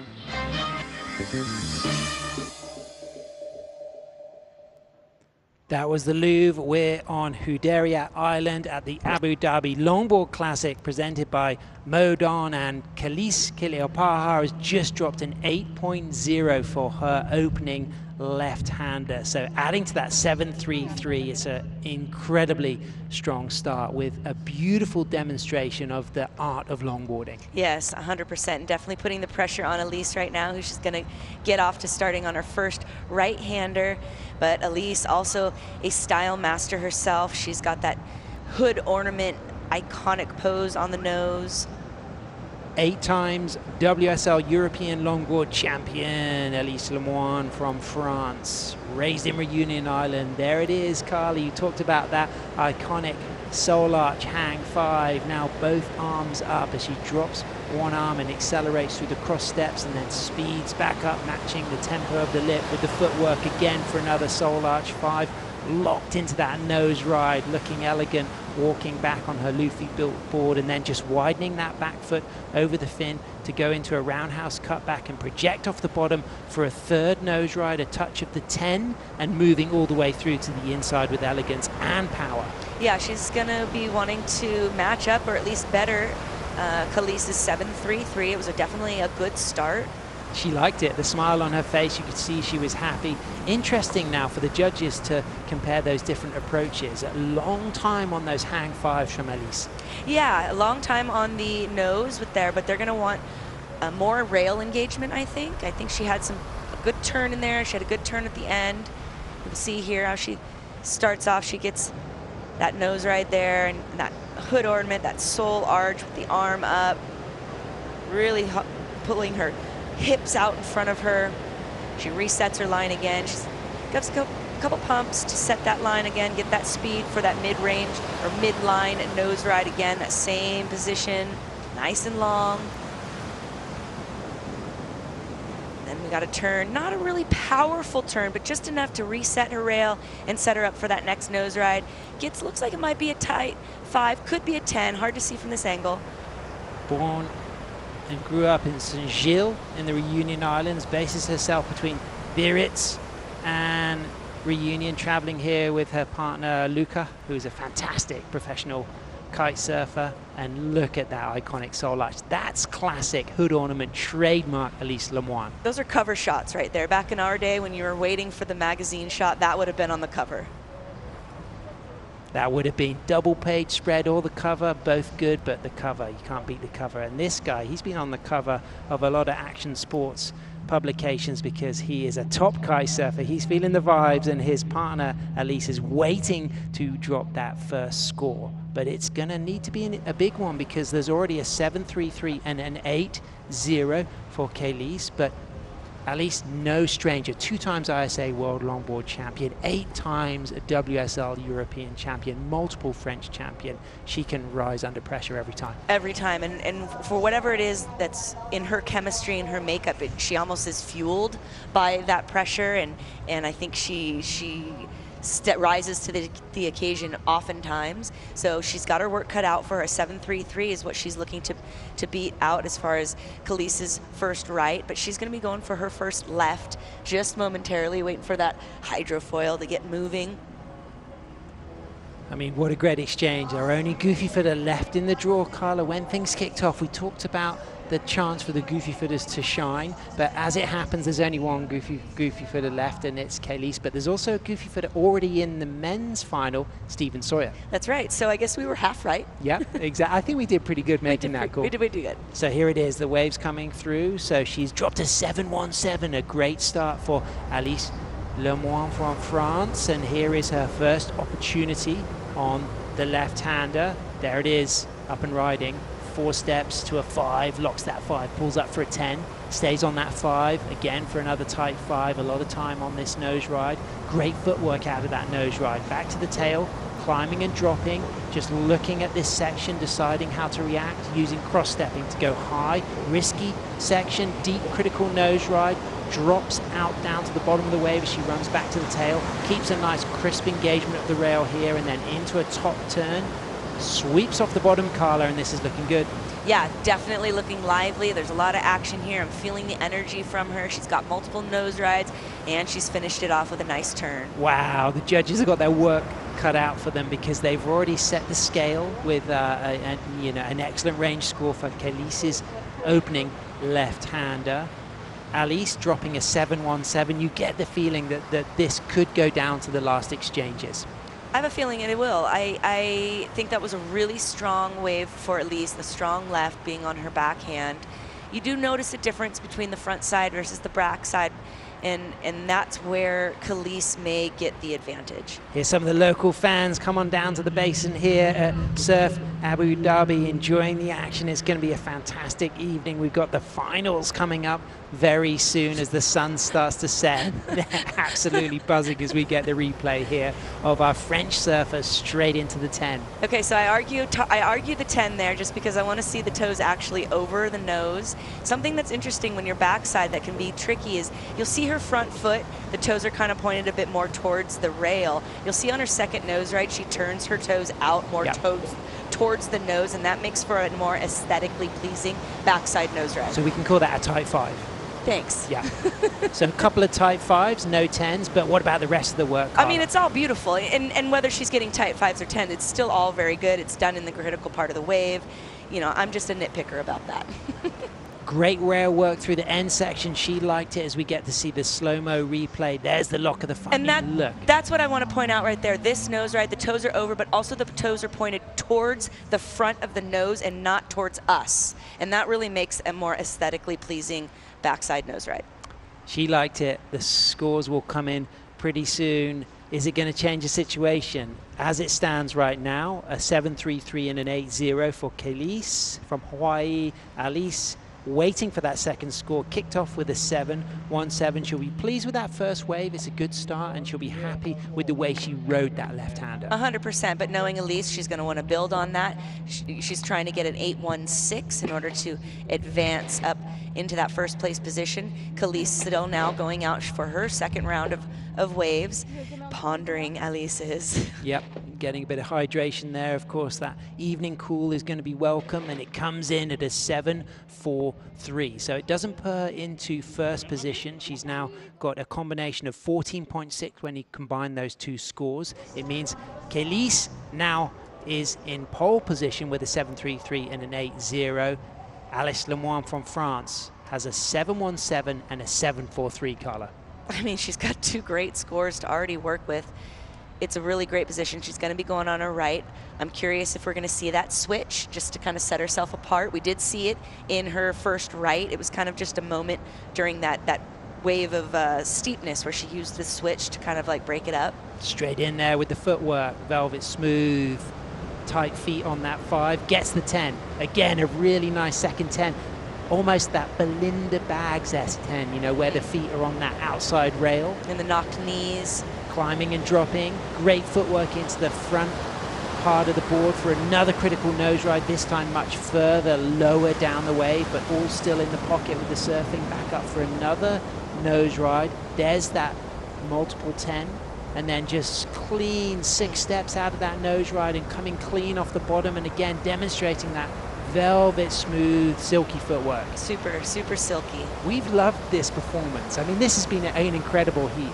Yeah. Almost like the zen level of longboarding that we really appreciate. I'm just sitting here in my mantra, kumbaya, kumbaya. Okay, so let's think about that opening 7.33. She's just got her second right-hander, and we already have dropped a big score for the opening one. I mean, more hang 10s from my memory. Could it go higher? I think we're going higher here. So here we got the tight 5 to a nice quick 10 to another 10. You see both toes over.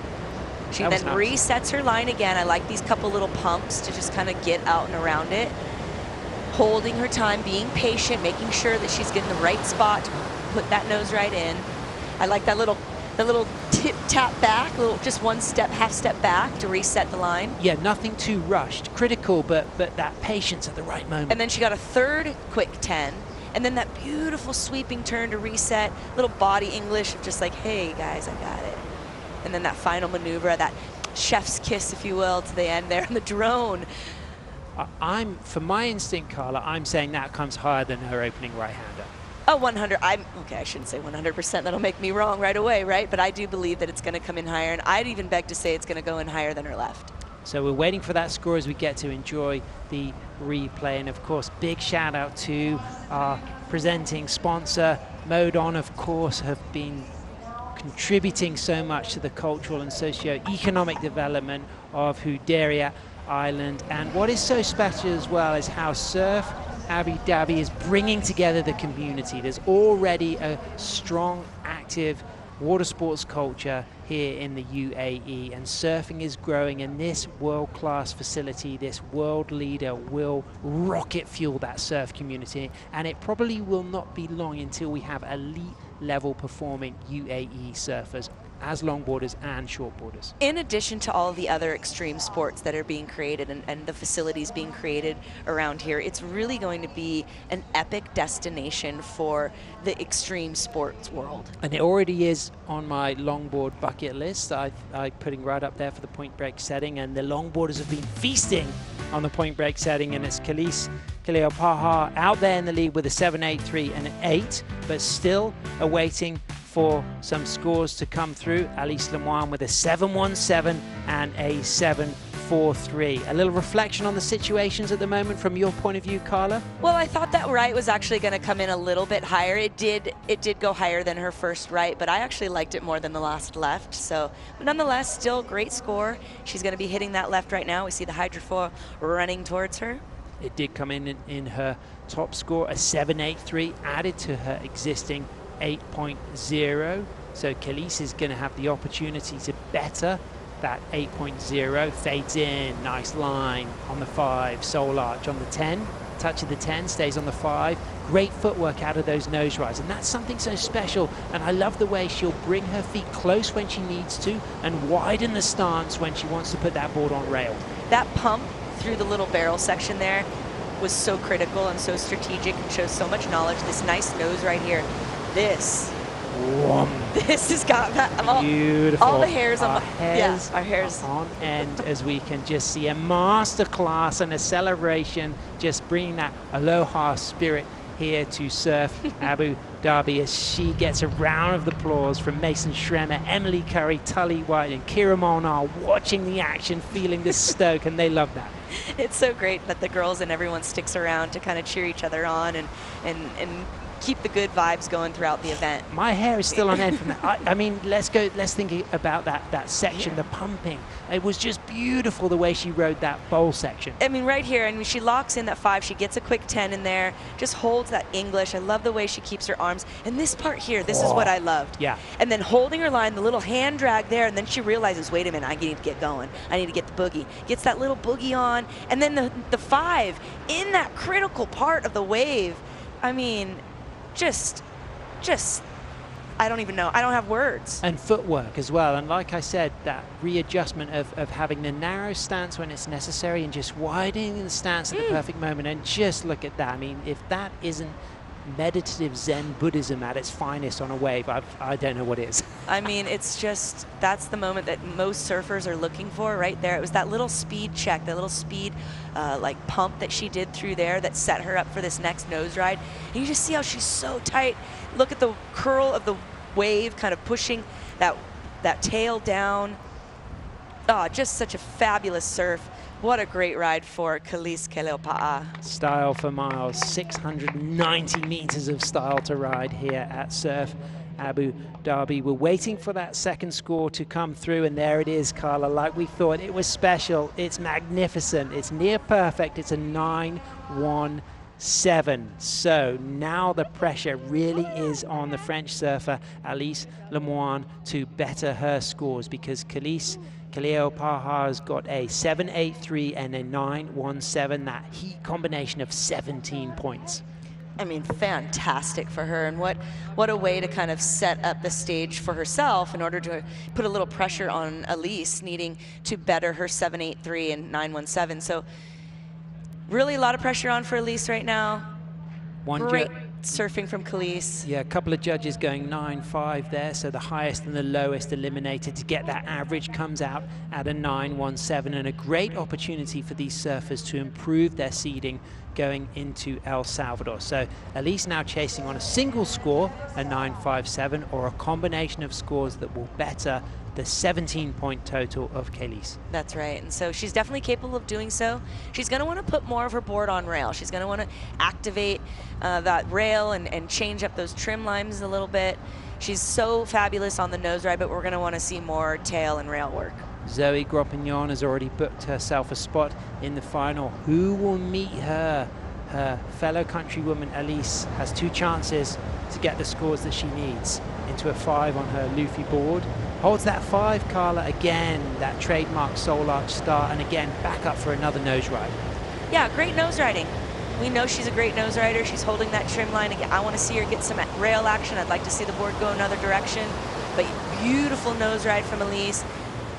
Really composed and controlled. Here comes the opportunity for rail work. Big sweeping cutback turn. Widens the stance for that turn, narrows the stance for the cross steps, back in for another sole arch. The back arm up high, the front arm wide, and then just moves herself onto the tail once again for another cutback. She likes that. She needs to get a single score of a 9.57 or just a combination of 2 rides that will better that 17.0, as there's a future star in the making on your screen. What a beauty she was. My goodness, I took my breath away a minute. Yeah, great ride for Elise. I'm not sure if it's going to better her 717. It might, but just by slightly. It kind of was the same recipe on tap that she had for that first one. We go right to the nose and we get some, you know, lots of tip time with lots of body English, that hood ornament, kind of statuesque image. She does do a little quick tap of the 10. And then add some rail work towards the end of the ride, but like you say, the first 2/3 of that ride very much based around the same trim line and in and out of 3 nose rides. Yeah, so, and while it's fabulous and great nose riding and surfing, I'm curious if the judges are going to want to see a little bit more change in trim lines. But it's going to be a good score. Is it going to make a difference to her carrying 717? Do you think that it could be a little bit higher than that or pretty similar? I think it's going to be pretty similar. So we'll wait for that score to come through as we can enjoy the slow motion and just look at that lock of the toes over the tip on the 5 there, as you can just see the water droplets in this warm, salty water coming off her Luffy built single fin as she locks in a ride and drops an 8-2-3. So it goes excellent range, and it does go into her top score for her right-hander. So she's now chasing an 8-7-8 to book herself a spot to meet Zoe Gropignon in the final. Yeah, well, call me a liar. I don't know nothing. But she pulled it out, so good for her. Makes the job a little bit easier, but she's still requiring an 8-7-8, and that's a pretty hefty score. But she'll get on that left, and hopefully we'll see some of that energy and some of that fire, that French fire from Elise, so that she can take the win and move on into the final. Carla, what an amazing 2 semifinals. It's not even over yet. We've got one more ride to go, but the level has been just spectacular. And they've both been like nail biters right Yeah. up into the end, so that always makes for, you know, exciting viewership and exciting for us. I mean, look at those scores. You know, some of the non-carrying scores. A non-carrying excellent 8 for Khalees. You know, Alice is dropping her first 717. I mean, those are scores that would win most heats. Yeah, how often do you drop a 717? Or much less hear Khalees sitting there dropping an 8. She doesn't need an 8 because she has a 783 and a 917. I mean, that's really unheard of. Big shout out to the Fédération Française de Surf, the French surf federation that really support Elise a lot with her longboarding, and that really has had a big impact on her career, and she'll continue to let that career flourish because she will be in El Salvador. And can she get the 878 that she needs? She's up for a 5, gets a lifting locked 10. That was a really incredible long hang 10, and walks out of that 10 and then just looks to line up this section with that wide stance just to make sure that she's got that speed and control, and goes in for a second critical nose ride. And then again, things still speedy, a 3rd touch of the nose, but kicking off with a very incredible long backside hang 10. Now putting the board on rail and going in for another hang 10, recognizing Carla that she needs to put it all on the line and take risk. And she's doing so. That was a good wave, really good wave. You always can tell and feel the emotion from Elise after a wave. She's always emotional, and it's right there for you. She opened up with a really good nose ride there, needing that 878. It's going to come close. She may get it. Well, I think that if you look at the highest degree of difficulty of every element of that ride, it would have to be the risk on the opening 10, you know, early on, to go so critical on the 10, as we get to see the replay here. So I'm going to argue again, it's a tight 5. There we go. There we go, tight 5. And then what about the subsequent nose rides? They're all great 5s. We get nice 5 here. I'd like to see her toes turned out a little more, but really, really critical. And you know, lots of speed, really maintaining that speed all the way through. I love that turn, kind of wash it off a bit and then reset for the nose ride again. I think that would be closer to maybe a 10. Yep. But I mean, she put it all on the line there, absolutely. So she's chasing Carla an 8-7-8, and judging from the performance and her body language, you know, it feels attainable because you can sense that she's got that kind of, I put everything on the line. But we have to think back to that 917 from Khalees and the just masterclass of flow and all of the maneuvers performed. The changes of trim line, the changes that she made in that left. The variety. The variety, just just a little bit, maybe, just a little bit more than perhaps what Elise just gave us. Not to put anything away from what Elise gave us. It was fire, it was exciting, there was energy, there was criticalness, there was completion. And what we have to remember is it doesn't have to be as high as that 917. Chasing an 878, of course, it'll be an average taken, the highest and lowest scores eliminated. Of course, she really wants to get the score she needs. We know it's going to be close, but is it going to be enough? We're going to find out soon, Carla. You know, such brilliant moments. This is what we want to see, it coming right down to the last exchange. This is what makes it exciting, and this is what, you know, it's all about here. It looks like she does. She drops a huge score. There it is. It comes in at a 910, so it pushes her up into first position, and Elise Lemoine from France gets a 17.33 heat score, meaning that Clelis Cleopatra will finish third, and Elise will meet her fellow countrywoman Zoe Gropignon from France in the final in an all-French affair on the women's side, and that is fantastic, and she is absolutely over the moon, and those two close friends are going to be battling out for first place. I mean, I got more goosies here. Really a great experience for them, and congratulations to Elise, and a shout out to Clelis for pretty much some of the most beautiful surfing of the entire event. Yeah, I mean, that was a really special one to really pick apart, Carla, because there was two different approaches of style, and we loved the flow and the smooth zen precision of the surfing we saw from Clelis. With Elise, we saw attack, and she got the score, and she's booked herself a spot in the final. She's there on the glass with AJ McCord. Still catching her breath, because what a performance, what a moment for you to lock in your spot in the final. Try to describe what is going through your head right now. Wow, this is amazing. Like, I want to put all my surfing on the left. I would say, like, you are so lucky to surf this wave, so enjoy the left and do what you want. And the thing I want is like to surf with Zoe in the final. She was my best friend, and I want to share this final with her. So I'm super happy. I cannot blame you. You hear the cheers from all of your co-competitors out here. What has it meant to you to have the chance to showcase your surfing like this, and another opportunity with Zoe tonight in the finals?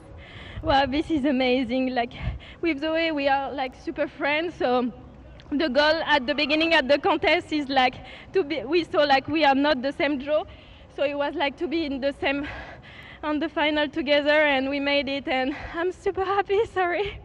As you should be. Mission accomplished. We will see you in the final. Do you want to say anything to friends and family back home? Ouais, je voudrais vraiment dire merci beaucoup à tout le monde qui me soutient, qui m'envoie des messages, comme quoi il faut jamais rien lâcher. Jusqu'au bout, ça peut se jouer, et je suis vraiment fière de représenter la Réunion et la France, et avec Zoé, on va juste se régaler pour la finale. Merci beaucoup. Congratulations. See you then. Back to you. Congratulations, Elise Lemoine booking herself a spot in the final to surf against her very close friend, her fellow countrywoman, also based in southwest France, Zoe Gropignon, and that's going to be something really exciting to look forward to, Carla. Well, and they're friends, so I think they're going to enjoy themselves as well, and it's just such a special thing. I think I get really moved by those after heat interviews. Absolutely. Well, that was incredible. We're going to have more incredible surfing coming up. Tune in for 6:15 for the men's final at the Abu Dhabi Longboard Classic presented by Modon.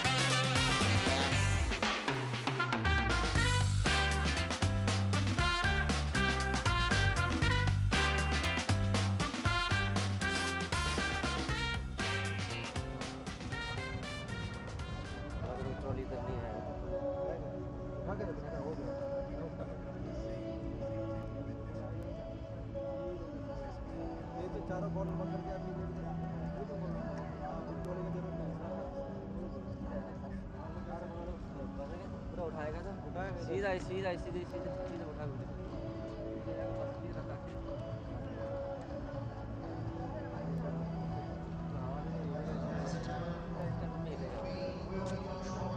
वो Alexa है उसको बताएगा इसको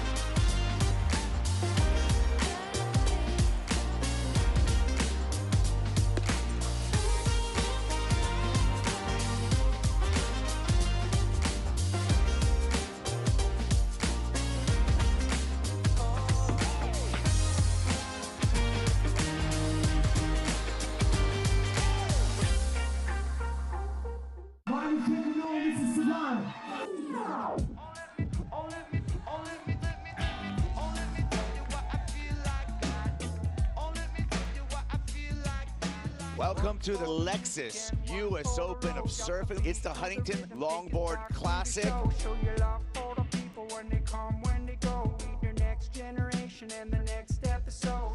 Call me on. Check the footwork, Strider. Look at the rail work right there. When he gets back, leans into it, great work. How come I supply? Don't remind, just report. Gaining fans in front of Atake Noi onto the round of 16.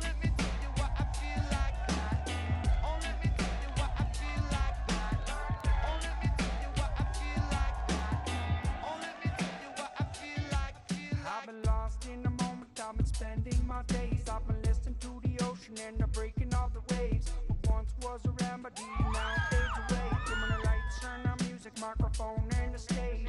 Back to the rhythm, now we back, yeah we moving. Everybody's getting down and everybody's moving. Rhymes are a sign of the times that we're using. Loving the life you live, live the life that you're choosing. Goes straight to the nose. 5, 10. Soul arch. Hands above the shoulders on this one. Trying to give it everything he's got. Maybe his best wave yet. This is a dance done from north to south. This is a dance done from north to south. Chase planted on the nose, extended nose ride for Chase Leader. Khalees Kaliopaa, the favorite in this event, she will not be going back to back.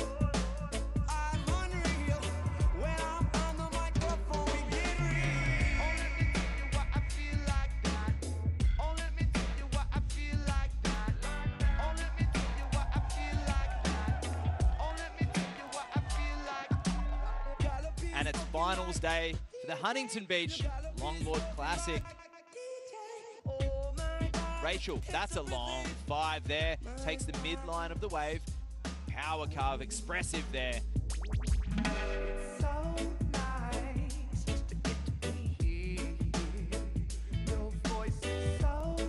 J.R. Esquivel, the winner of the last heat. His competitor, Richie, didn't want a bar of it.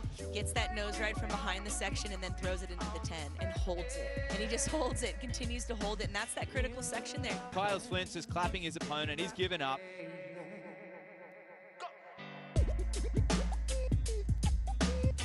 Chase Leader on the hotline bling right there.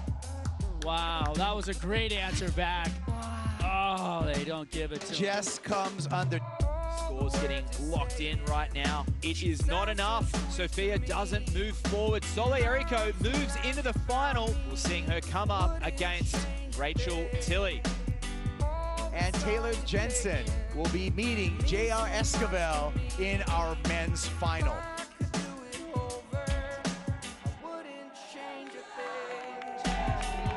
She feels it, and that emotion of winning one of the most prestigious awards has just become a reality. Congratulations to Rachel Tilley. Dominant performance every single heat. Family on the beach, excited for the 3-time world champ, Taylor Jensen, our men's champion.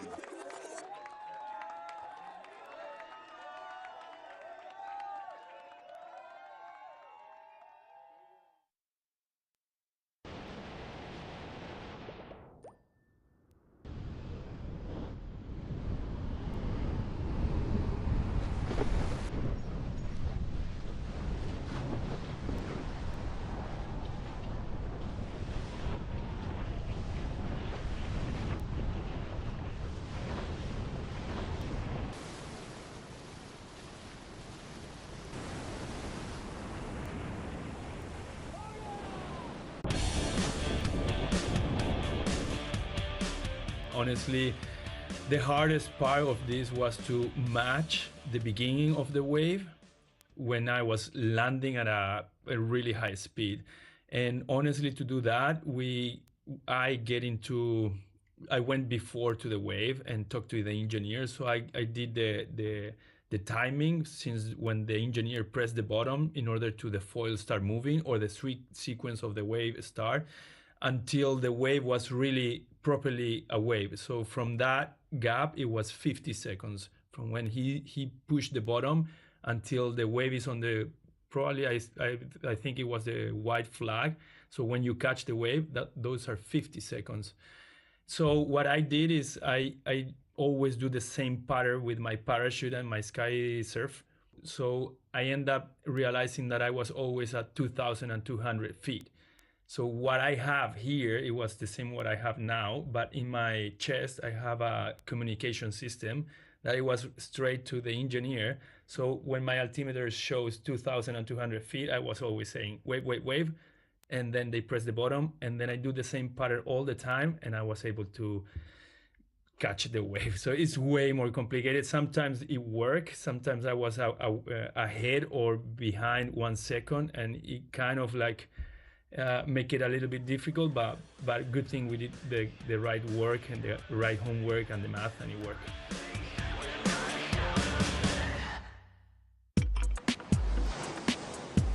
Buenos dias and welcome to the Surf City El Salvador Longboard Classic, day 3 of competition.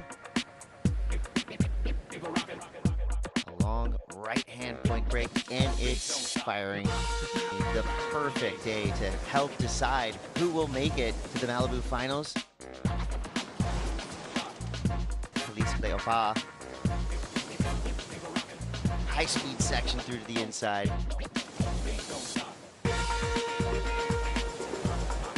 Little airdrop there, adding to the excitement. Honolulu, 3-time world champion, and there's why.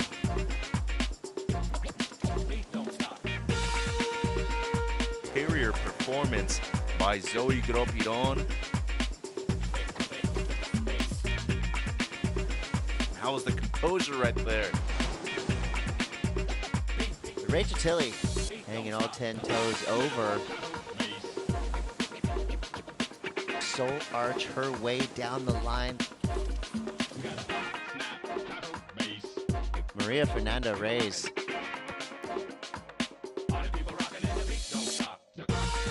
Chloe Kalman now, doing Chloe Kalman things. Always so stylish. Chloe Kalman securing her spot, World Longboard Championships. The surfer from Waikiki, Daniela Stewart, is just so amazing. Gotta love the feeling of just finishing the wave like that. Kevin Scavana up and riding, toes on the nose, into the 10. The goofy footer from Southern California. The no leash again, strong way back right there. That was radical. Strong nose riding right there for Takayama. Kai Salas.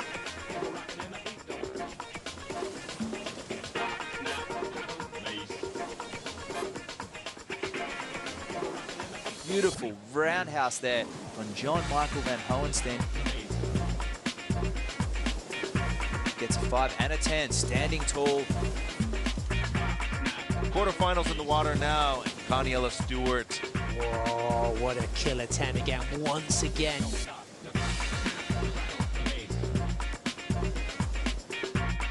Daniela Stewart, our first semi-finalist, is set.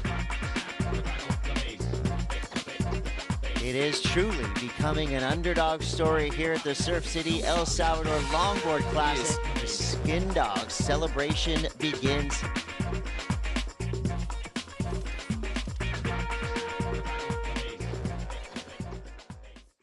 Surf City El Salvador, for the first time ever, hosting a World Longboard Tour event at one of their premier waves. El Sunsal has been delivering for the first 3 days of competition.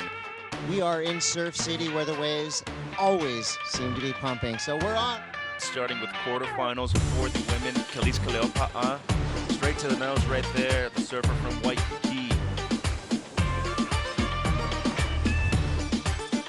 Uses the rail well there.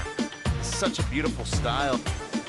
That was a sick fade. Honolulu Bloomfield, a 3-time world champion. That's a strong 5 right there. Great nose right for Hono.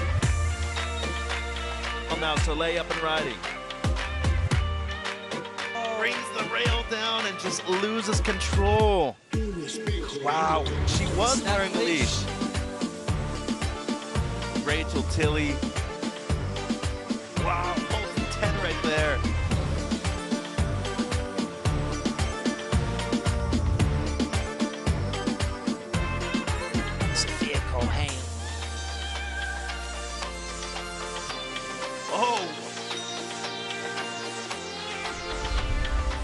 Bonnie Tsunami on the outside. Have a look at this. Perched up on the nose.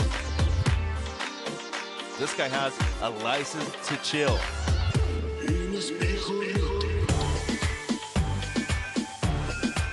John Michael Van Hohenstein is just absolutely putting on a clinic right now. And he is moving through into his first final ever. An all-Hawaiian battle in semi-final number 1 for the women. Elise Kaleopa'a going against Honolulu Bloomfield.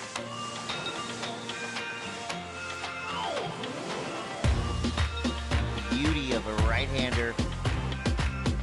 Check out how velvet smooth this Kuka is. Elise Kaleopa'a is a finalist. Sophia Colhane. It will be an all-Waikiki affair. Nice to see these two gentlemen paddle out there. With priority straight to the nose. Classic soul arch, hang 10.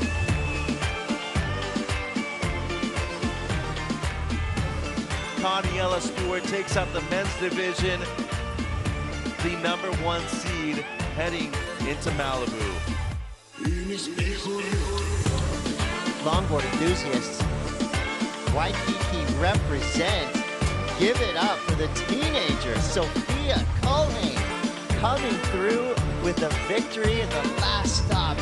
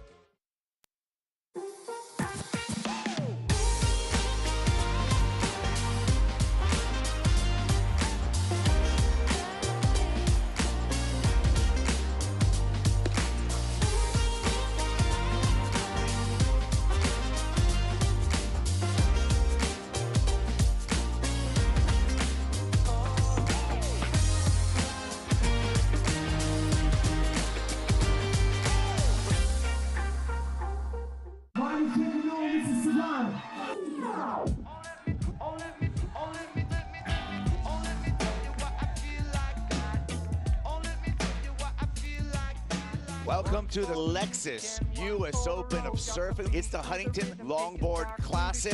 Show your love for the people when they come, when they go. Lead your next generation and the next episode.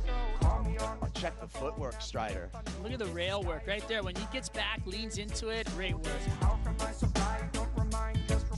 Gaining fans in front of Atake Noi onto the round of 16.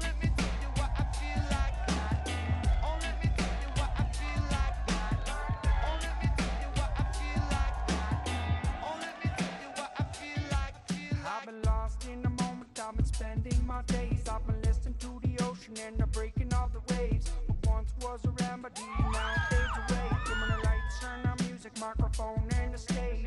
Back to the rhythm, now we back, yeah, we moving. Everybody's getting down and everybody's moving. Rhymes are a sign of the times that we're using. Loving the life you live, live the life that you're choosing.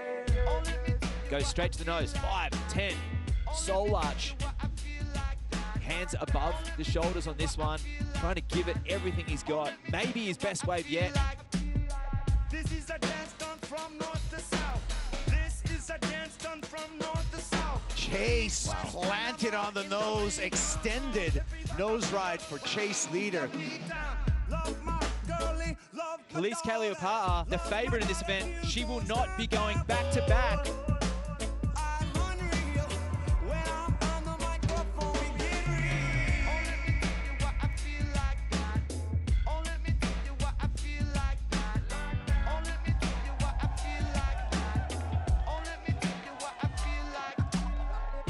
And it's finals day for the Huntington Beach Longboard Classic. Rachel, that's a long 5 there. Takes the midline of the wave. Power carve, expressive there.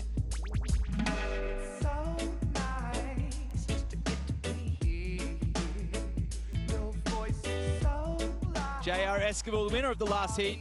His competitor, Richie, didn't want a bar of it. Gets that nose ride from behind the section and then throws it into the 10 and holds it. And he just holds it, continues to hold it, and that's that critical section there. Kyle Flint's is clapping his opponent. He's given up.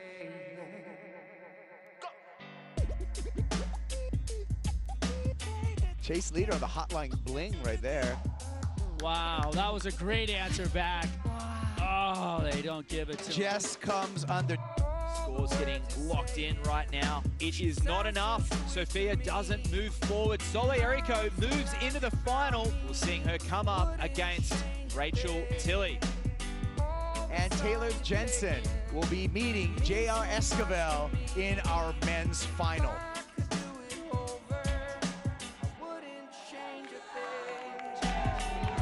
She feels it, and that emotion of winning one of the most prestigious awards has just become a reality. Congratulations to Rachel Tilley. Dominant performance every single heat.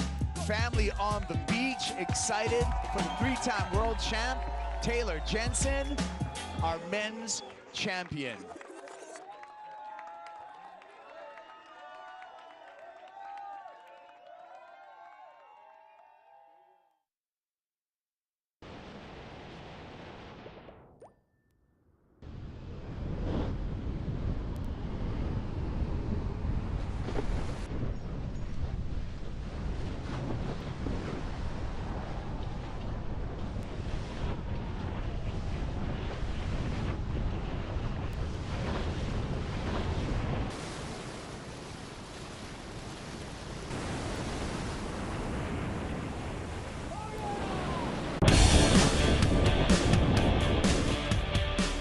Honestly, the hardest part of this was to match the beginning of the wave when I was landing at a really high speed.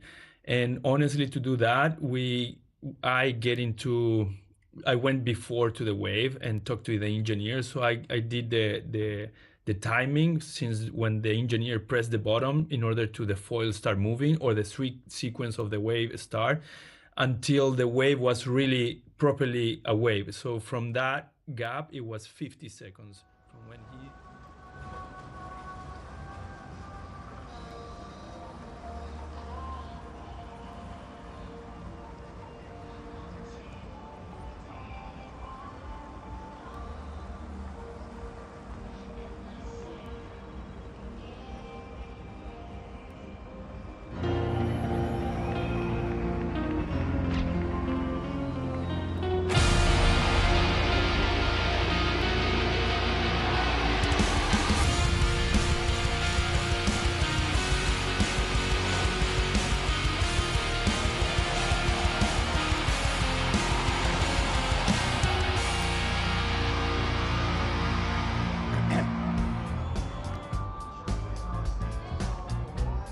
Buckle up, it is finals time at the Abu Dhabi Longboard Classic, presented by Modon.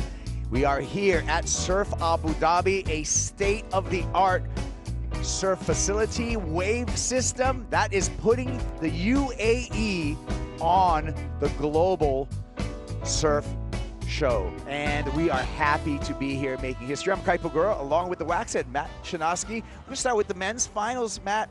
Under the lights here at Surf Abu Dhabi, we got a youngster in the way of Johnny Van Hohenstein coming up against a veteran, and I'm talking about 2018 world champ Steven Sawyer. As we see the calibration beginning behind us, the wave's about to kick off. Stevie Sawyer and Johnny the Ripper. This is a replay of last year's semi-final at the World Championships, and in El Salvador, and it was actually Johnny that got the jump on Stevie. Hey, we got a special guest that sampled this state-of-the-art facility. I'm talking about two-time world runner-up Taj Burrow. Taj is on the deck with AJ McCord.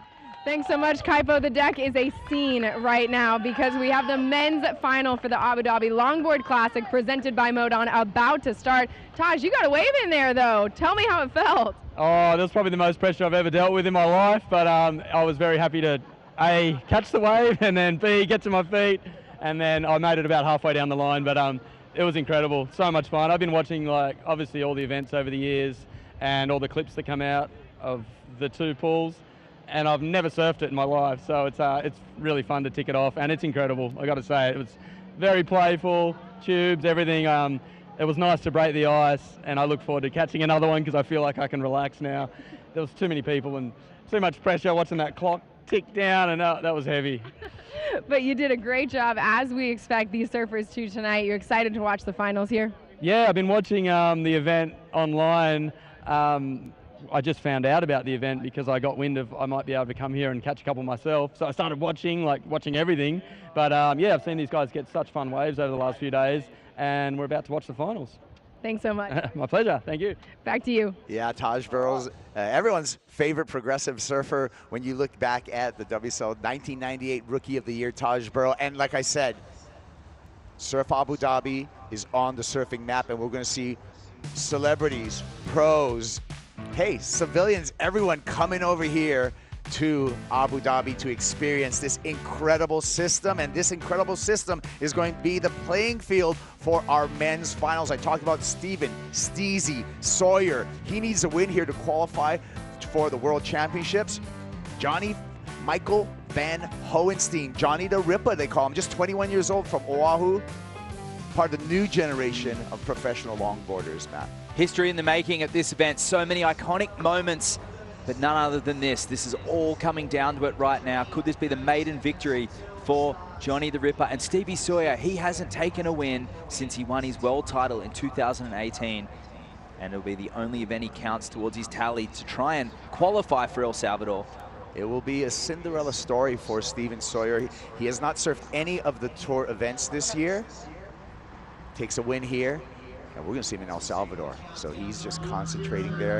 Of course, a surfer, a shaper on his own right.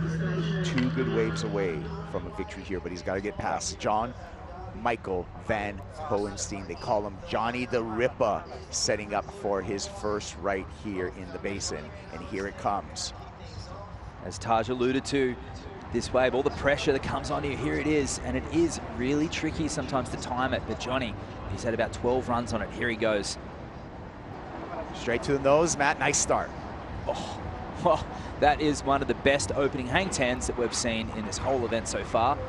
Off to a great start. Okay, this mid-sections, the hollow sections, and he's going to get a little bit of a cover up there, clears that section. Now he's going to go to turns here.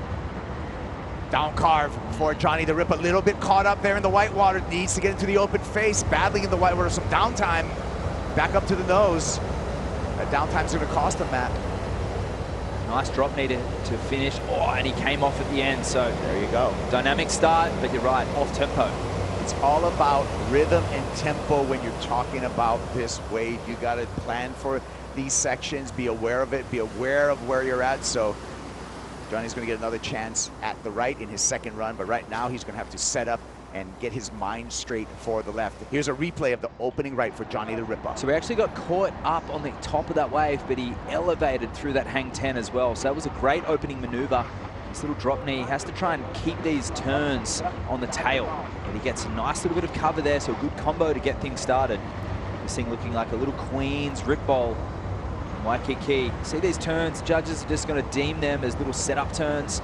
Gets caught behind, as you said, Kaipo, and he links this one through the inside. He does get to the nose again, but just a little bit out of rhythm after this one. Lifts the tail up, the nose up again. Just can't get the completion. Yeah, right here. This is really, you know, this is kind of a safety tube stance right here to make sure he clears through this section. Not taking too many risks, not trying to get too deep. Wants to make sure he clears that tube section. And the hand forward is a good indication of that. When you are, you know, in those tight little barrels, you've just got to keep it simple and get low and put that hand forward, because after all, your eyes, your hands are leading yourself like Braille in the tube. Starts off with a 6.5. A 6.5 for Johnny the Ripper on the right. 1 minute away from his first left. And this is another unique feature of competition in the basin, in that you know when the waves come in, you're going to have to concentrate, calm yourself, but really the mental game is extreme here, because a lot of stress is put upon yourself when you know this wave is on the way. Exactly right. He's been keeping cool. He was just hanging in the cabanas under the shade, just to the left of all the commotion. There's the Hawaiian contingent supporting Khalees in that previous semi-final, but he was there with his girlfriend Olivia and the entourage that have got their JTR hats, walking around the Johnny the Ripper hats, and he's got a good crew just keeping him centered. It's one of the biggest moments of his career so far. Also, an adjustment for the surfers as we transition from daytime through sunset into this beautiful night here, and the crowd has come out to check out the first professional surfing contest in the UAE. And with this facility, I can tell you there's going to be many, many more, and a lot of surfing development in this incredible wave system. I mean, it is a testament to all the people involved behind the scenes to get this up and going, and this collaboration. It works so well on this point break setting for the longboarders, and also over in El Salvador we have our finals. These countries are so willing to accept surfing into their sporting demographic. Already one of my favorite surf spots. Here we go with Johnny the Ripper on the left, gets a quick trip to a hang 5, high 5 there, drops down to the bottom. One more time. Lengthy nose right here, Matt. Great timing. He's just getting better throughout this event so far, as you would expect, with more repetition. He lines up the tube ride. He's got to slow down to get into that backside barrel. He's going to skip through there. And more cross-stepping to another 5 through this section, Matt. Stable surfing. This could be one of the best lefts I've seen him put together. He didn't get in the barrel, but good flow, really good footwork. Oh, and he nearly goes down. Yeah. Oh, comes out through the doggy door. So this will be a completed wave, a little lapse of flow on the end. Great work from Johnny. Hung in there. There's a support squad right there on the surfer deck for Johnny Van Holenstein. 6.5 right now in his score line. He's going to add to that with his number for the left. Another look at the left for Johnny the Ripper. This adjustment on the nose, really technical. Actually going high, getting caught up, adjusting his line. He's up the top of the wave. I like to call that the third section of the wave, Kaipo. He steps back to the middle and he takes that middle line in the middle of the board. See that? Perfectly matched. Doesn't get the barrel. If he did stall a little bit longer, he may have actually had the extra tube section there. But delicate footwork, some of the best footwork I've seen of Johnny throughout the event. Nice style, composed, bit of rail work. It'll be, I think it'll eclipse his 6.5 on the right, Kaipo, but just that little bobble at the end may stop it from going. Excellent. Yeah, there you go. Johnny coming into this event, number 4 on the rankings. As we take a look at this ride again in slow motion, we know now that he will be the number 2 seed when we talk about that Surf City El Salvador World Longboard Championships. No hang 10 on that one, and that would have kept the score down a little bit comparing to that first hang 10 on the right. Score comes in, Kaipo. Here's the number, 6.47 for the left for Johnny the Ripper. heat total so far, a 12.97 for Johnny. He's going to get one more chance, one more run, one more right, and one more left. Kaimana Takayama in the corner there of Johnny. Steven Sawyer, our 2018 World Longboard champ now, calming himself. 40 seconds to go until his opening right. He wins this event. Steven Sawyer, we're going to see him in El Salvador and a chance for a second world title. And he's been doing some of the best surfing, connected surfing that we've seen him since his 2018. He agreed. He actually said this morning at the Epic Hotel we're all staying at that he's never felt so connected to his surfboard. That's a board that he came second at the duct tape in Brazil on. He calls it the Brazil model. And it's a 9.7 self-shaped, slightly piggy, but relatively neutral foils throughout the board, and it's looking fantastic under the feet of Stevie. Well, makes his own equipment, so he has intimate knowledge of everything in that design. Crystal Hewlett, Stevie's partner there, willing, well, no, she's not willing a wave to come. We know that is coming right now, but just willing him to connect like he has been doing, just waiting for the show to begin. Here comes the train. Dragging the foil, feeling the bottom, feeling the bathymetry here at Surf Abu Dhabi, and Steven Sawyer takes off on the backhand. Let's see what he has, Matt. Nice timing, beautiful close 5 there, quite a 10. Stable surfing to get it started. Gets a little touch of the 10, the 2 feet over the nose there, stalling for the barrel. Important component right here, backhand barrel, grabbing the rail, pulling on that rail, and pumping through that section. He clears the barrel section with ease. That may be one of his best barrels of the day so far. Good connection through the whitewash. That's the deepest nose ride we've seen in that section. Beautiful timing. If you can finish cleanly, this is going to be an excellent score. Talk about peaking when you need to. Steven Steezy Sawyer. Excellent range score for sure. That has to go above an 8-point ride. Great surfing there from the goofy footer. Talk about containing your nerves, performing under pressure. Yeah. That's exactly what Steven Sawyer just did. That's a wave for the traditionalists and the purists out there. Footwork on point. He rode it all the way into the shallows on the other side of the basin. Completely unnecessary, but he was enjoying it that much. Well, we enjoyed the show. We're waiting for the score, but we get to take another look at this replay of a brilliant ride. Oh, wow. I mean, there's so much to unpack here. 5 and the 10, stable finish. This is looking like a Malibu wave, the outside section. As he works through the inside, this, on the other hand, looks like Rainbow Bay on the Gold Coast, where he shoves his hand in, or as a small supers, as Crystal was telling me, very much like a small J-Bay, and he climbs and drops using his footwork. He doesn't shuffle, he links it all together, and this is pure style. A little stumble there, but he makes up for it, climbing and dropping as he flows throughout this wave, and a nice rolled bottom lip bash there. Great surfing there from Stevie Sawyer on a self-shaped surfboard. We talk about the criteria of style, grace, and flow. Checking the boxes there, Steven Sawyer, and taking a look here at a beautiful evening under the lights at Surf Abu Dhabi. When we compared the longboard genre of surfing to shortboarding, we spoke to Taj Barrow just before the event, and Kaipo, score drops in for Stevie.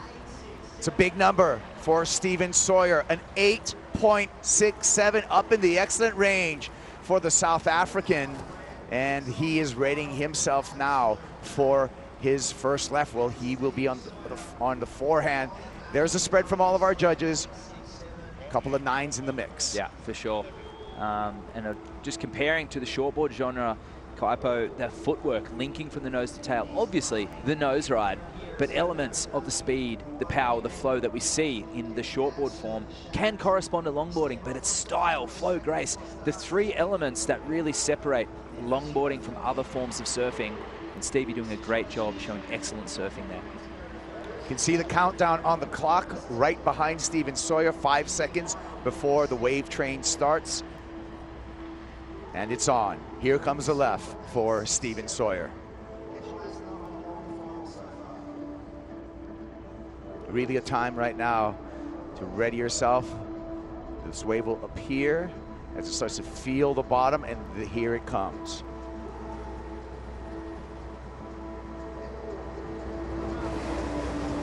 goes. Paddles deep. And he's on his way. Nice nose ride, way high on this one. High risk, high hang 10. Clears that section, Matt. Looking good so far. Yep, great hang 10. That's his best 10 on the forehand. Oh, it was deep. Talk about deep. He was deep, and now he's going to put pressure on himself to perform on the left. He already has a keeper score on the right. It's going to have to be run number 2 for the left for Steven Sawyer. Wow, and a 4.3 required. If he'd have been able just to surf that one safely, would have been enough. Let's see what happens. So he just gets low, and that hang 10 at the beginning got him behind, and he just gets clipped.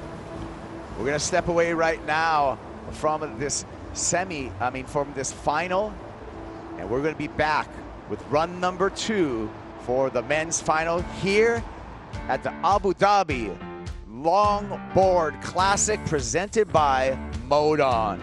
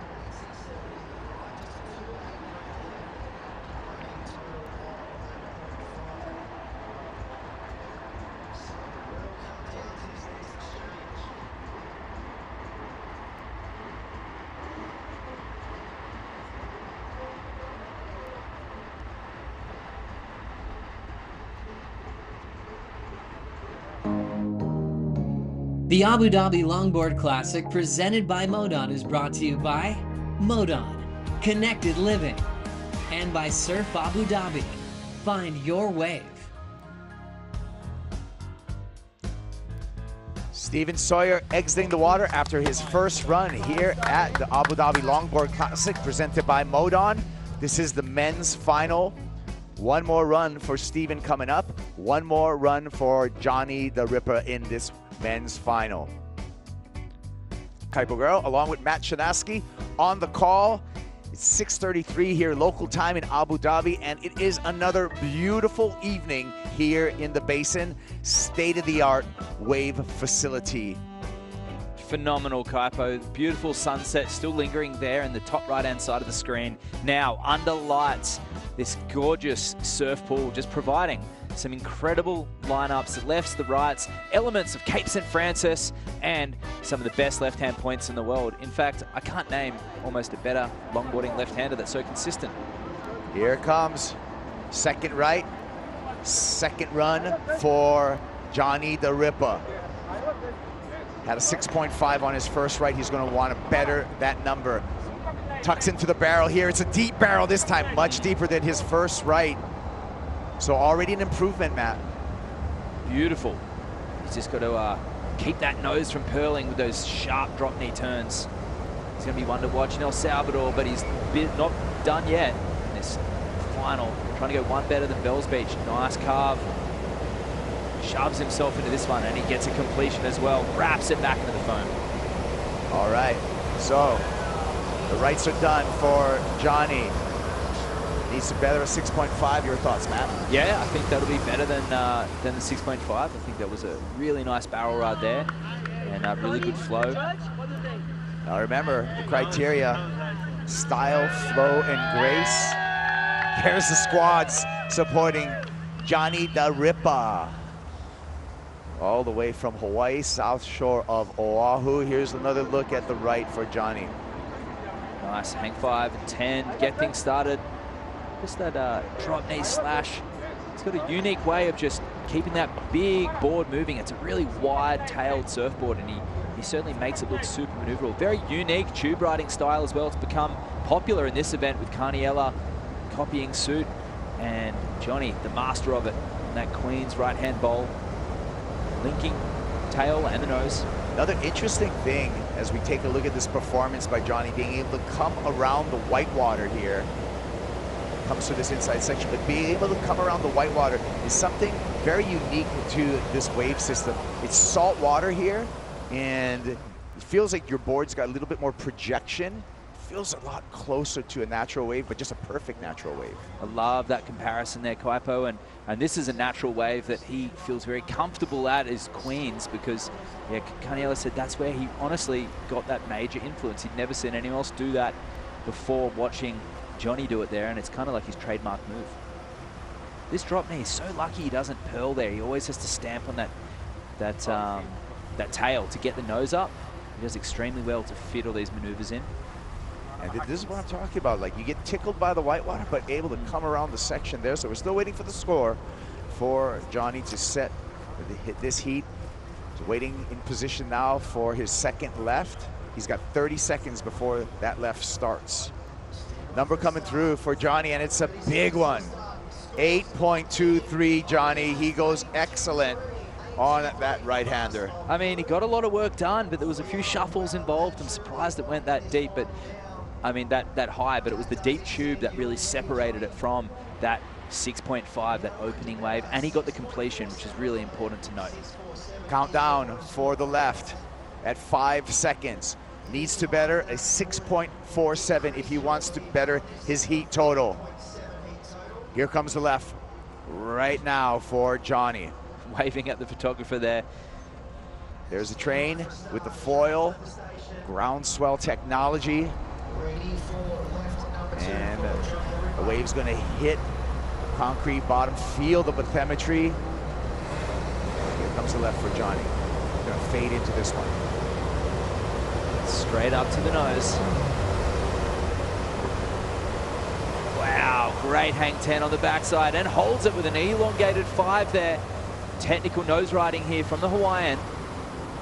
Barrel section coming through here. Grabs the rail. Tries to slow the board down. A little bit of a pit ride so far. Trying to get into the barrel. And second section, Johnny gets covered up. Takes one on the neck on the way out. Cross steps back to another nose ride. Beautiful down carve into the bottom turn. Inside section here he's got to deal with, Matt. I mean, this wave had it all and a nice finish. That was a great hang 5 and 10, the highlight of that wave. He gets a little tube to add, and he's given it everything. Gave it his best opportunity. We are into the final, and that is his final run there. Anticipating the score again. Score to beat on the left is a 6.47. That nose ride alone was his best hang 5-10 combo in the backside. A little caught behind as he got halfway through, but let's have a look at this long 5 and 10. Nice upright hang 10, holds the 5. Long nose ride there. And here, does he quite get into the barrel? Stalling, great form. Gets kind of sits down for a moment. Never quite gets under the curtain, just for a moment there. So nothing really on that tube ride. Just a linking maneuver and that 5-2. So nice carve. And just a little wrap to finish. So I think it'll be higher than the 6.47. But we'll have to wait and see where the judges go with that. I'm comparing back to that last semi-final, which is unjust. You can't do that. It's a heat-by-heat basis. But Kai Salas had a beautiful hang 10 to get things started on his forehand and a tube as well. But it's almost like the judges are preferring in the midsection. The wave comes through, did not improve upon his scoreline of 5.63. So John Michael Van Hohenstein is going to sit on a heat total of 14.7.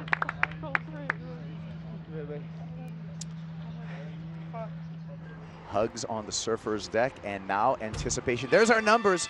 14.7 is the heat total to beat for Steven Sawyer. He's coming up in his second run. Wants to improve upon that 2.83, Matt, that you see right there on the graphic. That's his left number. Easily to improve upon, because that's a pretty low number there, the 2.83. And to chase it down, he just needs to start thinking he needs to go excellent, because it's not an excellent score, but it's got to be something phenomenal. Chasing down a 6 or a 7 is a tricky number.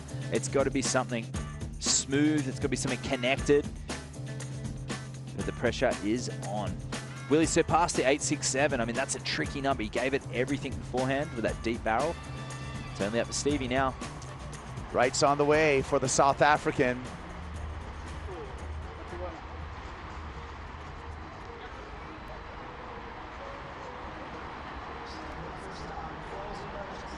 Here it comes. Run 2 about to begin.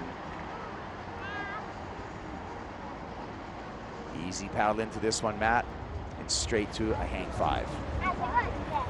Touch 5 and a bit of a 10 there. Beautiful deep hang 5 to get things started. A bit of onshore breeze on this midsection. He got barreled here last time. Let's see what he's got this one. Stalling for the barrel, but not as user-friendly of a barrel, but powers through there, has to break through the curtain, but he's going to get caught in the whitewater.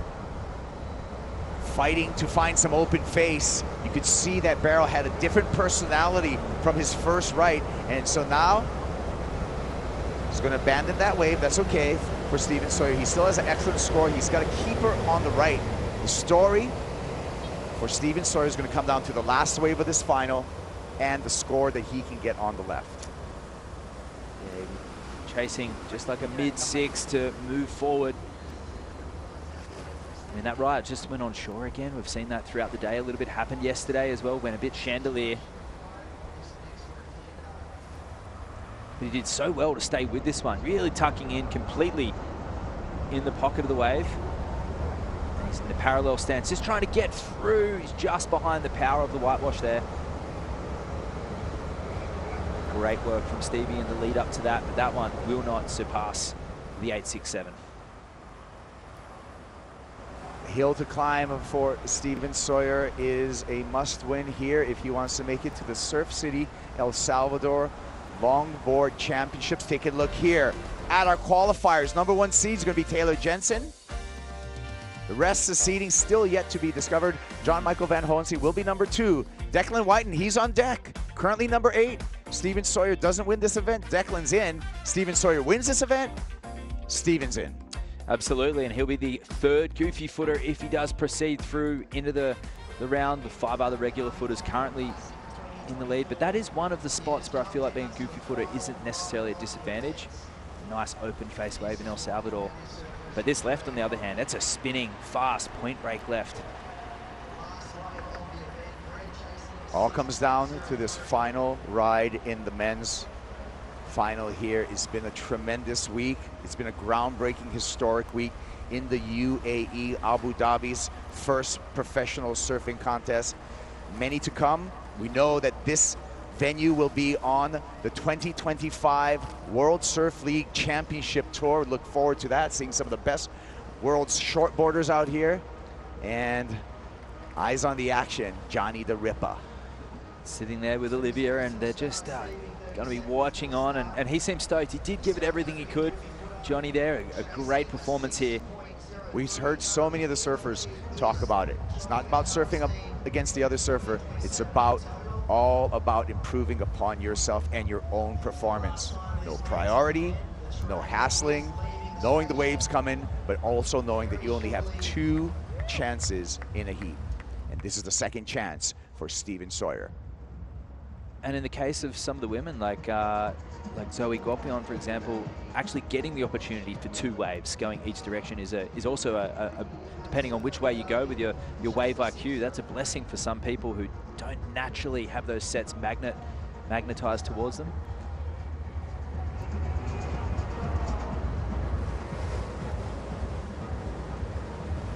Paddles it to the left, and here he goes. Needs a 6.03 to take the lead. Steven Sawyer on the nose, Matt. It all comes down to this. It is his season on the line right now, and Declan Whiten's as well. And stalling for this one. He's going for the tube, Kaipo. Oh, high risk here, going for the barrel, threading here. Nice line through that barrel. Got to hang on and clears that section. So looking good so far for Steven Sawyer. Gets onto the nose. Great footwork.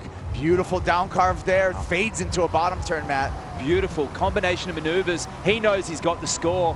And he's going through to this end section. He's not done yet. And a beautiful, smooth, arcing turn to finish. I think that's the score, Kaipo. Talk about a Cinderella story. One event surfed in 2024. Steven Sawyer on the precipice of qualifying for a chance at another world title. It's all about the judges right now, but the feeling on the deck is a very, very positive one. There's celebration already happening. Approaching 5 o'clock in the afternoon in South Africa. They'll be tuning in on the edge of their seats. Let's have a look at what went right for Stevie. Nice vibe, was getting nervous here, gets the 10. The tube wasn't necessarily required to get the score, being that 6, but he steps to the midsection, traditional surfing, using his footwork, and here, great timing. He gets low, lines it up, keeps the nose up from the nosedive, and he's got great form. And here, he just knows he's almost got it. He just needs a couple more maneuvers and surf with flow, style, and grace to get those scores. That swooping transition will be 3 points in itself. There you go, the salute, feeling positive, and took a high-risk line through that barrel section, and we're waiting for the reward for Steven Sawyer here with the salute. And this is a matchup of last year's semi-finals in El Salvador, where Johnny got the win on top of Stevie. Oh, the anticipation. Waiting for the judges' numbers. You're going to take a while to review it. That beautiful surfing, traditional surfing there from Stevie on a self-shaped 9.7. Here they come on. They're good numbers. They're big numbers. They're excellent numbers. 8.77. Congratulations to Steven Sawyer, our champion at the Abu Dhabi Longboard Classic presented by Modon, and a ticket to the World Championships. Congratulations, Steven Sawyer.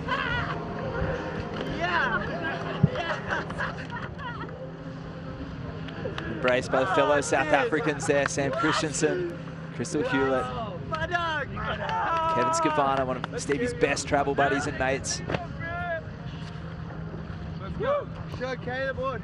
And they'll be looking for tickets to El Salvador next week. Okay. Someone grab this thing. Big moment here, and our first winner at this facility that I'm sure is going to be hosting a lot of pro surfing in the future. Congratulations, Steven Sawyer, our champion. History made here, Kaipo, the South African on top, and there's quite a few of them working here at Surf Abu Dhabi. That's right. There's a large South African contingency at Surf Abu Dhabi. So Steven Sawyer, we talk about the Cinderella story coming in here with one chance. He knew when he landed here in Abu Dhabi, his one chance, he had to win this entire event. Came through a lot of difficult heats, a lot of stress, a lot of mind games, high-risk maneuvers, high-risk rides, and he is rewarded by a dunk in the cooling pool. Meanwhile, our women's final on the way with Alice Lemoyne. Beautiful 10 to get things started, representing Reunion Island under the French flag. Surf Abu Dhabi also not without its French-speaking employees. A lot of support here for Alice as she styles her way through this wave.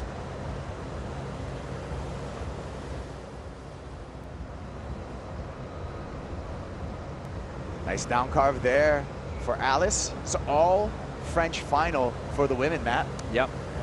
A very unique scenario here, and the last time we saw a French flag take a victory in the WLT, well, the last final was last year in the Bells Beach event, and she kicks out of that one. It's a great starting wave. Nice starting wave for Alice. Women's final continues after this quick break. Steven Sawyer just won the men's. We'll see who wins the women's.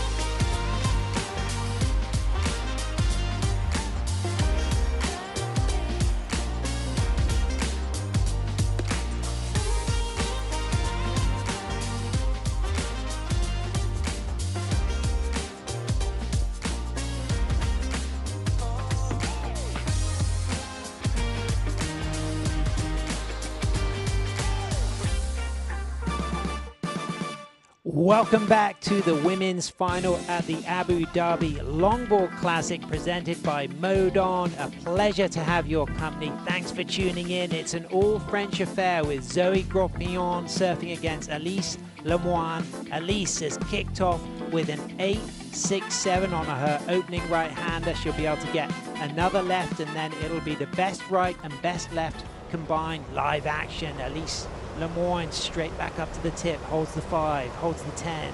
Doesn't quite get the full 10. It was just, again, that tight 5 that we talked about, Carla. So talk about the technique of the nose riding we're seeing on takeoff from the Luffy team rider. I mean, definitely she's getting in that critical part of the pocket, but not quite getting the 10, but working herself in that middle section so that she can get back into this another open nose ride section.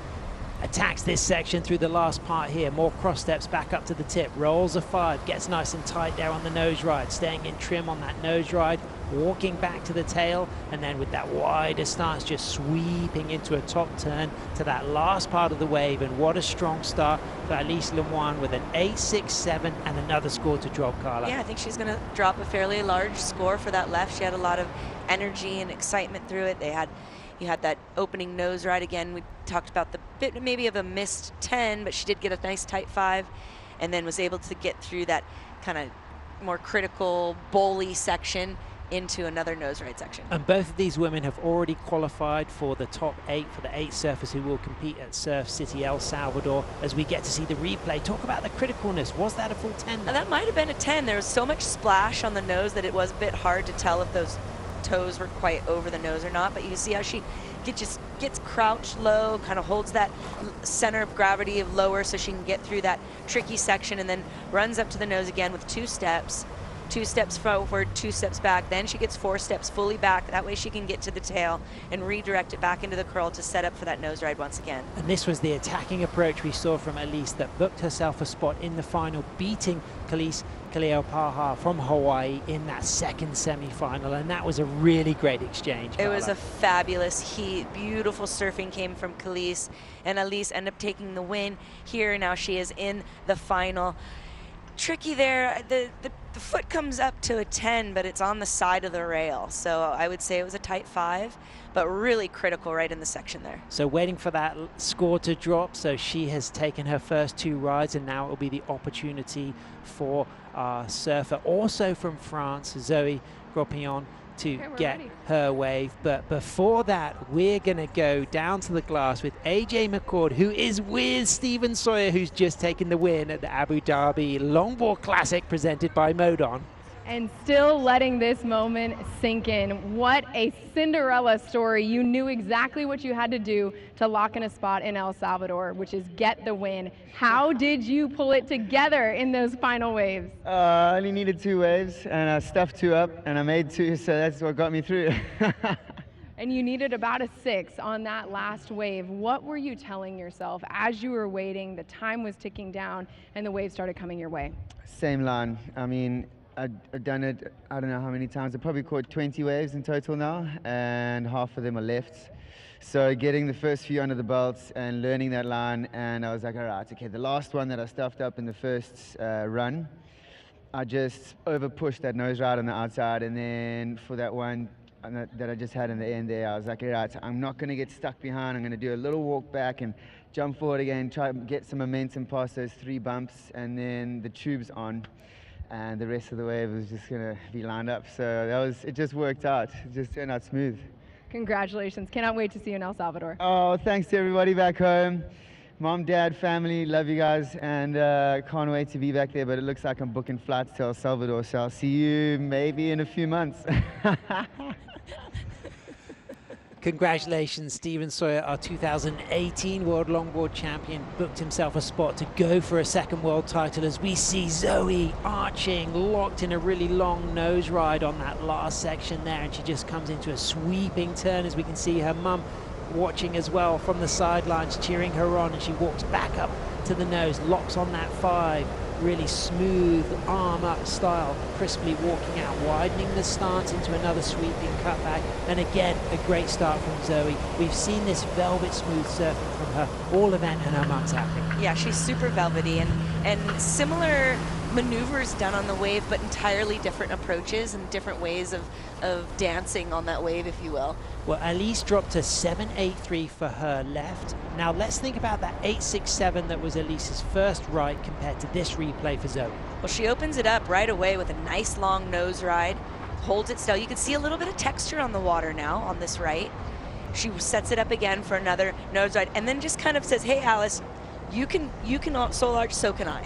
Yeah, absolutely. Straight into the rail work as well. So a lot of variety Carla demonstrated. Yeah, a lot of variety. She's showing that she can get, tick off all the boxes, gets plenty of nose and tip time. She's going to try to get that little 10. You can tell she was trying to kind of reach for it and decided, now I'll play it safe. Brings it back around for that final chef's kiss at the end of the wave. And here we just slow it down and see that really lovely nose ride where she throws some body English into it. And surfing under the floodlights, how do you think that affects the line and the positioning of the surfers? Well, I haven't had a chance to do it myself, but I think it's a tremendous element that changes the dynamic of the wave. It's hard to say probably how they read the lip and see the bottom, but these girls are handling it wonderfully. Well, what will be great to get an opportunity to compare now this 8.67 from Elise to that wave from Zoe. Is it going to come out higher? Is it going to come out lower? Carla, the scores come in at a 7.67 for Zoe, so it's just a bit under. What do you think separated these two rides? Well, you could see right off the bat, Elise had 2 10s, and they weren't really quick 10s. They were decent 10s in there. And so I think that really is just what separated the difference between the scores. She got a little bit more done in the wave. Again, this is that replay of Elise's first right. And very dynamic, a lot of work done there. She feels good about it. Plenty of work done for Zoe. Zoe had the high score judge at an 8.2, lowest coming in at a 7.3, averaging it out to a 7.67. Not quite enough to outbid Elise's first ride, but she's still got that left to go. So Zoe now chasing an 8.83 to move into first place, and there are still 3 more rides for Zoe and 2 more rides for Elise. Zoe now has had that first right, waiting to get that first left under the spotlight. A new format, the longest, largest human wave in the world, using that hydrofoil technology, 690-meter long basin, 1 minute long ride, the point break setting, perfect for stylish longboarding, Carla. It's a super perfect venue here to showcase the professional longboard tour. And here we have Zoe up on her left. Straight up to the nose, holds a 5, gets nice and tight on the 5, could have been a 10, walks back out of that critical nose ride, and then quite high up on the board for that trim speed, now dropping down low into the wave and just using that clutch control to move that front foot forward and stretching out for a second nose ride as things get sparkly with the floodlights here as she cleanly comes off the rail from the back of the board, cross-stepping forward to a high line and then almost locks a 5, touches it, but then does lock a 5 on that section as things get really quick here, and she just keeps her composure to walk back to the tail, Carla, and just touch the foam at the end and get a round of applause from everyone watching. Yeah, I mean, Zoe's so excited and happy probably to be here in the final. If I'm not mistaken, it's probably one of her career highlights. So to be here in Abu Dhabi in the final with one of her best friends is going to just be amazing. To win, it's going to be the icing on the cake. Absolutely, her first WSL World Longboard Tour final, and it's a strong backup ride. I mean, I feel like we're looking at a 7.83 for Elise's opening left-hander, but this was a great critical nose ride on takeoff, Carla. Yeah, and she does look like she does get the 10 there. It's a little tight, might be a tight 5. Sometimes it's a little hard to see, but you can see how she whips into this section here, gives a little bit of that engagement of the front foot. I kind of like her on the backside. I feel like there's a little bit more energy that comes from her. A bit more unpredictability as well, that innovative line, which Yeah. just keeps us on the edge of our seats. Yeah, I feel like on her rights we kind of can predict what she's doing, but on the left we can't, and I like that. I want to be surprised. I want to be shocked. I want to get excited in my seat. Things got lively through the last section, but the great control in that opening nose ride, but then towards the end of the wave, you know, not quite locking a long time on those touches of the nose, but reacting quickly with the footwork. Yeah, she definitely had amazing footwork there. Like you said, there was a couple moments there that were almost unglued, but she did stay in control. Maybe she did her leg day well today. And we're just waiting for that score to drop on her first left. Wow, those 2 waves now ridden. So 2 scores through for Elise Lemoine, but waiting for that second score to come through for Zoe, as we can see the fantastic setup there at Surf Abu Dhabi. Thanks for having us. It's been an absolute pleasure to be here. All of the international surfers have enjoyed it. You can see Edouard Del Pero, Martin Correa there, Ophelia Cohen there. All of these fantastic international competitors who've had a really positive experience with the great hospitality, the incredible food, as we see Zoe there just cooling off. She's going to have an opportunity for 2 more rides, but right now, Carla, she's waiting for the judges to drop that second score. Well, and they're clearly taking their time to do so and reviewing all of the footage and making sure that they get those points down correctly. Team France there, and also Uruguayan Nacho Piñatero, the style master of the season. He's put on a great show this year, and it comes in at a 7.80. So it doesn't put Zoe in first, but she's sitting really strong, carrying that 7.67 and a 7.80, meaning she's now chasing a score of an 8.70 to take the win if Elise Lemoine doesn't better her 2 scores on her next 2 rides, Carla. Yeah, curiously, we'll see how Elise decides to approach these final 2 waves, knowing that she's already in the lead, knowing that Zoe needs a fairly decent score. She's scored great here with a 7.67 and a 7.8, but here we go. Elise on her second right. Significant results here will improve the seeding for the surfers going into El Salvador, and a 5 into a 10 into another 10, holding that nose ride. Both arms up there, a third critical nose ride, the big soul arch, the trademark maneuver, climbing and dropping from the middle of the board, walking back up. Carla, what do you think of this one? I like the nose ride so far. I like this dial here. She's holding him long and tight, using some rail work. She's going to bring it back and around. Swoops it onto this last section here, Carla, back up to the tip, holds the 5, gets another touch of the more critical nose ride into the 10, and then the stretch 5, and holds it all the way into another rail work through the inside. And she's got an 8.67 in the can already, but that was pretty good. Her partner Luca thinks it's good as well. You get the feeling that Elise feels like she's in a dream, that it's not quite real, or pinch me, don't pinch me rather. And you use the word dream, I mean the dreamy conditions, you know, let's talk about the setting. It is spectacular, and to be able to surf under the spotlight like this, it really is a great showcase for longboarding. Yeah, and you can see how she's lit up here on this replay here. She does nail a 10, goes for another 10, a little splashy there, a bit of splash, but really maximizing her nose ride because she really wants to try to set herself apart. Pushing it, taking risk. Yeah, she wants to take the risk. She knows this is her last chance on this right, so she's going to give it all she got. She's come in with an 8.67 already, so she really kind of doesn't have anything to lose. And I like that approach, the fact that she's really trying to better it, Carla. Yeah, and that's what she should be doing. Because she knows that her friend Zoe, she's been traveling, they've been training together, and Zoe has opened up with a 7.67 and a 7.8, so clearly the possibility is there for her to get more excellent scores. And what's so interesting, Carla, is both of these women are sitting at the bottom of the list of those 7th and 8th seeds going into El Salvador, so a big win here is really going to change their seeding, as we can see that really amazing soul arch. Yeah, well, I think in general, both Zoe and Elise are just super happy to be here. They're competing against each other. They're moving on to El Salvador.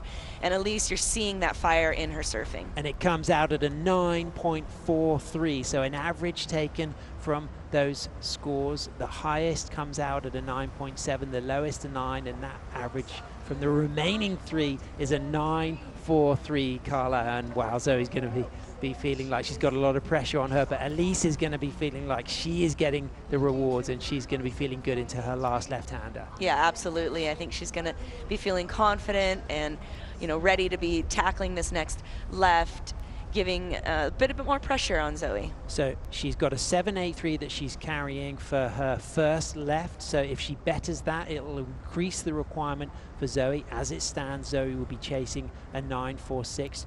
2 more rides for Zoe, 1 more ride for Elise, as we just get to see the bathymetry there. That's the deeper section, when you can see it just shallowing as we move across the basin. And pretty soon, in the next 15 seconds, that hydrofoil will get into action and that wave will start to form and run in that point break setting with perfect cadence. Right, and that's exactly right, cadence. And cadence is what one of the most important things is on this wave, making sure that your timing is on and that you're not just throwing maneuvers out willy-nilly. Absolutely, Carla, and we've seen that when surfers have lost their tempo early, it's been hard to correct that. So timing, tempo, cadence, key features to the strong rides here.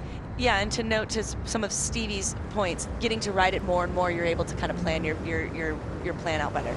Here it is, she's up and riding a high line. 2 steps forward, 4 cross steps into a tight 5, holds that tight 5, walks out of that opening nose ride into a second nose ride, opting to take a high line, widening her stance, getting nice and low here, attacking this section, shuffling forward and then cross-stepping into a roll of another nose ride, all in the same trim line, but it was critical. She takes a fall, so she will carry that 7.83 as her highest scoring left-hander, meaning Zoe will be chasing a 9.46. That's a giant score, but you know, she's got the right and the left to build upon.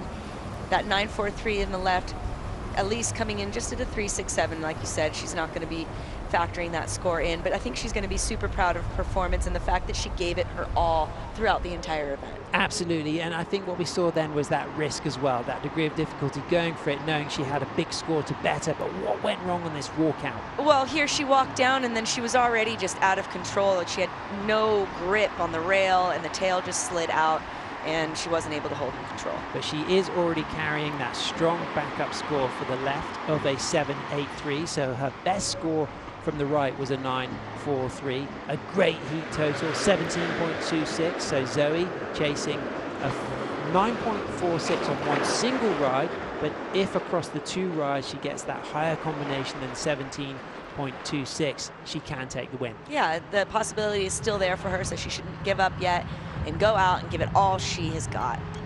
So this woman on your screen, she's been 8 times WSL European champion there with her partner Luca. She's 2 times ISA World Longboard Champion. Looking like she might have just took a little hit on the feet there, Carla. Yeah, she's okay. Yeah, looks like we've got a little bit of a limp there. It is a hard concrete bottom, so you have to be very careful on how you fall, and in those moments where you do make mistakes and fall over, it can be kind of tragic.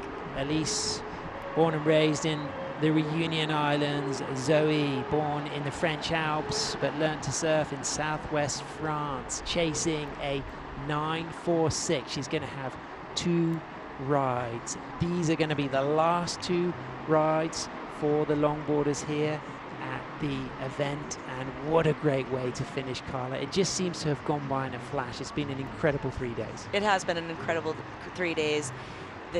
From the venue to the hospitality to the wave to the camaraderie among the surfers, it's been a fabulous, fabulous event. And let's talk about line on this takeoff. You know, the different options on this right-hander of how you enter the wave. You know, we've seen some variety. We've seen some people fade, some people go straight to the nose. You know, what are the main approaches on takeoff you can get on this right-hander? Well, you notice someone like Kai Salas chooses to sit a little bit further back, so he has a bit more time to set up his nose ride. Some of them choose to sit a bit closer to where that takeoff spot is, which is the red flag, and so they have less paddle and they're just in it. So it depends on the style of the surfer. Some of them choose to do a bit, like I said, catch it earlier and do a fade into it to set up the nose ride. Others like to do that quick top turn right into the nose ride. 0 on the clock there, so that means that the hydrofoil will be setting in motion, and there you can just see it creating that solitary wave, this unique system here at Surf Abu Dhabi, as Zoe Gropignon sets up on the point break setting with a nice crisp footwork up to the tip, holds a tight, long 5, stays on that 5, keeps that knee pointing forward in a soul arch, a little bit of hip movement, bringing that back for tighter on that critical opening nose ride, and then cross-stepping back to the tail, readjusting her line, climbing and cross-stepping into another critical soul arch, and she's got that back arm up as she walks into a swooping turn, and her rail work, Carla, has been on point for the last 3 days. It's been one of the hallmarks, the smooth transitions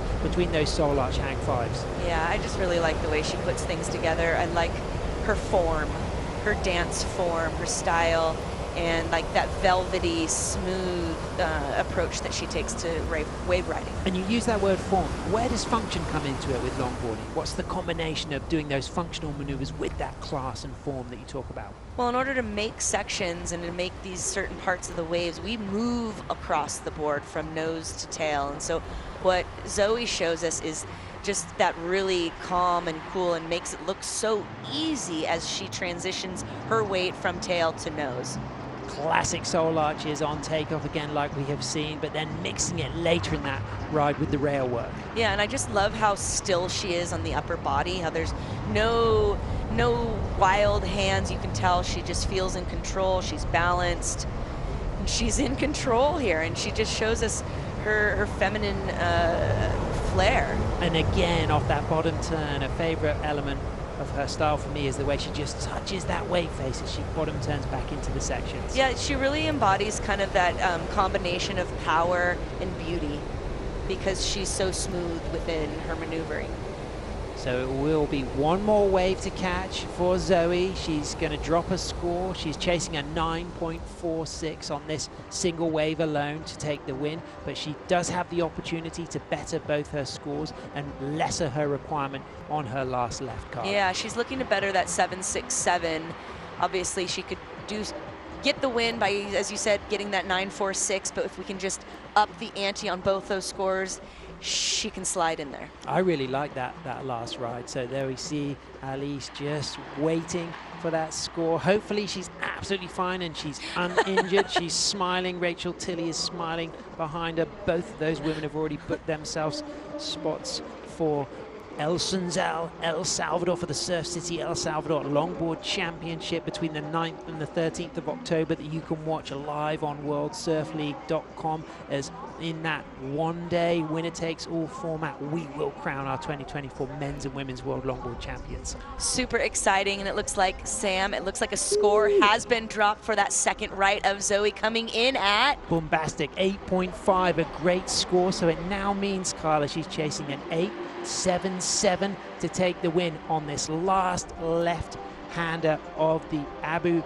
Dhabi Longboard Classic, presented by Modon. And what a great opportunity for the French surfer to put on a show, Carla. Chipping it away, just chipping it away slowly. We said she didn't necessarily have to get that giant 9.46, but if she could better that first right, that would help her position. So now she needs at least an 8.77 on the left to take the win here at the Abu Dhabi Longboard Classic. And here it is, the last wave of the event, finals day, day 3, the women's final, the last left-hander for Zoe Gropignon from France, locks a 5, holds a tight 5, stays really true to that critical tight 5, but high degree of difficulty there. She pedals back. She's going to be right behind the section, but she manages to pull in, and she's not going to get the score, but she absolutely charged. And it's Alice Lemoine from France who is going to be our champion for the women at the Abu Dhabi Longboard Classic, and Zoe Gropignon will take second. They're both great friends, and what a great final that was, Carla. What a great evening. Both finals just incredibly spectacular, so exciting. All of us on the edges of our seat. Congratulations, of course, to Elise for taking a win, but beautiful surfing from Zoe. She should be so pleased with her performance and this career highlight. Absolutely. First WSL final for Zoe. She gets an 8.5 and a 7.80. She gets a 1.5 for that last ride, but no lack of commitment, as we can just see Elise going down to congratulate her friend. And what a special opportunity for these two French women to compete together in the final here. When you travel together and you're probably rooming together, you know, oftentimes in your travels, it can be a struggle, you know, and the fact that you can be friends and maintain your friendship, join each other, you see them congratulating each other. Oh, that's a great moment, Carla. Kisses all around. Yeah, really, really nice to see friends compete in a healthy way. And congrats to all of the competitors today. You know, we had scores here finishing out with 7s and 8s. Anybody could have taken it. It was a really great weekend. Absolutely, and just the system, the hydrofoil generator, creating waves with significant power and without degradation. That's the beauty of this system, as we can see. Elise, our champion, being chaired up by Luca and Rachel Tilly, and then Zoe's getting on the chair as well, Carla. Yeah, well, it's a French friendship there. There's Edouard and Martin chairing up Zoe. A lot of French support here. Big congratulations to both of these finalists, of course. Big congratulations to our finalists in the men, Stephen Sawyer taking the win, and what an amazing achievement for him. On one result, he books himself a spot as 8th seed going into El Salvador. I mean, on the search for the glass slipper, and he finds it. It just, I didn't, you know, throughout the weekend, knowing that needed to be, you kind of wanted to see it happen, and the fact that it did is just really special. So this will become an annual tradition for champions, getting thrown into the wax cooling pool. Is Zoe going to go in there as well? It looks like there's not much space. Go Zoe! Edouard and Martin Leroy might have potentially injured themselves on the way in there, but hopefully they're absolutely fine. Congratulations, Team France. Oops. Oh, there we go. Phones in the wax cooling pool, but there it is. There's our finalists, and that's our champion, Elise Lemoine. Carla, I mean, a little bit of reflection on that achievement for Elise. She's just going to be so happy. This is the first event here in Abu Dhabi. It's a history-making moment. She gets to take that claim of being the first to win here. We will be back here in 2025, and she's going to be the one to beat. She has been so close as well to winning her own WSL World Longboard title. She's won 2 ISA World Longboard titles, but not yet on the list of the likes of Soleil Erico, Hannah Bloomfield, Tori Gilkson, Rachel Tilly, Chelsea Williams, Kalia Moniz, Lindsay Steinride, Corey Schumacher. The list goes on. Is it going to be Elise's year in El Salvador? Well, it's going to really pan out to how her seating works out and how she's able to surf through those heats in El Salvador. And talk about confidence, Carla. How important is it coming off the back of a win, going into that winner-takes-all event? I mean, is it any more important to have that kind of confidence and know that you're being validated for your skill and technique? It's everything. And who have been some of the highlights for you from the women's side? I mean, there's been so much amazing surfing. There's been a lot of amazing surfing. I think I want to shout out to Natsumi Taoka just for her technique. Her footwork is on point. And then, of course, one of the favorites of the entire event really was Khalees Keleopa'a, who just really showed us how to beautifully surf this wave. Yeah, she really did. Put on an incredible semi-final. But this lady on your screen with AJ McCord down there on the glass, Elise Lemoine from France, is our champion. Let's hear from her. Yes, she is, and soaking in this moment with so many supporters. With Zoe, walk me through what it felt like just to compete in this finals with one of your best friends. Wow, it's just amazing. I have so much fun. I didn't feel I was competing. I just going for a free surf, and I enjoy so much the wave, so I'm very happy. It looked like you were in your element here at Surf Abu Dhabi, despite the fact that it's the very first competition. How were you able to find your rhythm on the wave? Yeah, sure, it's like very different to the surf range. But yeah, on the training, like I feel the wave and yeah, I get the tempo on it, so I'm pretty happy. You've got the win, carrying some momentum forward here. How does this give you confidence? Yeah. Before El Salvador, it means so much to win here. So I'm pretty happy and yeah, go for it for El Salvador. It's going to be an amazing final there. Cannot wait to see you there. Before we let you go here from Abu Dhabi, do you want to say anything to friends and family back home? Ouais, je voudrais remercier tout le monde, vraiment à la maison, tous les Réunionnais qui me supportent, tous mes amis à Biarritz. Vraiment, merci à vous tous, à Maurice, ma famille aussi là-bas. Voilà, merci à mon coach Johan, à Luffy, merci à tous mes sponsors réunionnais et à bientôt pour la finale. Merci beaucoup. Congratulations. Send it back to you. Congratulations, Elise. Thanks so much, AJ, bringing all of that fantastic energy, not only for our post-heat winners, but now our champions. And, you know, the opportunity to win this inaugural event, Matt, I mean, that's really special. Absolutely. I mean, she's made finals before at Bells Beach and over there in Taiwan, but like this, making history over here in Abu Dhabi, that one will be one that she'll remember forever. Well, we're going to continue to make history. Tune in for the post show after these messages. We'll be right back.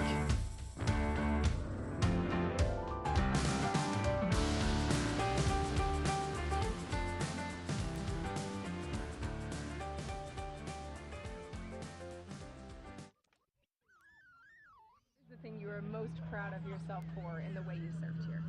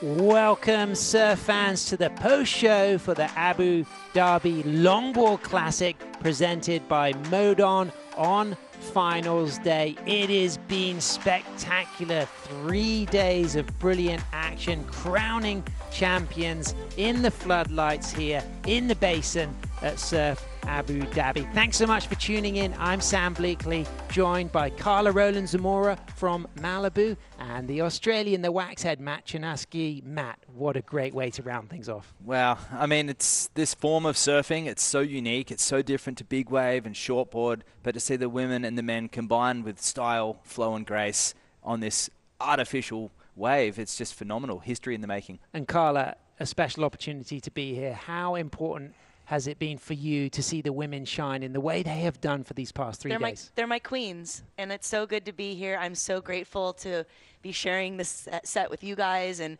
just witness everything that it is here, this historical moment. We kicked off with the women's quarterfinals, and then we shifted into those men's semis, women's semis, and then we crowned those champions. But there was just so much groundwork as well. There was the hospitality, there was the incredible wave facility here at Surf Abu Dhabi, and of course Modon, our supporting sponsor, and all of the incredible development they have done to put Hudayria Island on the map.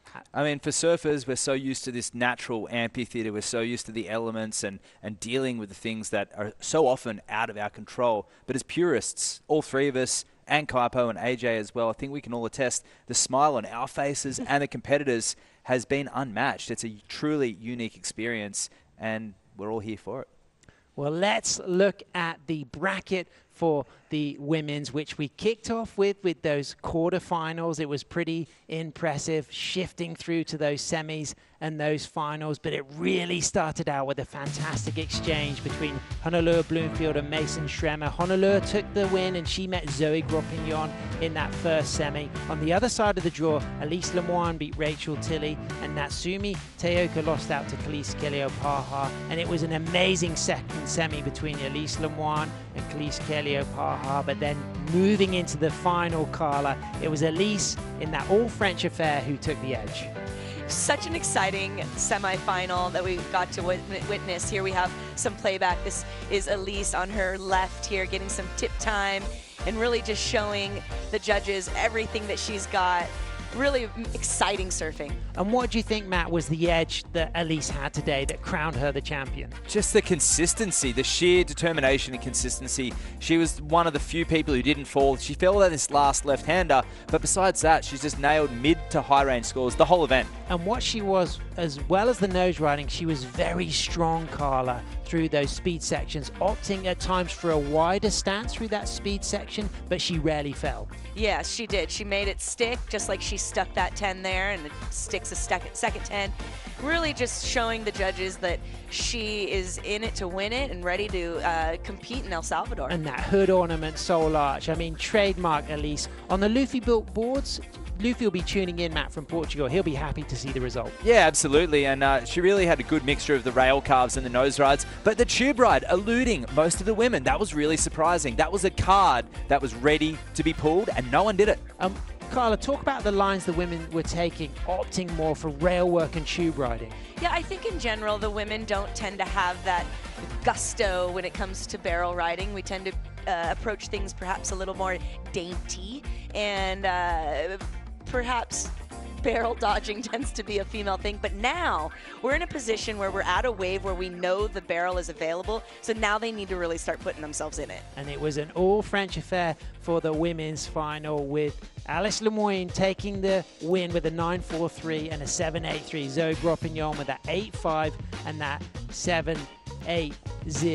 A special opportunity for those two friends, Matt, to come up together. Yeah, first time in a final, and it was Zoe's first final. She had a great run in the 2021 Malibu event where she beat Soleil Erico in the quarterfinals. That was, previous to this, her best result. But she just carried so much momentum. She's going to be a force to be reckoned with in El Salvador. And Carla, talk to me about when two friends meet in a final like that. How special? Well, I mean, especially when you're traveling together and you spent all this time competing, and oftentimes you see your friend move forward and you're the one that's kind of left back to be the cheerleading or the cheering squad. So the two of you to be able to go together and then have the rest of your team behind both of you, and both Zoe and Elise got cheered up the beach. It's just a really special feeling and something they'll remember forever. Absolutely, and something that someone's going to remember forever. Of course, Steven Sawyer, he took the win in the men's, but let's have a little look at that men's bracket, because we rounded up those quarterfinals on day 2 under the floodlights, but we kicked off with fantastic semi-finals. It was Connie Ella-Stewart surfing against Steven Sawyer for semi-final number 1, and of course Steven Sawyer took the win, and we moved on to semi-final number 2. John Michael van Hohenstein beat Kai Salas. Hohenstein took the win, went to the final. Steezy took the win in the final. But talk about Kai Salas' surfing, Matt. It was pretty splendid these last 3 days. Yeah, he was on suit to take the victory. Obviously, eventually would have had to have come up against Steven Sawyer, but I tell you what, that was just phenomenal surfing from Stevie. Just linking nose to middle to tail, using the whole board, but his tube riding really set him apart. Absolutely, and talk about that relationship with Jeffreys Bay, Carla, and the fact that he knew this backside line beautifully. I think he's one of the few surfers that has the local wave that provides that kind of experience, because not many of the surfers live at a wave that like J-Bay where barrels like this. That wave was incredible. The commitment, the tube riding, the commitment on that last 10 backed it up. He needed the score, Matt. He needed to get something in the 6 range. He answered back with an 8.77 to take the win. But Matt, talk about the fact that he's now qualified for El Salvador, a one-event win. It really is a fairy tale story for Steven. The only event of the year. He couldn't make the first 2, and you know what? He didn't need to, because he took the win here and garnered enough points to make the final cut, and we'll see him in El Salvador next week. We will see him in El Salvador. It's going to be something really special to look forward to. And talking of special, we are going to move on to a fantastic opportunity. We're going to shift to the presentation that is going to kick off with a very, very special performance. So let's find out what's going to be happening down there.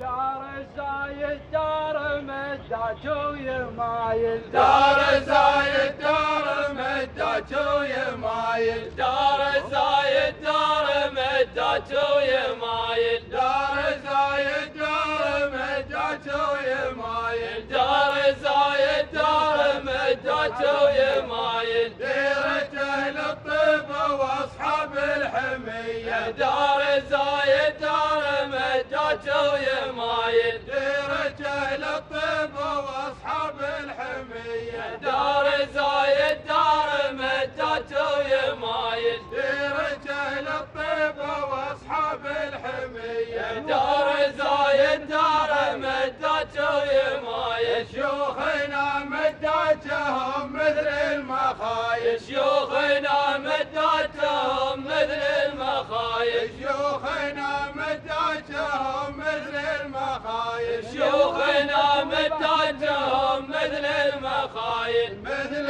يود ترتوي بكل فيا شيوخنا مداتهم مثل المخايل مثل يود ترتوي بكل فيا شيوخنا مداتهم مثل المخايل مثل يود ترتوي بكل فيا شيوخنا مداتهم مثل المخايل ويا علمنا رف فيروس الطوايل ويا علمنا رف فيروس الطوايل يا علمنا رف فيروس الطوايل ويا علمنا رف فيروس الطوايل بالمعزة عانق نجوم الثريا ويا علمنا رف فيروس الطوايل بالمعزة عانق نجوم الثريا ويا علمنا رف فيروس الطوايل بالمعزة عانق نجوم الثريا ويا علمنا رف فيروس الطوايل بالمعزة عانق نجوم الثريا يشهد التاريخ ما هو قول قايل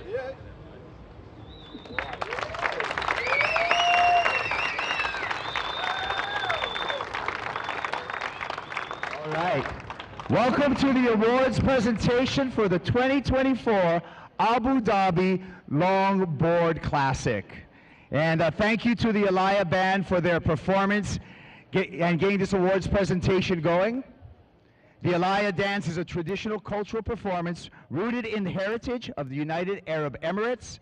This dance represents unity, strength, and a deep connection to the land and its history. This is stop number 3 on the WSL Longboard Tour, and an opportunity, the last opportunity for these surfers to qualify for the Surf City El Salvador Longboard Championships. That's coming up in October.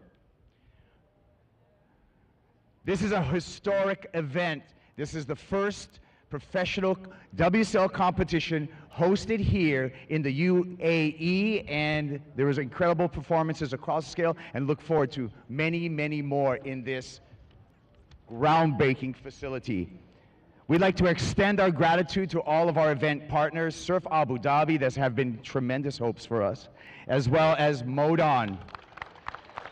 Everybody give up a hand. I gotta say, the christening of this event at this facility, absolutely amazing. And that's gonna put this place on the map for the globe in surfing. I'd like to introduce, let's give another hand. This is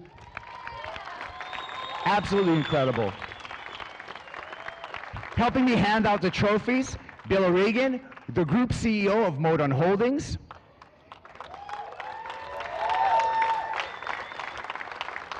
Andrew Stark, our WSL APAC President. And Will Hayden Smith, Senior Manager of Regional Tours and for the Longboard Tour.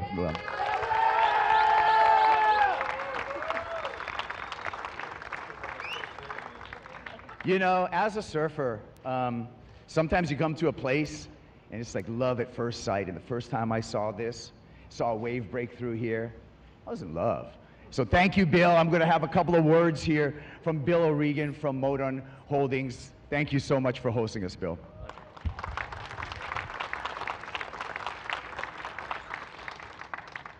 Hi guys. Look, for us this is a really exciting moment. This project started 5 years ago and it was quite a journey to get it here. And we really want to extend our thanks to all of the partners that made it happen. So WSL for bringing the event to Abu Dhabi and showcasing what's possible on the wave. For the partnership with KSWC, who provided the technology and all of the expertise to make the wave happen.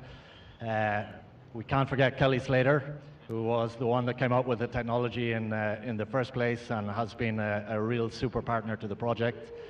But I also want to thank the Modon team for delivering the project and handing over the keys to the Surf Abu Dhabi team, who oversaw the event here. And I think from the feedback I've gotten that everyone seems to be happy. The last group of people I want to thank, and the most important, are the athletes that have performed here over the last 3 days. For us, our only responsibility was to deliver the wave, but for them it was really to showcase what's possible on it. And we're super excited to see what they were able to do, and super excited for them to come back. We know this was the inaugural event, and we're sure that future events will just get better and better. So a big round of applause for the athletes. Thank you, Bill. Thank you, Surf Abu Dhabi. Hey, let's hand out some hardware right now. We got our champs coming through here. First of all, a young man from the South Shore of Oahu, 21 years old. They call him Johnny the Ripper. Johnny Van Hoensee, welcome. Our men's runner-up. Come out here, Johnny.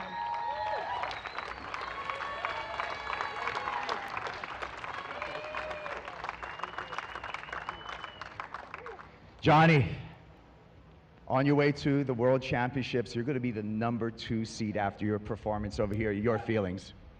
I'm feeling, and I never would have thought.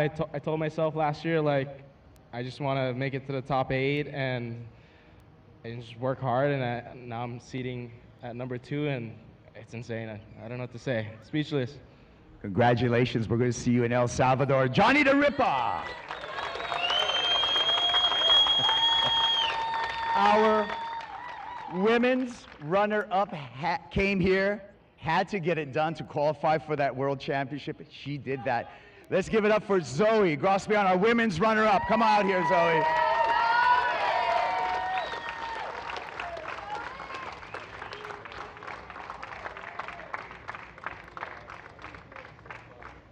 Zoe, talking about performing under pressure, came here below the cut line, your runner-up performance. You're going to be there in El Salvador for a chance at a world title. Your thoughts? I'm really happy, really stoked, super excited for El Salvador. I got to see my sister. So yeah, I'm super happy and to share the final with Alice and to be around this beautiful surfer, and it was a very good show. So thank you everyone, thank you WSL, thank you Abu Dhabi, and let's go get more. Let's give it up for Zoe.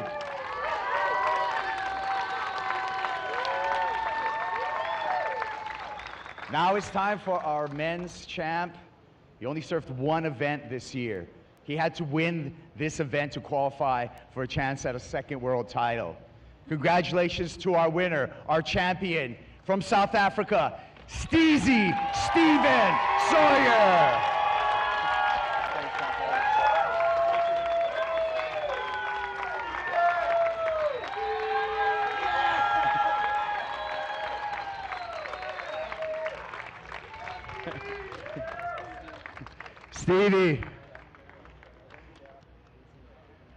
Stevie, the journey had to win, and you just did it. It was a do or die situation, man. Go big or go home, and I'm not going home anymore. I'm going to El Salvador. What do you think about this place? This is a surfer's dream. From the wave to all the amenities to hospitality. What do you think about Surf Abu Dhabi? Okay, driving into this island, I was like, oh my gosh, it feels like I'm driving onto Mars or something, you know. Everything's bigger, better, greater, harder, faster here, and it's just amazing. So to be here and experience the wave and learn it and, you know, have a couple more under the belts, it just felt more comfortable each time. And I mean, this is as good as a contest can get. It's insane. I mean, we've had the best food, breakfast, lunch, dinner. We're all staying in the same hotel, so everyone can't run away from each other. Like, the elevator rides have been pretty funky as well. It's so rad. So it just feels like everyone can't, like, be separated. It's just a whole group, you know. So it's been amazing. It's one of my favorite stops on tour now, too. Steven Sawyer, let's give it up. Our champion.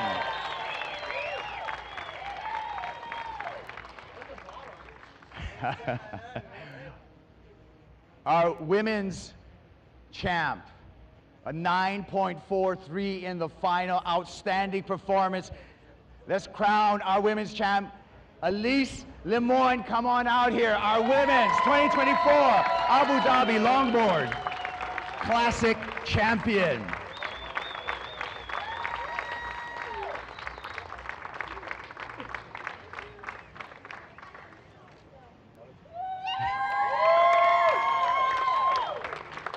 Alice, come over here. I want to ask you a question. What does this mean to you? I mean, this has been an insane week, insane waves, a lot of pressure. You came out on top. Yeah, for sure. But the wave is just amazing. I have so much fun, and to share a final with Zoe was insane. And yeah, I just enjoyed to surf the wave, and also I make the sport for El Salvador, so I just want to have fun, and that's it. Well, it was a good time. Congratulations to our champions. Here's some photo opportunities. And with that, I'm going to send it back to the post-show with Sam Bleakley. Take it away, Sam. Great stuff. Thanks so much, Kipes, and congratulations, of course, Alice and Stephen, but also Zoe and Johnny. I mean, incredible performances there. They really did put on a great show. But one of the things about this event was this was the third event of the tour, top 2 results counting, and those are going to give the opportunity for our 8 surfers to go to El Salvador to go for our 2024 WSL World Longboard Championship. 10 people will requalify as well from the tour, but those top 8 will see them battle it off for that world title. But a phenomenal run that some surfers are going to have to surf up to 8 times if they want to take the win. Well, let's have a look at the women's draw to find out who we're going to be able to look forward to watching in El Sunzal for the Surf City El Salvador Longboard Championships. Seed 8, 7, and 6 will be starting in match 1. Sophia Colhane, Khalees Kiliopaha, and Hilolo Bloomfield. The winner will then progress into that match 2 to surf against Natsumi Teoka and Zoe Gropignon. And then the winner of that will surf against Alice Lemoyne, seed number 3 in match 3. The winner of that surfs against Rachel Tilley, seed number 2 in match 4. And then the winner of that goes to surf against our number 1 seed, Soleil Erico, in a best of 3 title match. Carla, what a run. I'm not going to ask you who your money's on, but I'm going to ask you how excited you are to watch these women on that one-day winner-takes-all format. I'm incredibly excited. I get to see it in person, so that will be phenomenal to watch these women battle it out. And like you said, potentially one of the women may have to surf 8 times if they're in that final bracket there, that final seeding, in order to get all the way to meet up with Soleil Erico. And Matt, talk about the difference between being a low seed versus a high seed in that tropical, humid climate of El Sunzal with a long paddle at the point break. That first, the matchups between 6, 7, and 8, that's just that heat alone is almost like a final. And then to have that intensity mentally, physically, the long paddle, the legs, the heat, it's a type of place where the elements can really wear you down. But those surfers are starting to really gather some location knowledge. We've had that at Bells Beach and El Salvador, returning back there. We had it at Malibu, and they'll get it here as well. They'll start building these little this IQ of each spot, and they'll start getting better and better as we've seen. So look forward to seeing some elevated performances in El Salvador. And somebody who's earned his stripes for the men, Steven Sawyer from South Africa, has got the win here to get himself in the top 8. So there are those seeds. Seed number 8 is Chase Leader. We'll be surfing against seed number 7, Steven Sawyer and Connie Ellis-Stewart in match 1. The winner goes into that 3-surfer match 2 to meet Kai Salas and Ben Skinner. They're seeds number 5 and 4. The winner of that goes into match 3 to surf against JR Esquivel from the Philippines. The winner goes to match 4 to surf against seed number 2, John Michael Van Hoyenstein from Hawaii. And then the top seed sitting waiting is Mr. TJ Taylor Jensen, going for his 4th world title in that title match. Best of 3. I could just hear you, Matt, laughing because that is so stacked. If you get through, if Kaniela is beaten by Stevie or Chase, you go to meet Ben Skinner or Kai Salas, two absolute powerhouses. Oh my, and then finishing with TJ. Well, and then what about JR and John Michael Van Hoyenstein? Well, yeah. Well, you have the youth then right in the middle there, right? To just try to knock the older guys out of the park, right? It's really going to be stacked. With fresh legs. You think of JR and Johnny, two of the fittest guys on the tour. Well, absolutely. But let me tell you, it's a swell magnet out there in El Salvador, that long velvet right-hand point of El Sunzal. You'll be able to watch the action live on worldsurfleague.com, and it really is a world-class longboard wave. But it is a long paddle, so those multiple heats, surfing more than 3 or 4, maybe 6 heats to take the win, is going to really take its toll on these surfers. Oh, 100% in that heat. And the temperature of the water, it's going to be really important to maintain your body temp and kind of strategize how you stay in and out of the hot air.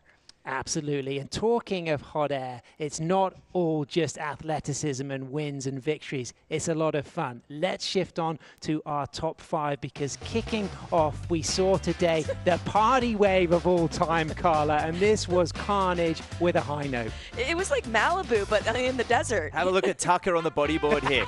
I'm paddling behind him. He jumps off on the bodyboard with a camera in tow. It was hilarious. And the cool thing about this is the Cocoa Beach setting, just demonstrating how this facility is open for all. But moving on to number 4, this was when Kai Hamase broke his tail, borrowed a Kai Salas longboard on a left-hander, and got an 8.9 with some incredible surfing, Matt. Unbelievable. We knew Kai, he's a technician, but to pull this type of surfing out on a borrowed board, he defied belief, and that was truly one of the best moments, I think, of the season. Well, it was a highlight moment in the men's side happening yesterday afternoon under the floodlights with Kai Hamase from Japan styling for an 8.9. But coming in at number 3, Carla, this was a highlight for us. Khalees Keleopaha, Alice Lemoyne both dropping scores in the 9s, but Khalees velvet smooth. Velvety smooth. It was such beautiful surfing to see from her. I don't think she really was rewarded quite as she should have been, but then because we had Elise here battling it back with her, and just fabulous surfing for both ladies. Khalees dropped a 9.17. Elise dropped a 9.10 for her last left-hander, booked herself a spot in the final, and of course she went on to meet her fellow French surfer Zoe Groppignon in the final, but it was Steven Sawyer, Matt, with his backside tube riding, the Steez Master, getting an 8.77 for this right and taking the win, backed up with his fantastic tube and nose ride on the left. Well, on the men's side of the draw, we do know the nose riding and the turns were there among all surfers, even from round 1, but it was Stevie's tube riding, but his flow, his connection, that really was the difference in the end.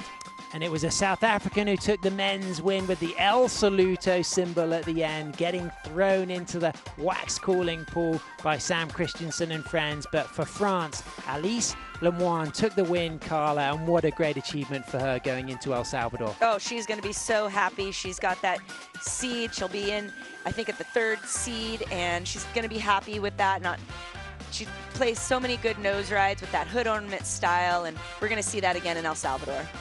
Fantastic. Congratulations to all the winners. It's been a pleasure as well to have you tuning in. There's been so much brilliant action to watch on the replay. And of course, keep your eyes on the Challenger Series event currently happening in Ericeira in Portugal right now. But shifting back to the thoughts of what we've gone through, Carla, what's been the highlight for you in the last 3 days?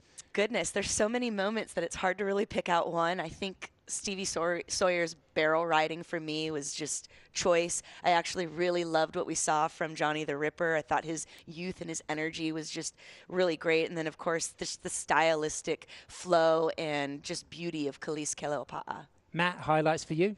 I think it's longboarding is really the winner. It sounds cliche, but honestly, to have it elevated to this stage where all the competitors, even the ones who got knocked out first round, were so stoked, and to be treated like surfing, we don't get this very often. Depending shortboard, longboard, big wave, we don't get this treatment, and the surfers really reveled in it. And I think we'll see an increase in the regional qualifying series for the longboarding, because the kids watching this and the grown-ups watching this, including me, and I'm sure you guys too, would love to put the rash vest on and compete in world-class waves like Bells, El Salvador, and here. Classic style meets innovation. That's a wrap for the Abu Dhabi Longboard Classic presented by Modon. Tune in for the Surf City El Salvador Longboard Championship very soon.